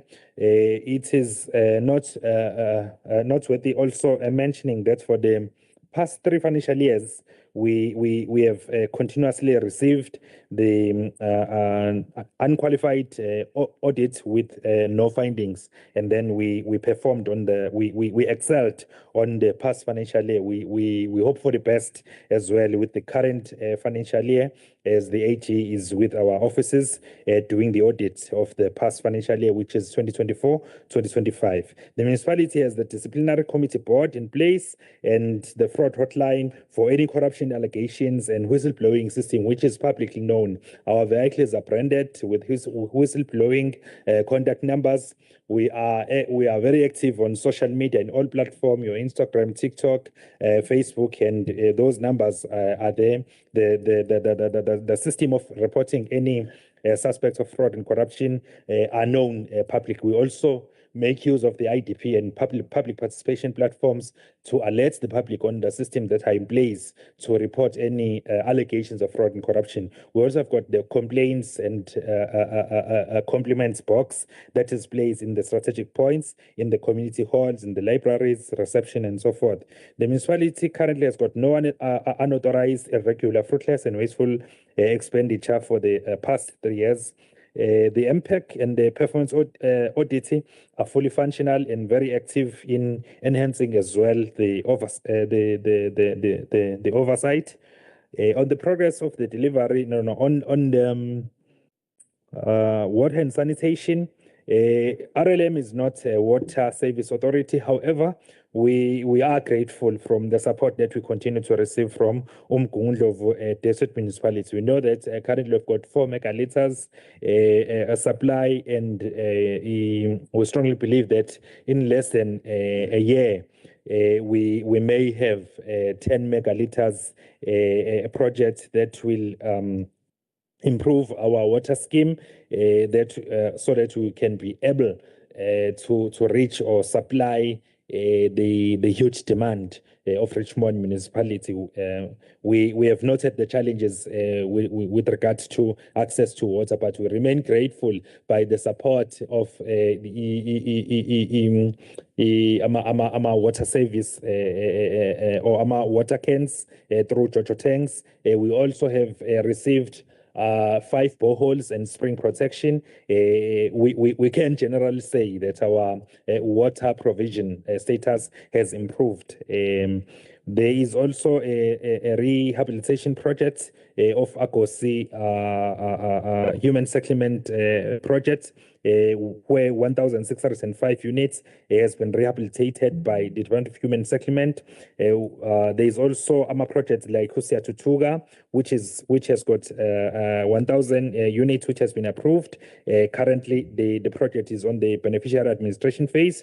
Umzinolovu project, Gengeshe projects, all those projects, the construction has not yet commenced. However, processes like geotech assessment, environmental studies are underway by the implementing agent. On the refuse removal, we on a daily basis, the town have got the compactor truck that remove the refuse. We also make use of the skipper bins that are placed or located at the strategic points or in the hotspots where we used to see the illegal dump sites. We also make use of our social media platforms to get complaints and place the skip bin and concrete bins where they are required. Please round off, Mayor. All right. The municipality is also in the process of purchasing the yellow plant, which is the excavator, the compactor, grader, as well as excavator, waste compactor, as well as the grader, in order to enhance the rural road maintenance, as well as the landfill sites management. On the upgrading of the informal settlement, we have got one major project that I can mention, which is Pongoza slum clearance. That project is underway, which will relocate 213 units or 213 households from where they are to Richmond Common Age. We also have got a phase 2 rehabilitation project, which is complete. Phase 2 Siatutuga Magoda road rehabilitation, which is complete. Then on the challenges, as I learned, we've got few challenges that I wish to mention, Honorable Chair. The one is the ESCOM aging infrastructure. It's more related on the transformers. From April 2022, ESCOM has started to penalize or to charge those people who are non-buyers of electricity. Then the process that they've implemented since April 2022, it's giving us some huge challenges, because those people who have got the blown or faulty transformers, those transformers are not being replaced and they are charged. They have to they have to pay the penalties of 6,000 each and every household, and that results in the blackout of most areas within our municipality. The second one is the poor network and signal connectivity. The third one is infrastructure damage caused by devastating rains, some dating back from the April 2022 and 2024. The fourth one is non-functional Tusong Service Center, which was also damaged by heavy winds and storms. The last one, as I said, is the poor visibility of the SAPS, which continue to be a very serious threat on the escalating numbers of crime, but due to shortage of resources like vehicles and so forth. Thank you so much.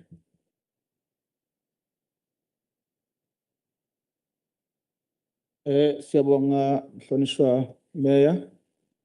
The next speaker on my list is the Mayor of Umgeni Municipality, Councillor Papas. His worship.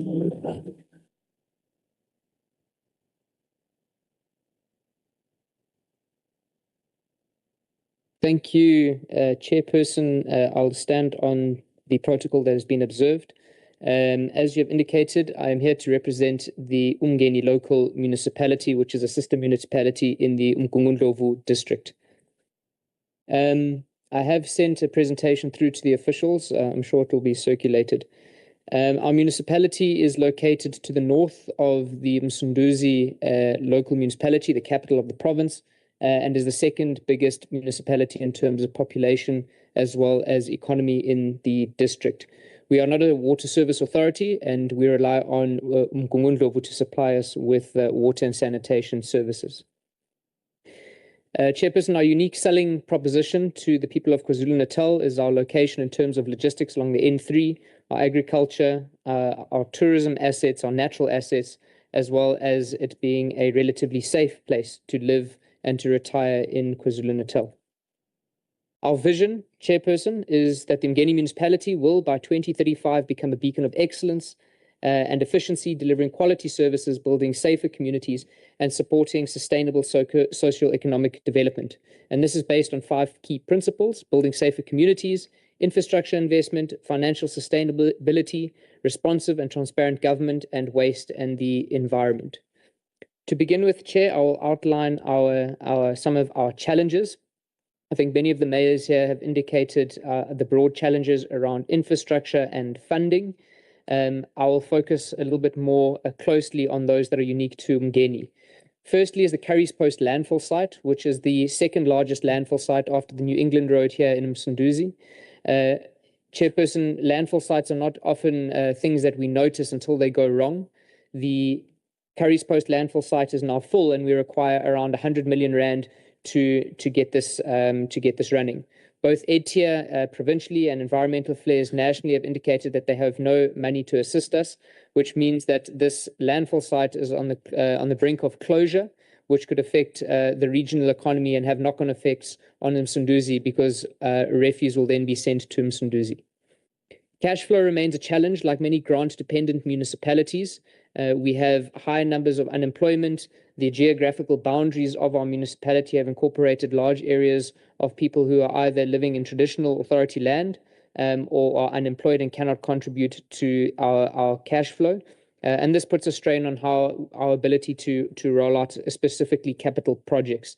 I think it has been mentioned a number of times today that we need to relook at how we fund municipalities, and that a one-size approach fits all does not work, as well as the horribly outdated equitable share system.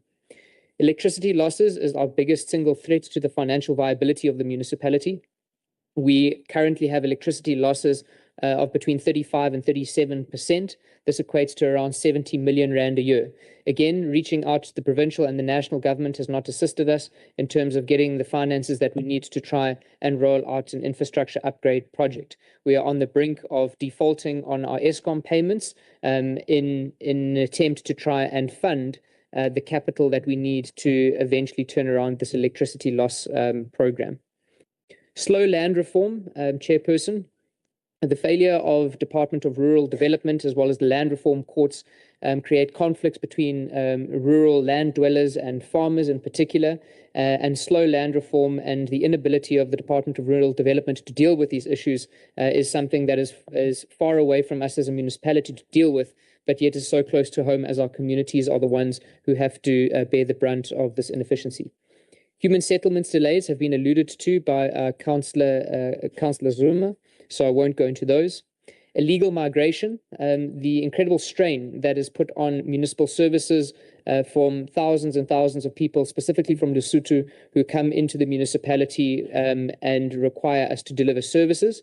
And this puts a huge strain specifically on our housing, as well as water, electricity, and refuse collection.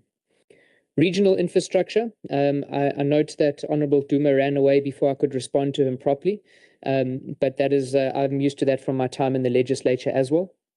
Chairperson, the regional infrastructure insofar as ESCOM's ability to expand development, as well as the Department of Transport's ability to actually maintain roads, is an incredible big threat, specifically in an area that relies on agriculture and tourism for the economic foundation. Regional knock-on effects, Chair. So I mention this because when eThekwini doesn't work, the rest of the province doesn't work, and specifically those municipalities that lie inland from eThekwini. A very practical example is how if tourists are not coming to eThekwini, the rest of our municipalities, Richmond, Mshwati, Mkambatini, Umgeni, all receive fewer tourists to our areas because the main city is no longer attractive. Despite there being attempts to try and fix it.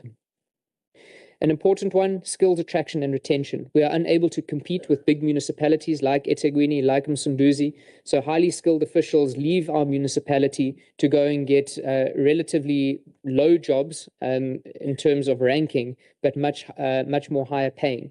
We are then told as local government that we are dysfunctional, despite the system that we operate in not allowing us to be able to attract highly skilled individuals to our municipalities and retain them for that matter. This being in the legal fraternity, engineering, etc.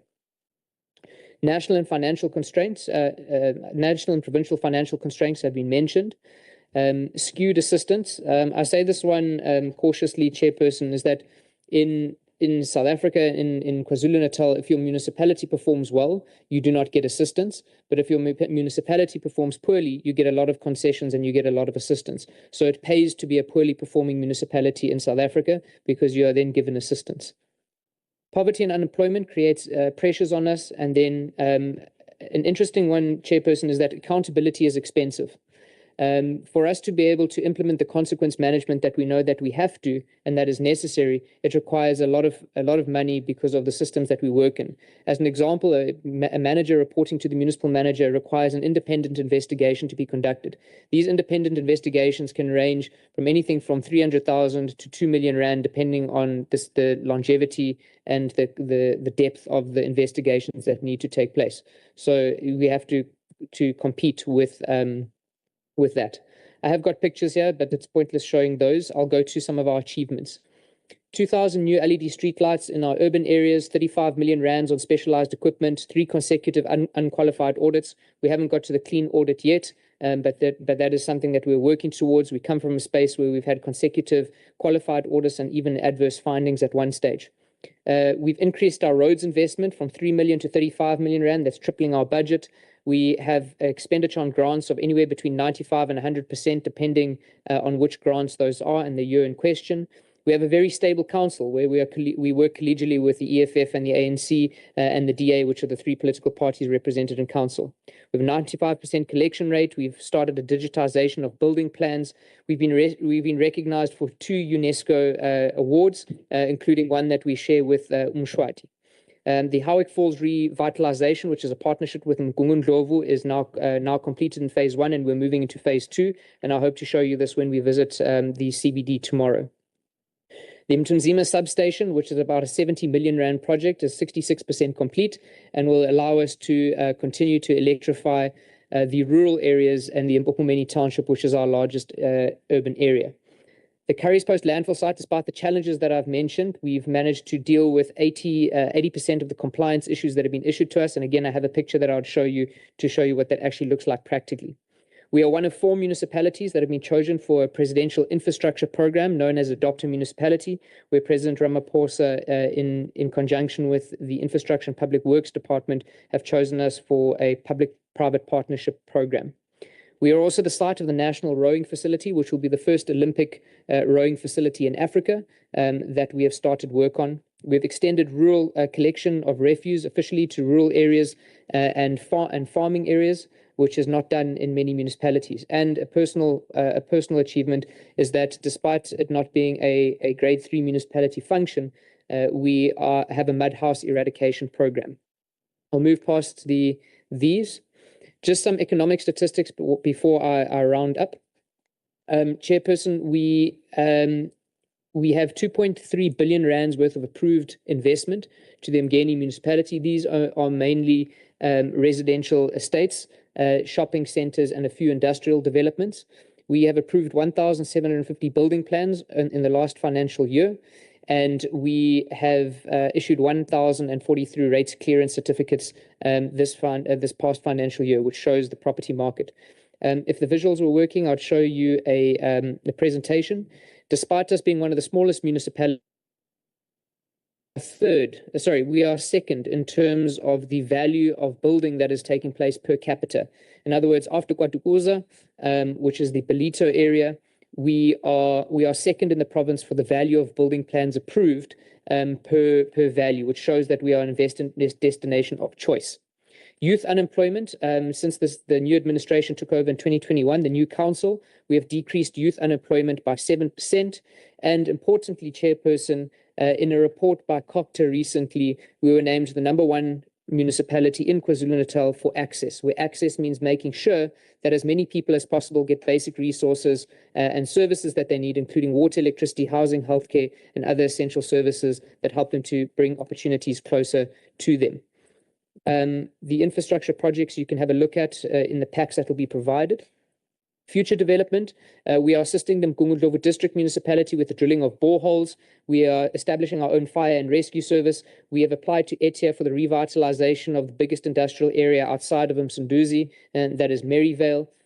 We have requested the devolution of environmental enforcement powers from the Department of Environmental Affairs. We are rolling out a smart metering program to push back the losses in electricity theft, again in partnership with National Treasury, hopefully. And we are beginning, and we were granted 4.8 million rand to create an integrated transport plan for the municipality. Tomorrow we'll be visiting the Howick taxi rank. I won't go into too much detail here because we'll do that tomorrow. This is a good example of how public-private partnerships can develop infrastructure for the benefit of our communities. This is a 20 million rand project that has taken a taxi rank that has been idle for 15 years, and we are now seeing it functional for the first time. Lastly, Chairperson, is the Kanya Village Housing Project. Mayor Zuma has mentioned this in brief. This is the project. We have around 3,000 housing units that are unable to continue in development. I think Mbofana and Mbendle also have a number of housing units that cannot continue, mainly because of bulk water and sanitation services. We have been footing the bill over and over for environmental impact assessments and various other assessments that are required. We're at a point now where we can no longer fund the renewal of these licenses while we wait for bulk infrastructure services. We do work closely with the district, however, funding is a challenge. The Kanya Village Housing Project has a number of issues, but is possibly the one that is closest to being implemented with the collaboration of the district municipality. Let me end there. Thank you, Chair.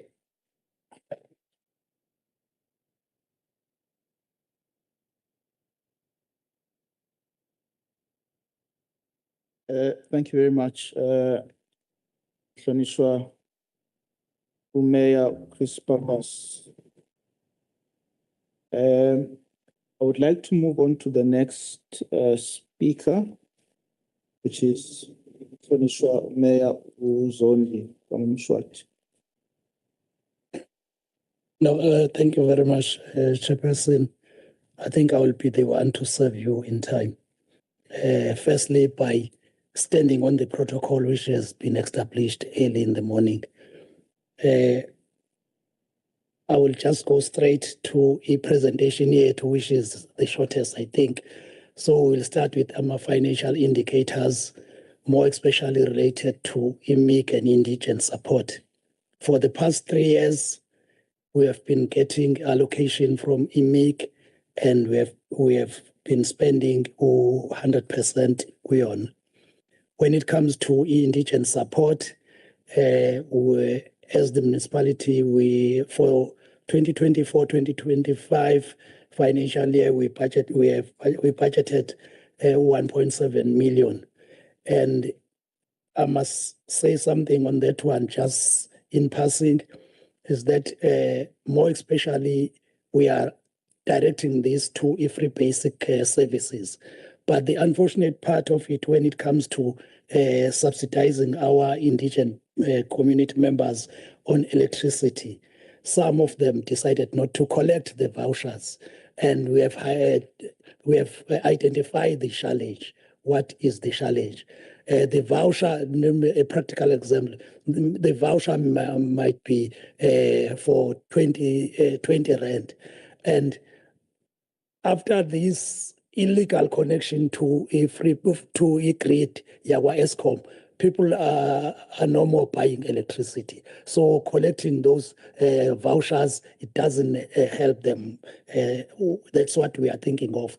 Then we will come to e-governance and stability of the municipality. Politically, the municipality is stable in all avenues. The council is sitting, portfolio committees are sitting, and they are all functional and effective.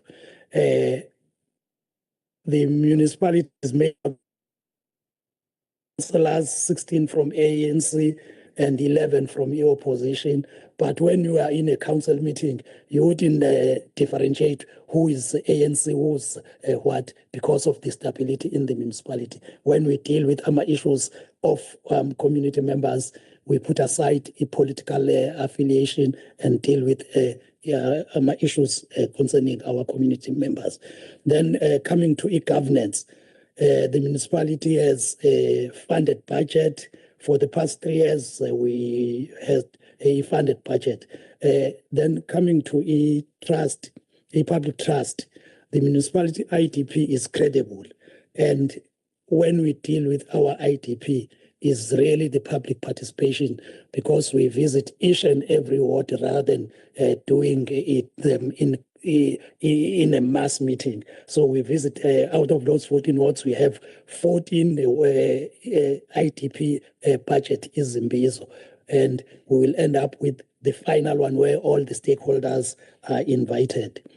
Then we've got, I will touch on ethic and fraud prevention strategy. We are having a functional disciplinary board.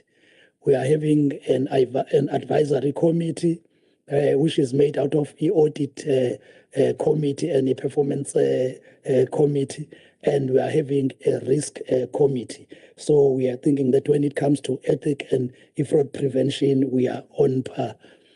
Then when it comes to basic service delivery, we can say we are one of those who are delivering our services to the satisfaction of our communities. We catch that through our public protest. Up to now, we have never had a public protest to our municipality.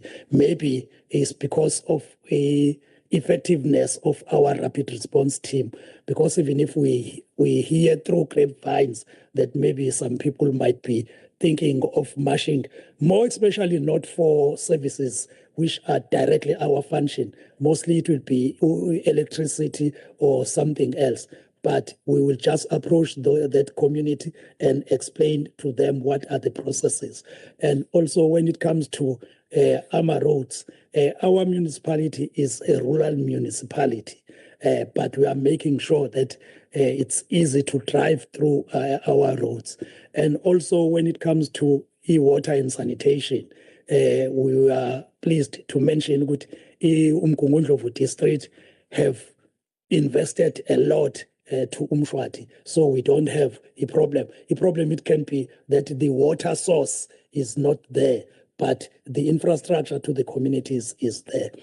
And one of the municipality would like to highlight is Umsundozi, where we are having a collaboration when it comes to solid waste or waste management, because we don't have a dumping site. We use then there is an agreement between the two municipalities of how are we doing it.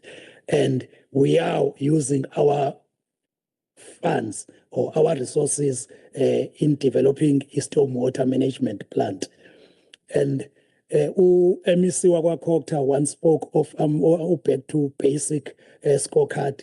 And when you look at ours, in all 6 of them, we are above 50%. That means we are not that bad. Then coming to municipal support and improvement plan, there are some challenges we are facing as the municipality. One of them we are identifying and we are working around it is of capping unauthorized, irregular, and fruitless and wasteful expenditure. So how are we, what is the remedy on that one? Is that our impact now and then we used to train them so that it would be easier for them to investigate and oversee EUIFW. And also a challenge is increasing debtors book, more especially through our household. Because as I said, there is a rural municipality or mostly in farms. Our challenge is that some of the community members are destitute and it's not easy for them to pay for services, but others are just dodging us. And for those who are dodging us, we are talking to Umgungundlovu and also to ESCOM because they've got direct access to our services. Uma singakhuluma nabo ibona abangasilekelela, maybe even if to talk of a disconnection kulabo bantu. Then the next slide I will just highlight human settlement and housing in our Umshwati municipality. I can safely say at the moment, as we speak, we are having 21 projects, which are, some of them are in planning phase, some are in implementation phase. So that means in all 3 clusters of the municipality, we are having a project in each and every ward, as we are having 14 wards. We are having a project when it comes to that. And I want to mention the funding and the budget allocated to each of them. And the last slide I will talk to, it will be talking to e-compliance and enforcement. When it comes to e-compliance and enforcement, that's where we think we are having a challenge. Most of the structures around our municipality are unauthorized. What do I mean when I'm saying that? People are not following bylaws of the municipality, and we are trying by all means to enforce that, because all of a sudden you'll just see an extension to the house without going to the municipality, applying for the extension and submitting a plan. And the major problem we are facing on that one, some of the offenders used to threaten our officials when they go and serve them with notices. They don't want to sign those notices and threaten to harm them. So, but we are working and we have been saying we will go the legal route if it is like that. And this next slide, it talks of the project we will be visiting tomorrow, and I will be explaining or expanding on it when we get there tomorrow, which is a Kalkloof UCL electrification, where we are having challenges, but those who will be with us tomorrow, we will explain in details what happened to that project. Then I will just touch on some challenges we are having as the municipality. One of them is that, as I said, some of our areas are in rural, in farms, and some areas, some of the lands used to lie vacant. Owners are not around, maybe they are overseas or somewhere else, then community members will just invade those properties. And as the municipality, we are sitting with a problem. We can't evict them because it's not our property. And going the legal route takes time. While we are going through illegal routes to courts and all that, people are carrying on building. So that's one of major challenges we are having. Then the second challenge is when maybe people applied for a land restitution. The land is returned to them. Maybe it's an agricultural land. Then people won't use that land for agriculture. They will sell land parcel to build beautiful houses without planning or without infrastructure being there. I will make a practical example. Councillor Tebola mentioned it, and Councillor Uzuma mentioned it. There is a huge development which is in Claridge. Beautiful houses, but it was not planned. There's no electricity, there are no road, no water there. And now they are protesting, closing the roads, that they need electricity, they need roads and all that. And the land was returned to them, and they just have that problem to us. Then the other one, the other challenge we are having is illegal connection to Eskom grid. And it causes a challenge to our community members. Those who are paying customers, they end up being switched off because of bus transformers and all that. And even those who are paying will be suffering on that one. Then the major challenge I would like NCOP to know, rendering services on farmlands. Some of farmers don't want to give the municipality the permission to render services to their farms. We will have a budget for electricity, or a district will have a budget for water, but the farm owner will refuse those services to be put into their farms. Then coming to achievement, which is the last slide for us, is that we are one of those 7 municipalities who Auditor-General 2023-2024 give the opinion of unqualified with no findings. And the second achievement we break off is that as the municipality, we have signed 2 MOUs, one with Coastal KZN TVET College, where we send our youth or our community members for AMA skills, for AMA skills.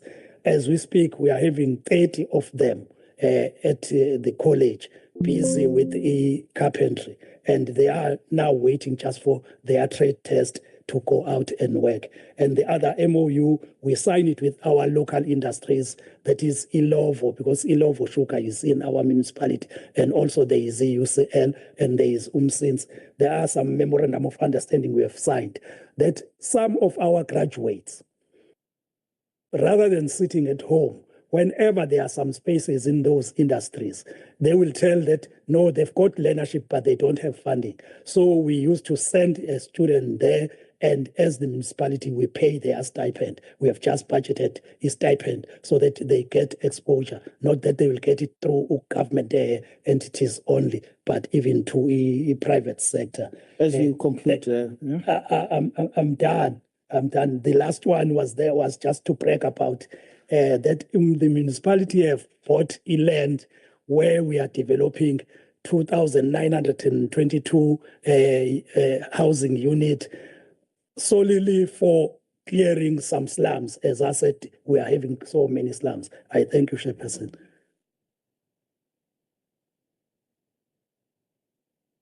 Thank you very much, Your Worship, Mayor. I'm not sure if Councillor or Mayor Wasim Kambatin is joined. Shonishwa Ndombela, please come forward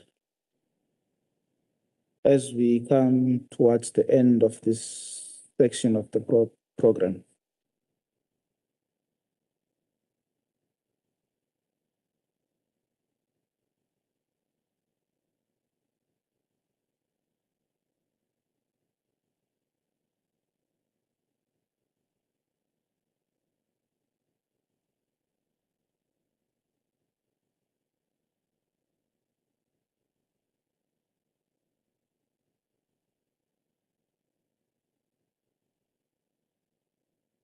I'm greeting Chairperson. I'm greeting you, and all protocol is observed. My name is Nhlakani Pontombela. I am the mayor at Mkambatini municipality. We used to call our municipality a KZN Midrand. We're in between the 2 towns, between the Durban and Pietermaritzburg. And we are the beneficiaries of the N3 corridors and all those projects that is implemented by Sanral. We are the beneficiary of the project. We used to say our town is the cleanest town, and we want to keep it that way.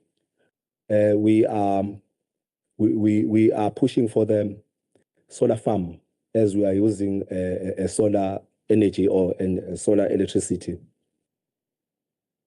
Well, in terms of the investment approach, we are busy reviewing our SDF,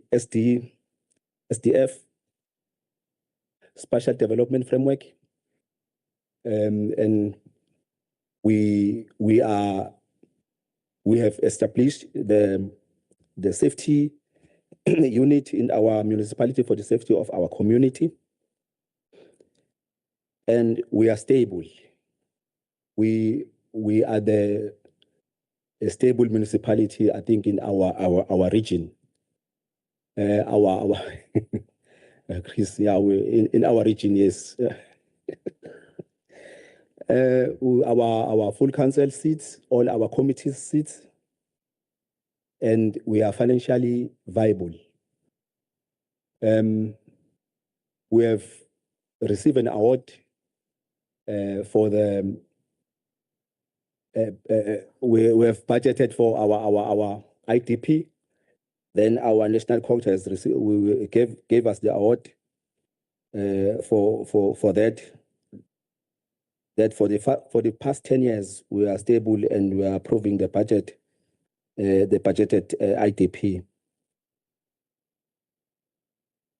We are doing the oversight. MPEC and audit committees are in place. And we have the strong control system, internal system in our municipalities, in our municipality.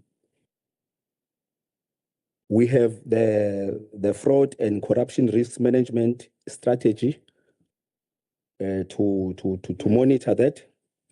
So that is why we say we are the stable municipality. We have 9 housing projects that are approved by the Human Settlement. And in those projects are the OSS project and the one that we are going to visit tomorrow. Our water system is supplied by Umgungundlovu district. We have the challenge of water waste treatment plant, and we are busy with Umgungundlovu district because it's disturbing us for the attraction of our investors. We are using the Msunduzi landfill site for our waste collection, and we are up to date in terms of payment. We are up to date, Councillor Tebola, I'm told. Yeah. We have applied for the funding because of the development that is happening there. So there are many now people are coming to our town. So we have a problem with Imkuku in Jondolo. So we have applied for the funding to build some proper houses around Kempe Town. It's look like we are winning in terms of the development node. We did propose the Kempe Town development node around Kempe Town, about 10,000 units, and we are in place with the Department of Human Settlement. We are going to visit Ward 7 houses tomorrow, housing project, and also OSS in Ward 5. So the presentation will be done on that day. Thank you very much. I did try to summarize. I send short. Thank you very much, His Worship, Mayor. Honorable members, we have come to the end of this section of the meeting. I do just want to touch on some few things before we get into the discussion. I know that maybe members of the NCOP or the legislature would want to say something. For me, honorable members, I think there's one thing that I just picked up, which is quite consistent. And fortunate enough, I've also had to deal with it recently in Ulundi, in a very rural village somewhere there. This issue of ESCOM and cutting people as a result of tampering. But what I find very strange and troubling is the blanket approach that is seemingly happening. I mean, I met a family there, a community there, where even the elderly, but disabled, who are living by themselves, are affected by this. Obviously, communities have got to act with responsibility, and we've got to discourage such behavior. But I think ESCOM also has got a responsibility to safeguard against tampering.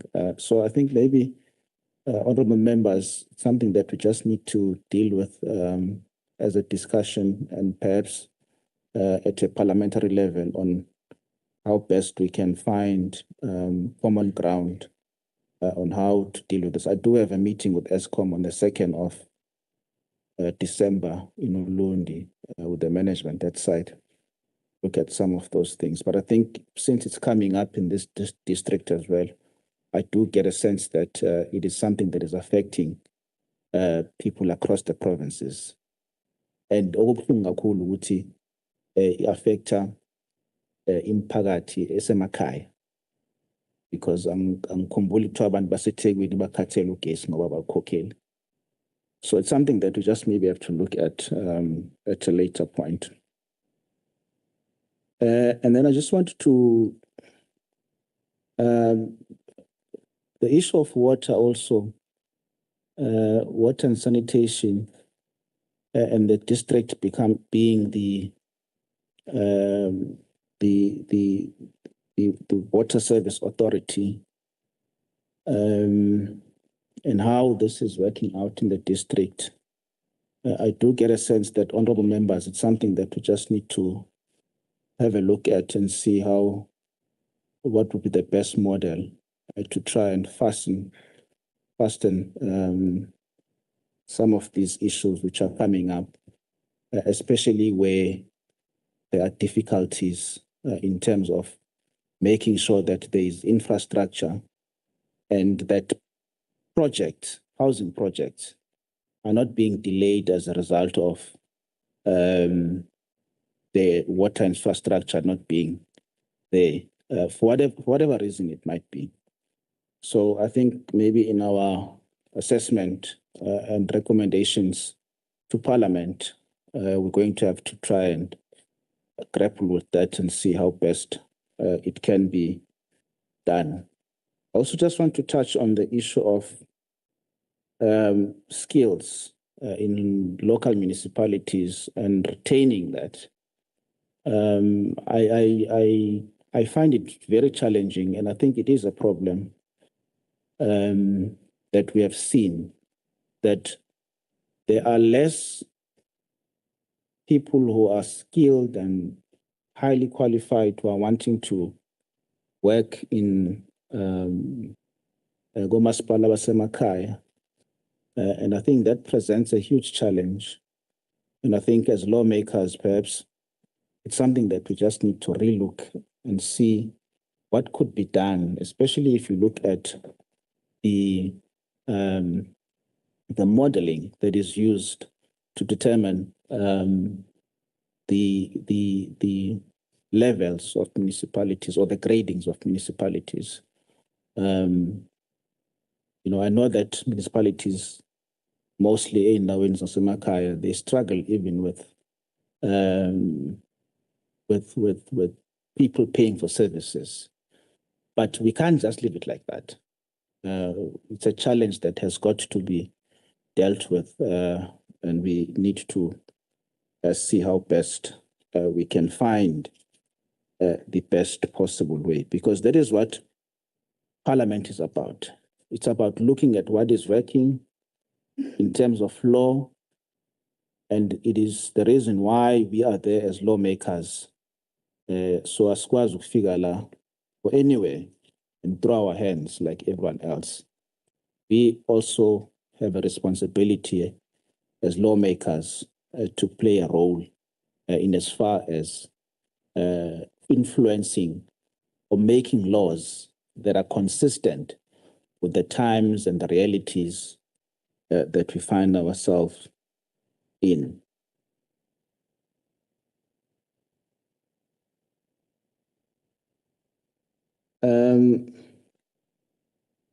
Maybe on that note, I want to open up for a discussion, a brief discussion, before we come to the end of the program.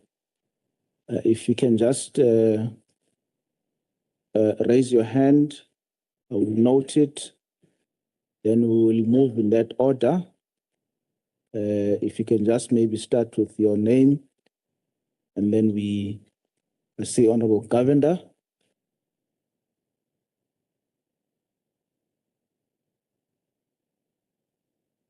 Honorable Kaunda. Honorable Kaunda, you have your hand up.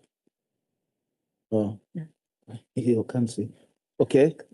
So sorry, I just could not get your name, Honorable Member.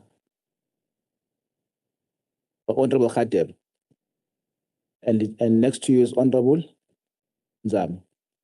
Okay. Can we then move in that fashion? Honorable Governor. Thank you very much, Honorable Chairperson. And also I want to thank our mayors who did presentations. And I'm going to focus mainly on the presentations that were done by our mayors. There were just a few issues that I picked up, and one of my concerns would be the issue of Lesotho citizens that are coming into our municipalities for services. And I think one of the concerns that were raised was, how do we budget effectively when we don't know how many citizens we are catering for? And that is a challenge that I can fully understand, because when we visited areas in the north of KZN, we found that citizens from Swaziland, Eswatini were coming in, from Mozambique were also coming into the small towns in the north and accessing services. So I think, Honorable Chairperson, we need to engage with the Border Management Authority, because that is where the weakness is. If people are walking across our borders, then they need to, the BMA has to actually strengthen their, monitoring of our borders, to ensure that this sort of thing doesn't continue. The other issue that I had picked up is the issue of land restitution, especially when it comes to farmland that is then being parceled and sold off. I don't know whether it is being sold with proper authority or if it is just being sold by whoever receives the land. So I don't know. Maybe we need to look at some kind of conditions that need to be put in place. If this is farmland, it must be used for farming purposes. Otherwise, you don't get the land back. Because you can't have houses being built on farmland and then there are no services delivered to that particular area. And of course, it also then affects food security, when farmlands are lost in that way. Then the issue of skills in rural areas. This has been an issue of concern for a long time now. maybe we need to, I mean, look, I don't want to just look at problems, but let's see how we can find solutions also. Maybe we can look at motivating at national level. If a rural municipality needs a particular type of service, and if they cannot afford to pay for that skill, can't we motivate for some kind of funding to be made available? If, for example, if in Kambatini is saying we need a CFO, and CFOs asking for X amount as a salary, can national government look at them paying a portion of it to assist the municipality to get that kind of skill? Otherwise, we're going to be continually complaining about, audits not, at least accounts not being, compliant. People are not doing the work, and they're outsourcing it to consultants to do the accounting. So I think, that is something that we can also look at. Then I'm a bit encouraged that in most of the municipalities, there's been upgrades on the water pipelines, because in a number of areas, people complain about water services, and it's largely because of pipes that are bursting, the old asbestos pipes. And if that is now being replaced, then I think that is a positive thing. Unfortunately, MEC Mayor is not here, but he picked on the issue of the JAMA Act, which is an act of 2007, Act number 19 of 2007, and he was complaining that that act is a very old act and it needs to be revisited. Maybe what he can do, and I'd like to have a discussion with him, if he can then get his department to tell us how do we now amend the act that will be more suitable to him. So I think that is a discussion that I will take up with him. Thank you very much, Chairperson. Thank you very much, Honorable Governor.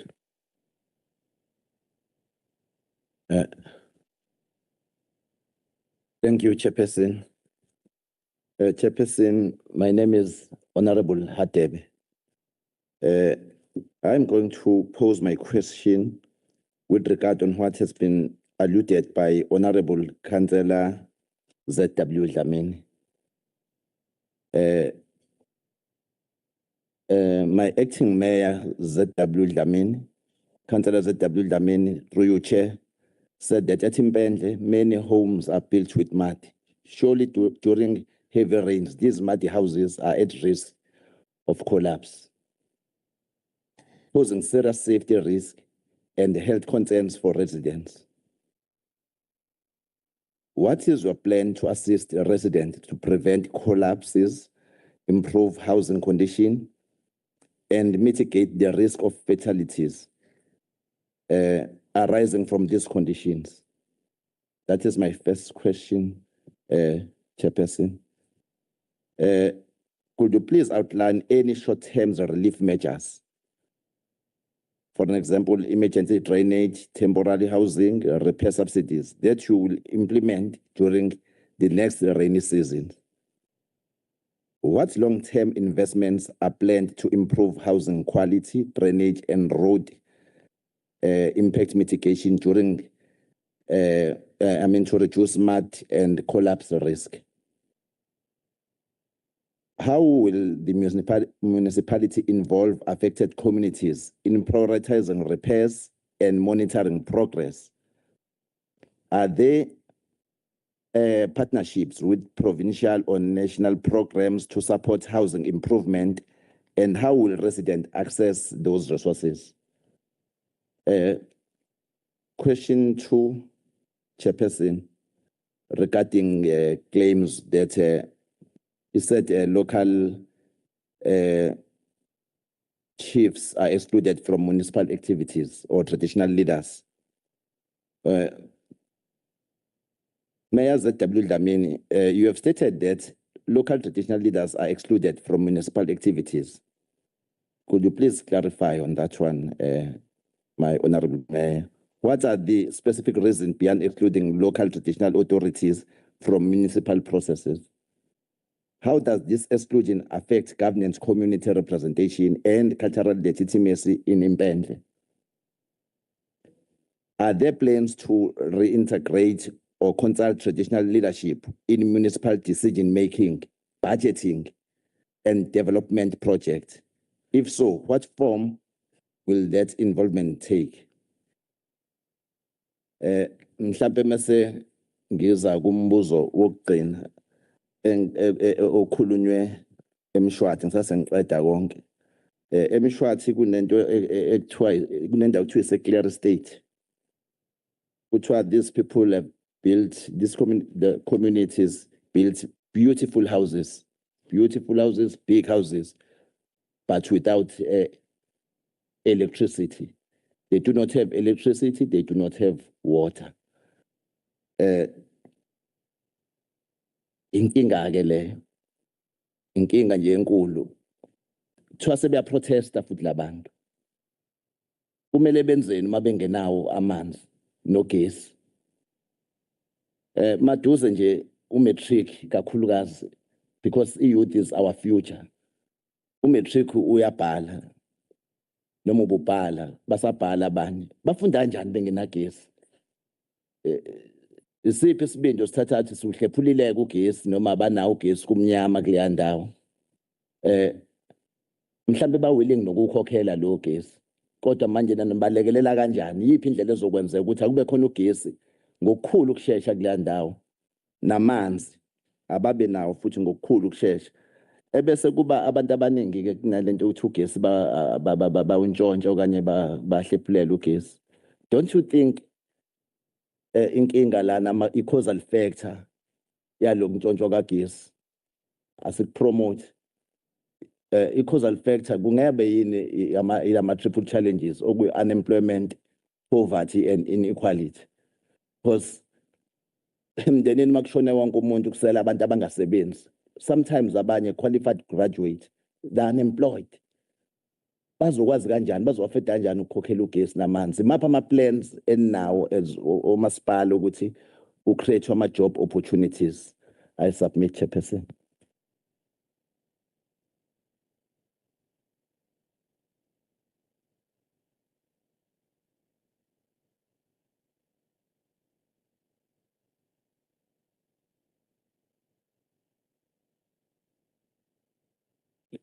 Please proceed, Honorable Member.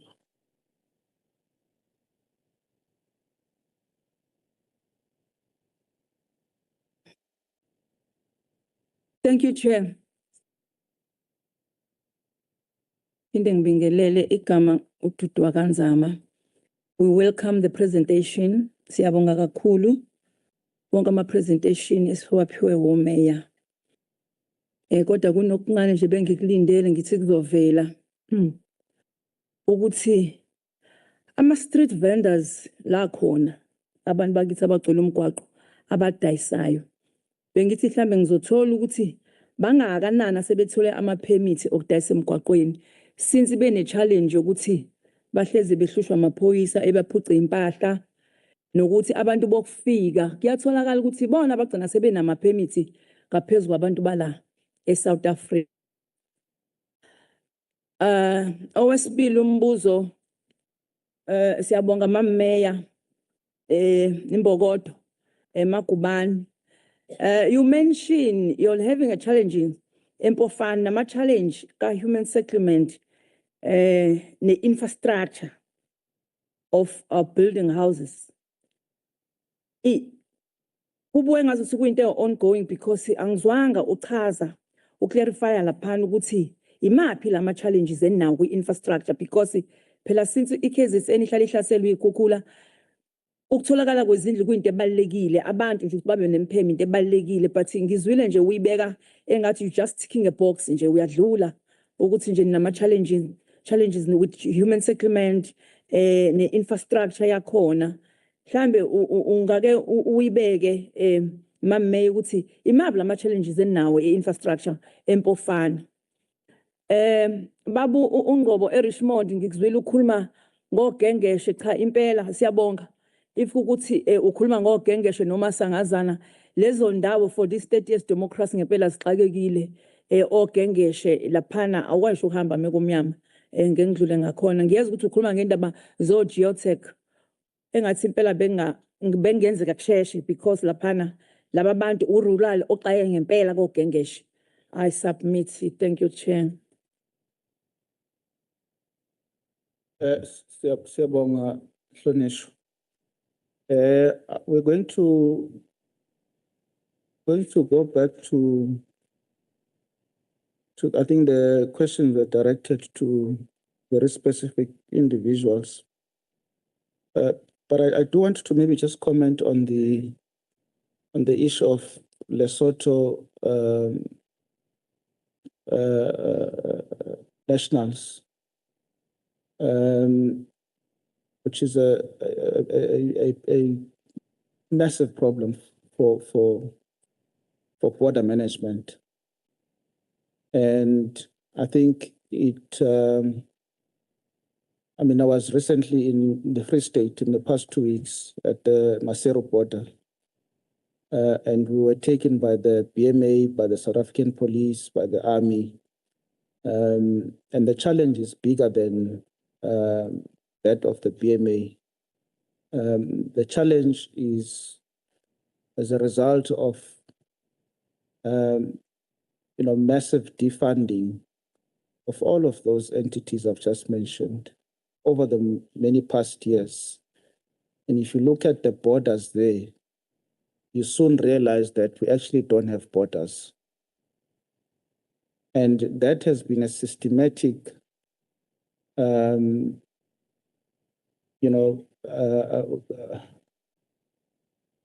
way of collapsing those borders. And I think it requires, Honorable Governor, a far more, much more time and a deliberate approach to dealing with that issue. I think it's very complex, and I think there's really been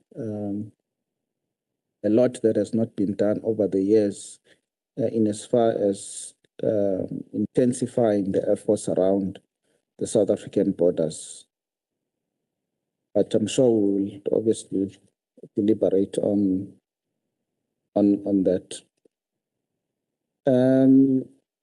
Then the other questions which were asked by Honorable Khatib, there were quite a number of questions.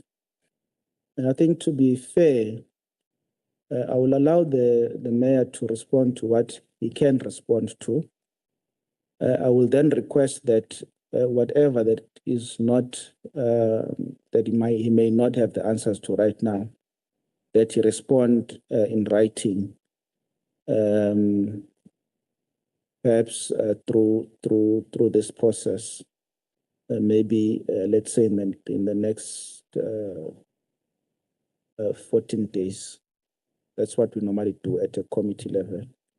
If that is in order, honorable members, I think there were quite a number of important questions which were being asked there. So I'll allow the mayor to respond to what he can respond to, and then also allow Honorable Nzama's questions to also be asked, to also be answered. But maybe the first one, with the greatest respect, the one that is related to street vendors, because we're dealing with human settlements. We've got a very specific task that we're here to do.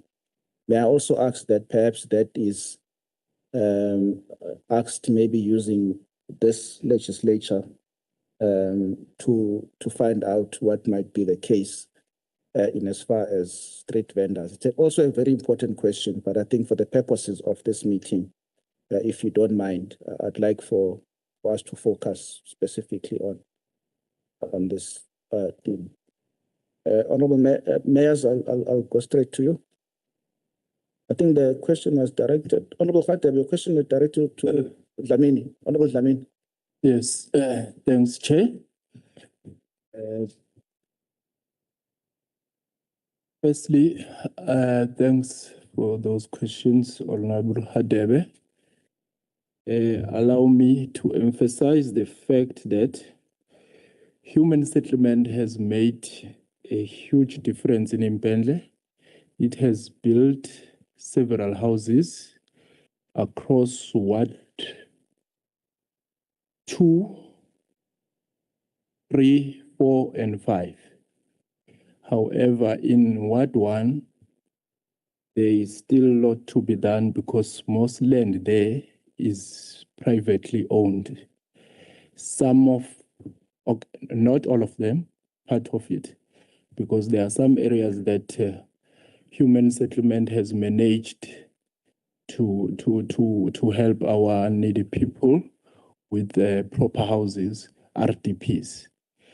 Yet there are so many other communities that are still without proper houses.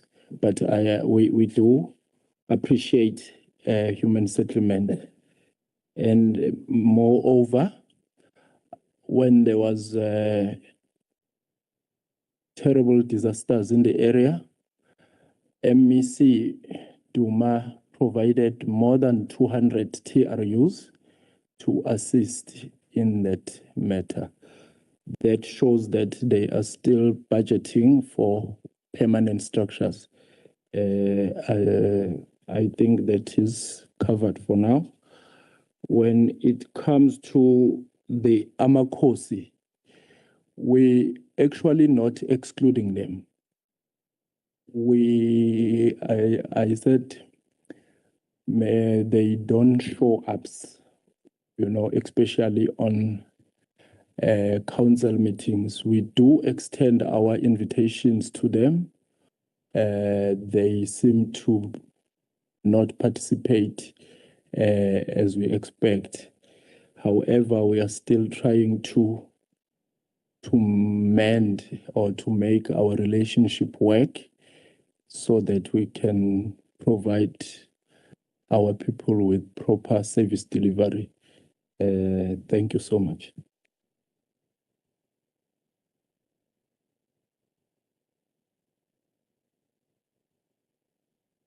Thank you, Mayor. I think there was also a question directed to Mswati and Bofana. I think Honorable Nzama had, Bofana, I think.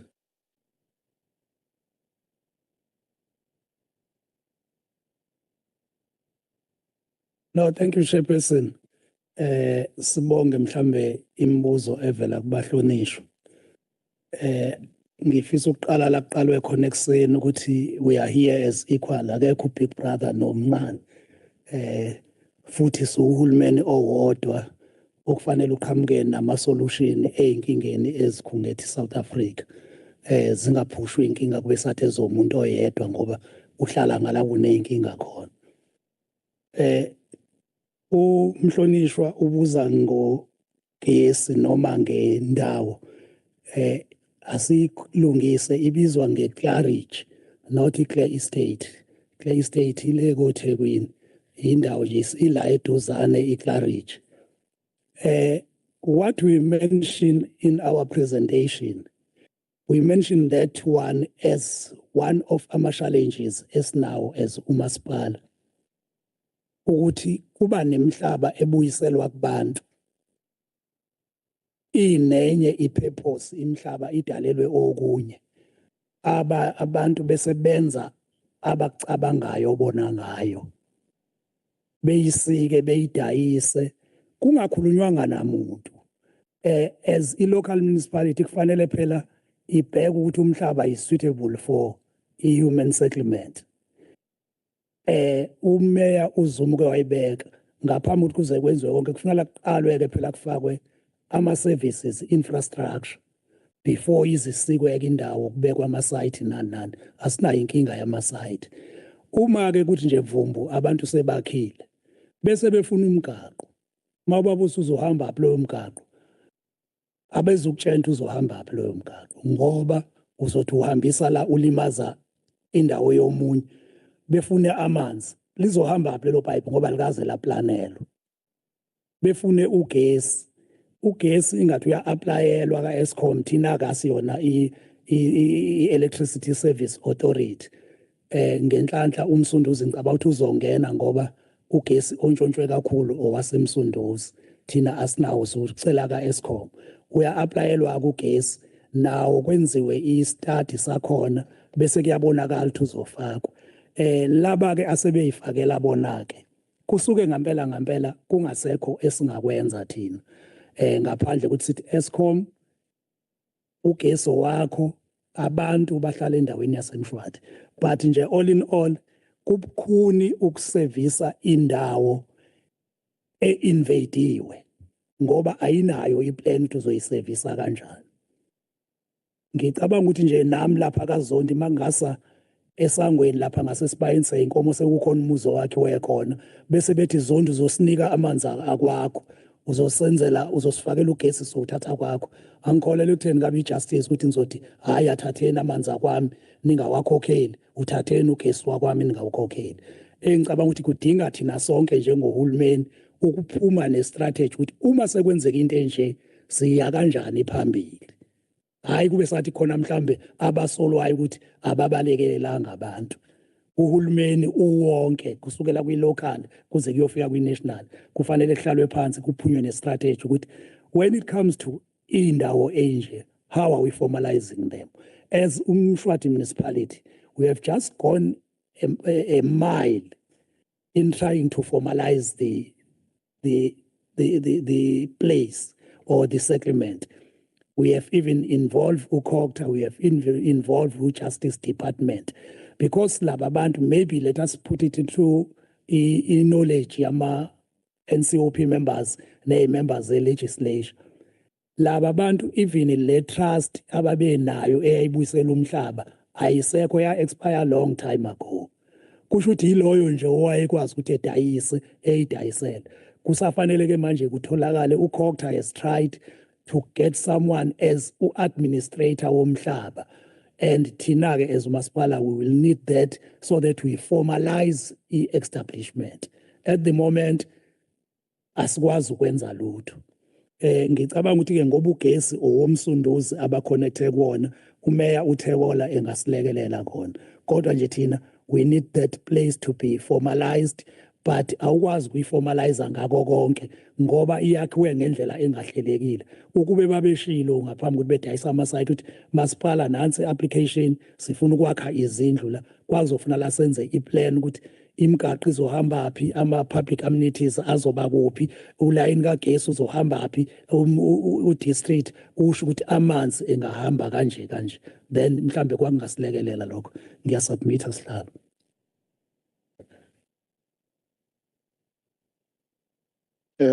Siyabonga Mhlonishwa Thebole.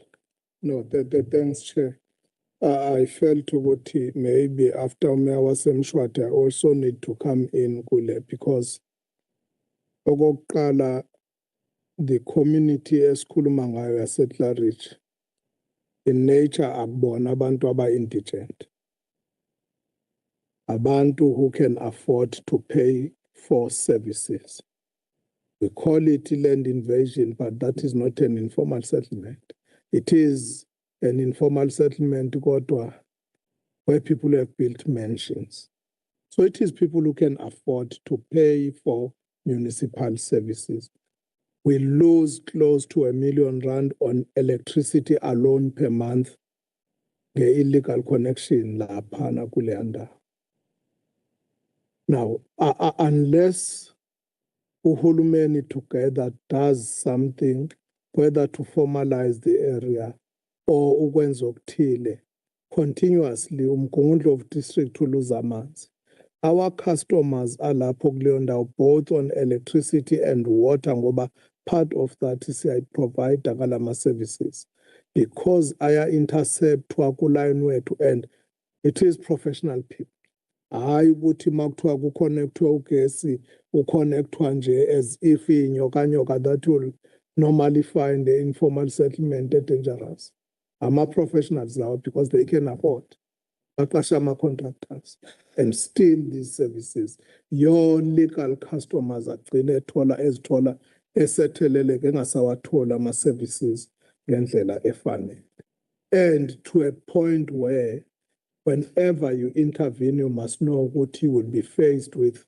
Okokuqala ile umeya uZonto akhulume ngayo yokuthi kube nama-protest are unnecessary. Sometimes ovala R33, sometimes a road into woodlands, into town from farming communities, and iphazamisa movement of our economy as local. But to a point where our staff members at some stage were held hostage by those communities, must you disconnect our services. So this is very serious, Tina, Honorable Chair. While she note that everybody ohlala in South Africa who is a South African citizen, unelungelo lokuthola ama-services ngendlela efanele. We know that ingakho 3 of us with Mngungundlovu, with Mshwati, at some stage, some are respondents to a court case yokunikeza ama-farm dwellers ama-services. So we note that, and we actually are aware of lokuzana, but not abantu abangenile bayozihlalela with knowledge of nobody who actually are wanting to be the law unto themselves. Thanks, Chair. Follow up, Chair. Follow up, Chair. Can I ask that we don't have a follow-up? I think we've had a fairly good meeting. I was hoping that we would be done at least latest by 4 o'clock. But I think we can still be able maybe to engage after this if members are still here. Tomorrow we'll also be able to engage. I'm hoping that members will be here. So with your permission, Honorable Khadebe Mfela, mhlambe sibambe lekusasa. Siqhubeke kusasa. But what I think this issue of electricity, and I'm sure the team has captured it, but it does need some attention and water in this district. And I'm tempted to say that it has got to be one of our focus points. And we are going to focus on it. I think the team has heard as well, the members, the honorable members have heard, and we will need to further deliberate on it and how we find solutions going forward to this issue.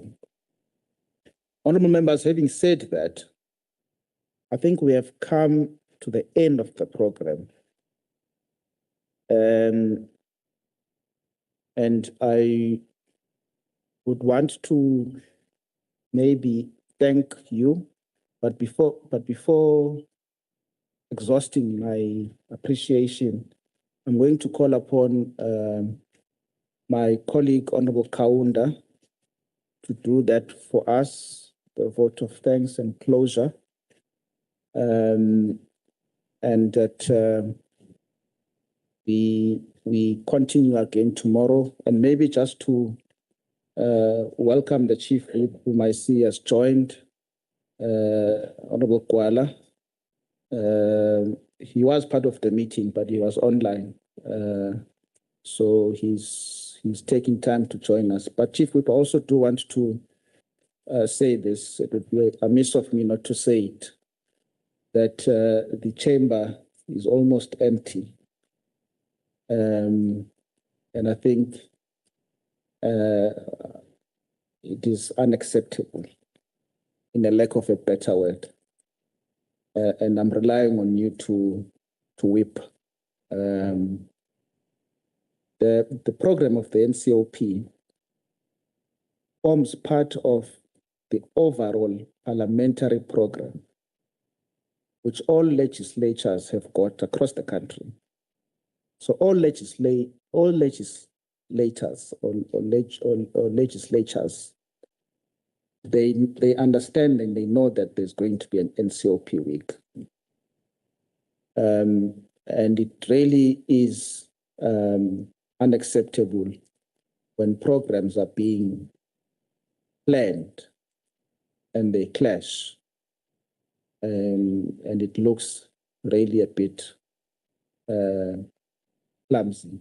But I'm not going to reprimand. I think the leadership of the legislature will have to do that part. We have done our part. We have stayed. The mayors are here. And all other stakeholders, I believe, are here. So I will leave that to the leadership of the legislature to deal with. Having said that, Honorable Kaunda, if you can just proceed. Thank you. Thank you, Honorable Chairperson. And on behalf of the collective leadership, I would like to express our words of gratitude to all colleagues who were able to attend and make available presentations and inputs in this session. Secondly, Chair, we must commend ourselves as KZN in terms of the overall audit outcomes. I think, if I'm not mistaken, nationally we are number 3. It's Cape Town, Eastern Cape, KZN, Mpumalanga, then others follow. So that on its own, it shows the concerted efforts that are being put to do our business in a manner that is envisaged. So that is highly commendable, because sometimes we stick on challenges only without looking at the progress that we are making. And it's very important to acknowledge such. Chair, the third one is on the reforms. The reforms that are being undertaken are going to address some of the issues which were raised here. Part of those reforms is the review of white paper on local government, which is intended to turn the tide around, especially to respond to the municipalities that have got no revenue, because the assumption was that municipalities would be able to collect adequate revenue to survive on that revenue. So those are the reforms, but that also include how the issues of recruitment, professionalization of the public service, and the expansion of the Public Service Commission role, since we are now processing the new bill that will have to be passed to expand the footprints of the Public Service Commission. Thirdly, Chair, the infrastructure requires more concerted efforts, but we must also look at other alternative ways of doing it. We understand that municipalities have got no revenue, but if such catalytic projects are directed where business has got interest, we have to combine and collaborate with businesses and say, look, do this road on our behalf as a municipality, do this wastewater treatment plant on our behalf, do this reservoir on our behalf as a bulk infrastructure. Then we'll see how the relief will be conducted in terms of the rebates, so that we are able, even in the next 10 years, we say, don't pay your rates, don't pay your electricity, or don't pay for the water for a particular period. So that is also possible to be done, because government alone can't have adequate funding to resolve infrastructure challenges. Fourthly, Chair, I'm sure that we are worried about job creation, all of us seated here, because we can't be seated here and we just discuss without being concerned about job creation. So we stand a good opportunity as municipalities, because our laws are really compelling businesses to respond to their 3% ESD fund. But unfortunately, Chair, that 3% ESD fund is not well coordinated. We just assume that businesses will do it, and they are not doing it in a manner that is envisaged. So municipalities must become central to coordinate such activities, even through what the Systems Act allows us to do, to establish advisory bodies, whether it's economic advisory council in the municipality, to coordinate all stakeholders, including business, to partake in such stakeholders, so that they can start coming on board in responding to that. But such funds can't be left alone as a public fund. It needs collaboration to be a joint effort of the public and the private sector so that they can pour their resources. Otherwise, they don't trust us. If it's only government, they won't pour their resources. But those resources are there in the BE Act, which they are required, that 3%. And that 3% get lost on the way because we are not coordinating it. And that is the 3% that will stimulate economic growth in township and rural areas where there are no economic activities. So lastly, Chair, as I close, the other area is our readiness towards climate change. I'm hoping by now there's no municipality without a climate action plan, which has been formulated properly, and that plan is able to assist on the mitigation and adaptation so that we are able to limit the incidents that we've been observing, because we are a province that is prone to disasters. The DDMs, as the Premier alluded to it, we need to be paying more attention, especially focus on one plan, one budget, because it seems as if these things were done just to tick the box, but without coordination of national, provincial, and local government sphere in full force in terms of how are we intending to finance. We are doing budgets separately, but we are not combining those efforts to respond to the aspirations of our communities. Yesterday, Chair, there was an incident which happened here on the western side of eThekwini. The school is called Nathaniel Sabela High School, which was invaded by a group of criminals who forced educators to withdraw because they targeted them because they knew that they've been paid on the 15th. So they said they must transfer their money inside the school. So they were forced. So that is the kind of crime that our public servants are faced with in clinics, in schools, in public offices. So we need committees to come on board so that we close the ranks in terms of collaborations and to fight against that scourge.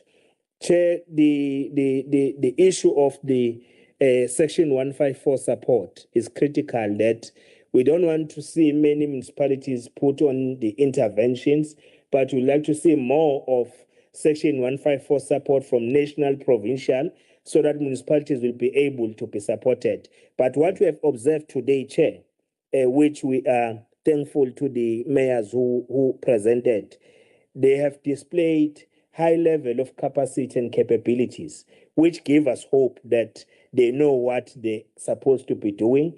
It's just that they need more support so that they can do further projects and the work that is envisaged. So, Chair, those are the few closing remarks that we wanted to make, but we wish to thank all stakeholders, and we are hoping that tomorrow will come in numbers to continue with the oversights as being planned. Thank you very much. Thank you very much, Honorable Karen. Thank you so much. Honorable members and colleagues, we've come to the end of the meeting. I think the Chief Whip or the Deputy Chief Whip might want to just make an announcement for tomorrow in terms of the members of the Provincial Legislature joining us. Or maybe let me just, I do understand the Chief Whip that members are aware that they're joining the different groups tomorrow. So maybe there's no need to do that. Yeah, so maybe I can just ask the officials in the mayor's offices to just make sure that they've submitted all the locations and the logistical arrangements so that we don't get lost or have any problems. And then I think they will confirm they've sent the programs and the times for when we are going to be coming. If you can just help us with that and just ensure that the speeches that you did, presentations, if that can also just be sent to the team so that we also have a copy of that. Other than that, the meeting is adjourned. Thank you. Long live the chair. Siyabonga sihlali. Hawu uyabonga ilali. Konke kuhamba kahle.